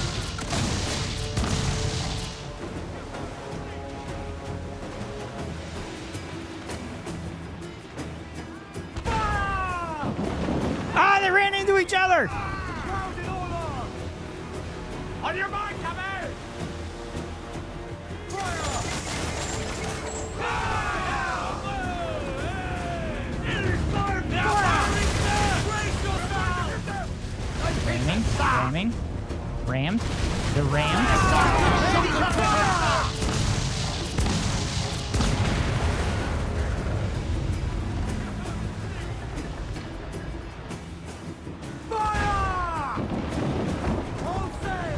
Okay.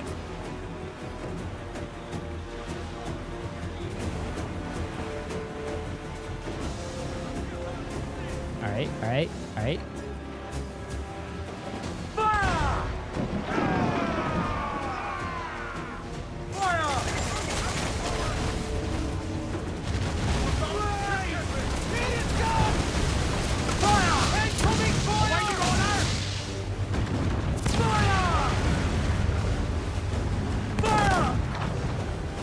Not good enough! We're ready, sir! Not good enough. Story of my life. Oh shit. Oh, hit the brakes. Fire! Bring them up fasten yourself! Fire! Ready to fire! Send it over! Get the mainsails into the wind!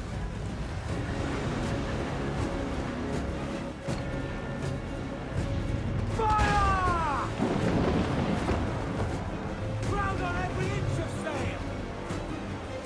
Deploy you, sir! Chat, I think I'm screwed.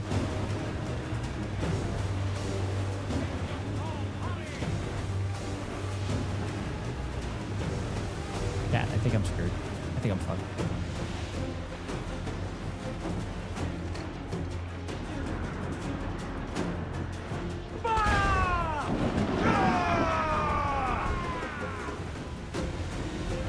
Awaiting orders! Oh god, I'm fucked!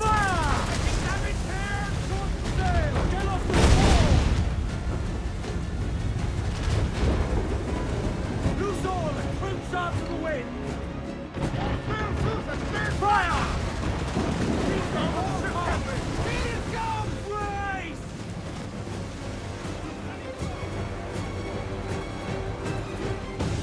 Grounded all on! Trim to! Fill those sails! Alright, I have the white sails on the road.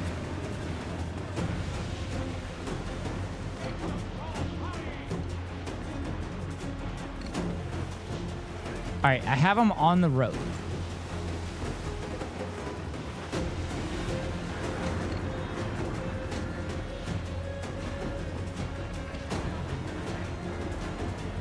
Fire!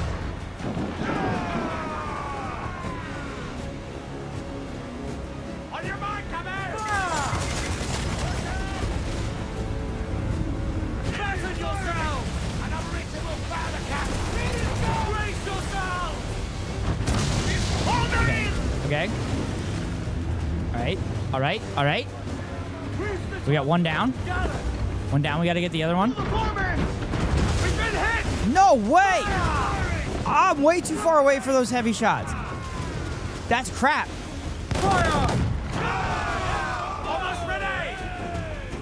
Trim the yards off the wind! Don't forget to make lots of torpedoes go! Shit! God damn it, Chad. I can't give up. I can't give up. Alright, this is what I'm gonna do. This is what I'm gonna do. I'm gonna take a leak. I know I said it was the last one. I'm gonna take a leak. I'm gonna fill my water, and I'll be right back. I will be right back. I promise you, we're gonna fucking do this. It's gonna happen. We're doing it.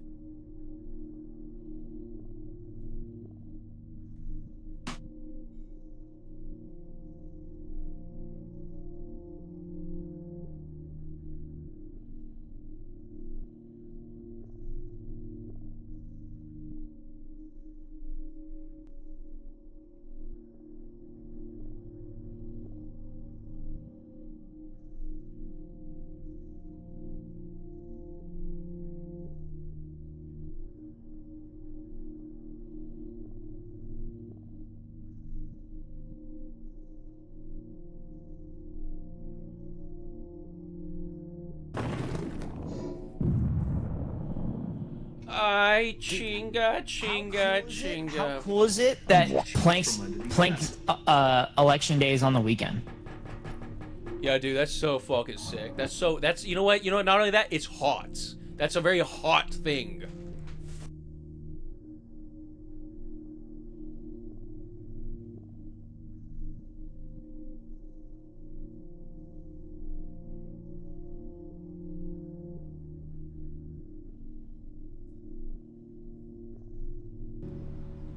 As someone that doesn't have sex, soaking sounds very good to me.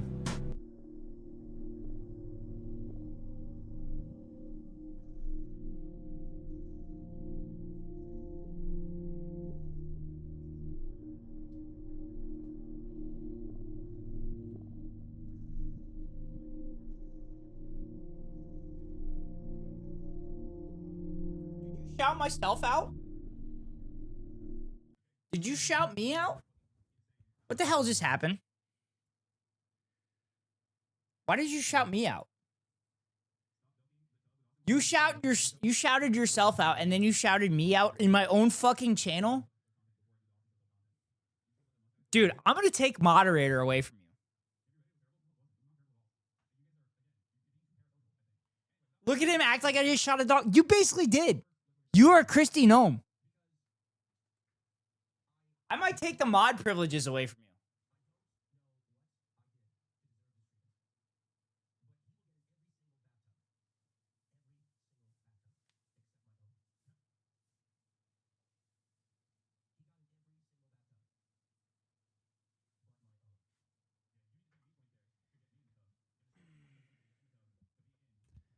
I might take mod privileges away from you. You're getting a little fucking unhinged with your mod privileges.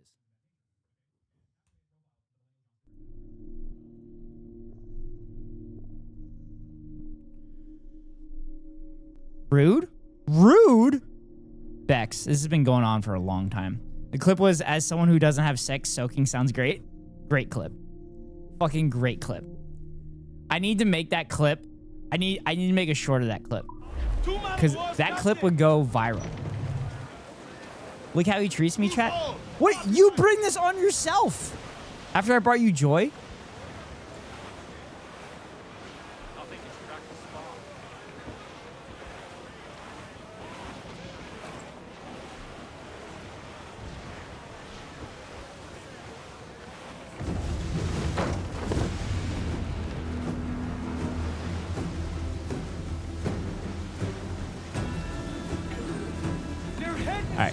Fucking do this. Dude, that food was so good. Like, wow, good. Thank you, GQ, for mentioning the food. I do not think we can stand against them. I'm watching Hassan's VOD from today, and he's going over the GQ article right now.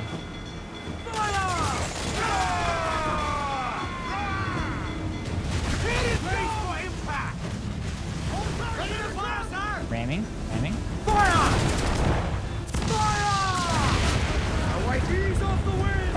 Every last scrap of duck on the wind! Fire!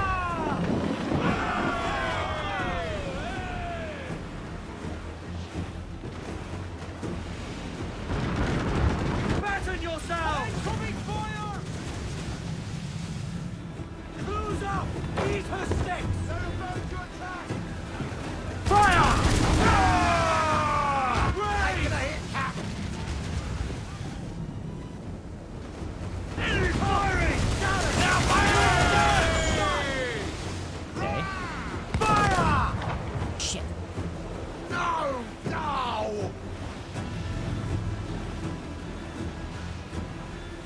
The hell is happening?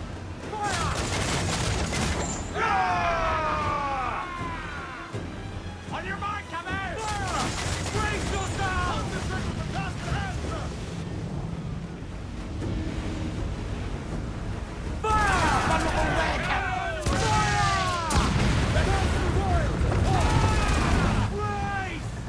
Working on it. What the fuck? Goddamn water's in the way?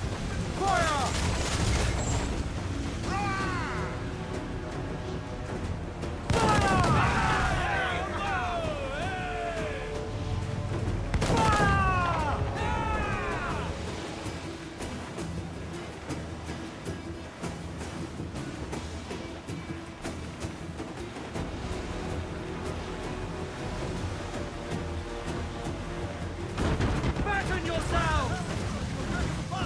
They've landed a hit, sir!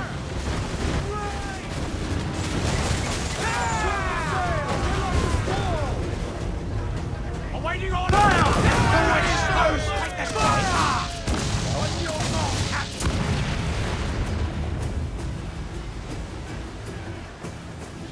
Alright. I feel like I'm doing work. Group of cannonballs flying toward your ship would be the most terrifying thing. Yeah, it's literally like a wall of cannonballs. Brace yourselves!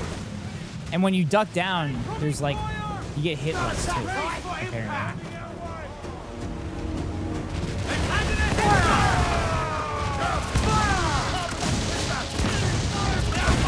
The real heroes are the guys manning the swivel gun. Incoming fire!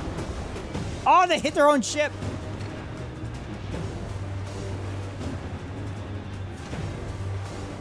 Wind is shaping up for a big fire. That gun won't do anything with a ball of metal tearing through a wooden chip. Yes, it will. According to video game physics.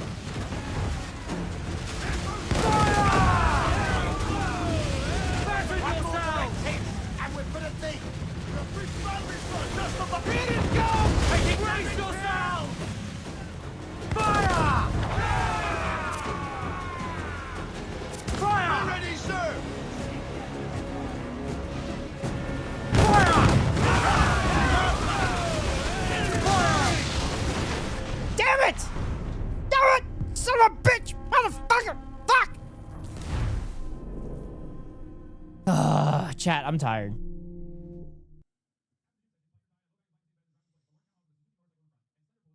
The bottom of the ocean is probably littered with cannonballs. I mean, the bottom of the ocean is very huge. Well, also litter. Yeah, that too. But yeah, I'm tired. I didn't get a ton of sleep last night because I was watching Squid Game. And I'm gonna watch Squid Game tonight too. But to be fair, the bottom of the ocean literally it's very big. I mean, the other problem is like you got to realize there were significantly less people back then in the world. Have you heard of the game Outbreak? No. Oh, wait, no. We got a fun Prager U video. Have you seen the cinder block reefs? Yeah, those are cool. Actually, any man-made reef is pretty cool.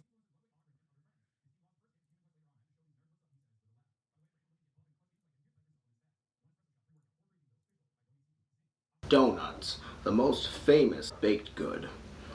They represent everything that's good and pure about this fine nation.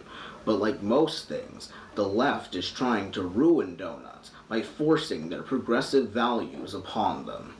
These days, donut shops are selling donuts with rainbow frosting, clearly in support of LGBT pride. While there's nothing necessarily wrong with the LGBT community, people should be allowed to buy donuts without having a left-wing progressive agenda forced down their throats. The left isn't just ruining donuts. Over the years, more and more products have been sold in support of gay pride, from various other baked goods such as cake or cookies, to clothing, to even art.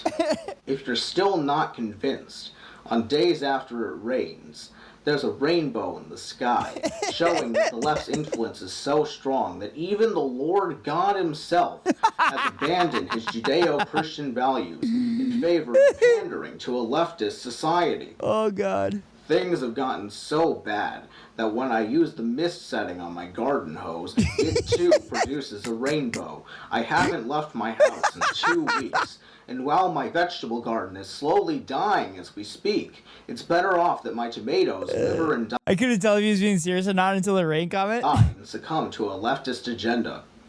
Now, you may wonder exactly why the left wants to spread this agenda. Well, it's because they're Chat, go give this video a watch and a after thumbs this up. delicious boy pussy. But they can't have it. I'm Dennis Prager. Thank you for watching this video. If you want to see more videos like this in the future, please consider liking, commenting, subscribing, and following me on Twitter. Oh, God. That was fucking good. That was so good. That was 6 years ago? Oh, my God. That video was from 6 years ago? That was so good. What do they do? What are they doing now?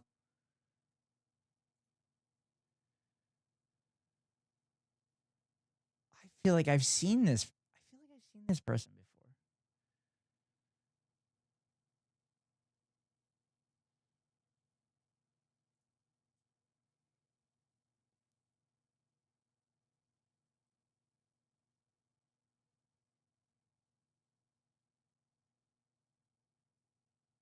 Jordan B. Peterson versus the woke I moralist. have recently been informed that the woke liberal left wants me to refer to actor Dwayne Johnson as The Rock, which is an absurd request because Dwayne Johnson was born a human male and not, as the left would say, a rock. The sensitivity of the radical left has gone way too far and has affected countless lives, including my own. Twitter recently suspended my account after I posted a picture of me taking Keko, this is like out of a perfect. live This is cow. perfect for you. Just pure raw beef. Pure testosterone coursing through my veins. It was nothing short of a moment of zen. And Twitter punished me for it. They say that I can have my account back if I simply delete the image, but I don't wish to do Dude, why am I not making videos like this? I don't know. I would do so much better. Dude, it'd be so good. And like, the fuck is my deal? If you would do like India or like Mexican or anything like that, and do it like that, and do these like parodies, You would do so good. Upset the great lobster gods. I was about to say, Keko, this is like your perfect, this is your perfect person. This is you. I have tons of those kinds of sketches written down. I know you do. Yours woke moralists. We'll see who cancels Stupid body dysmorphia? I mean, it's not like we know a bunch of artists or anything that could make a VTuber of yourself.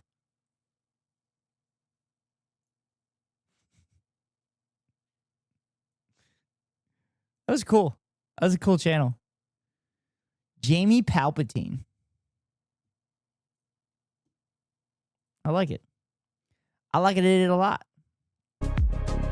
Anyway, chat, that's all for me tonight, unfortunately.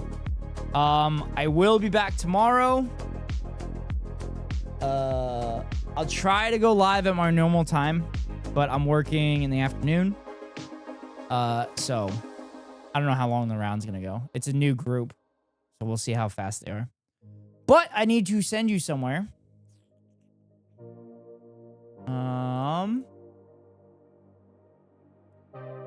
I can send you. All right, I know what else.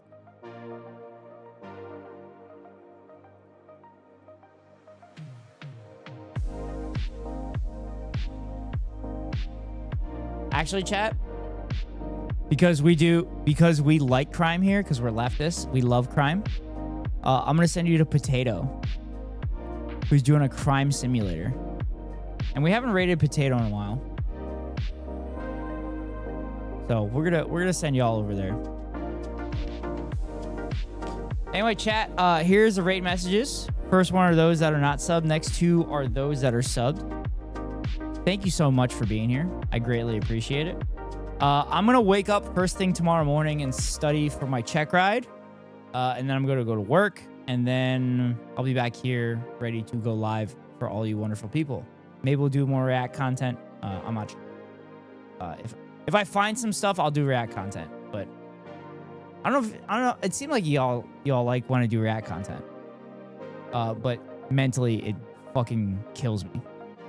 I might edit the stream where we were making fun of Will Cain and everything, but all right, with that being said, wherever you are in the world, good morning, good afternoon, good night. See y'all later. Free Palestine.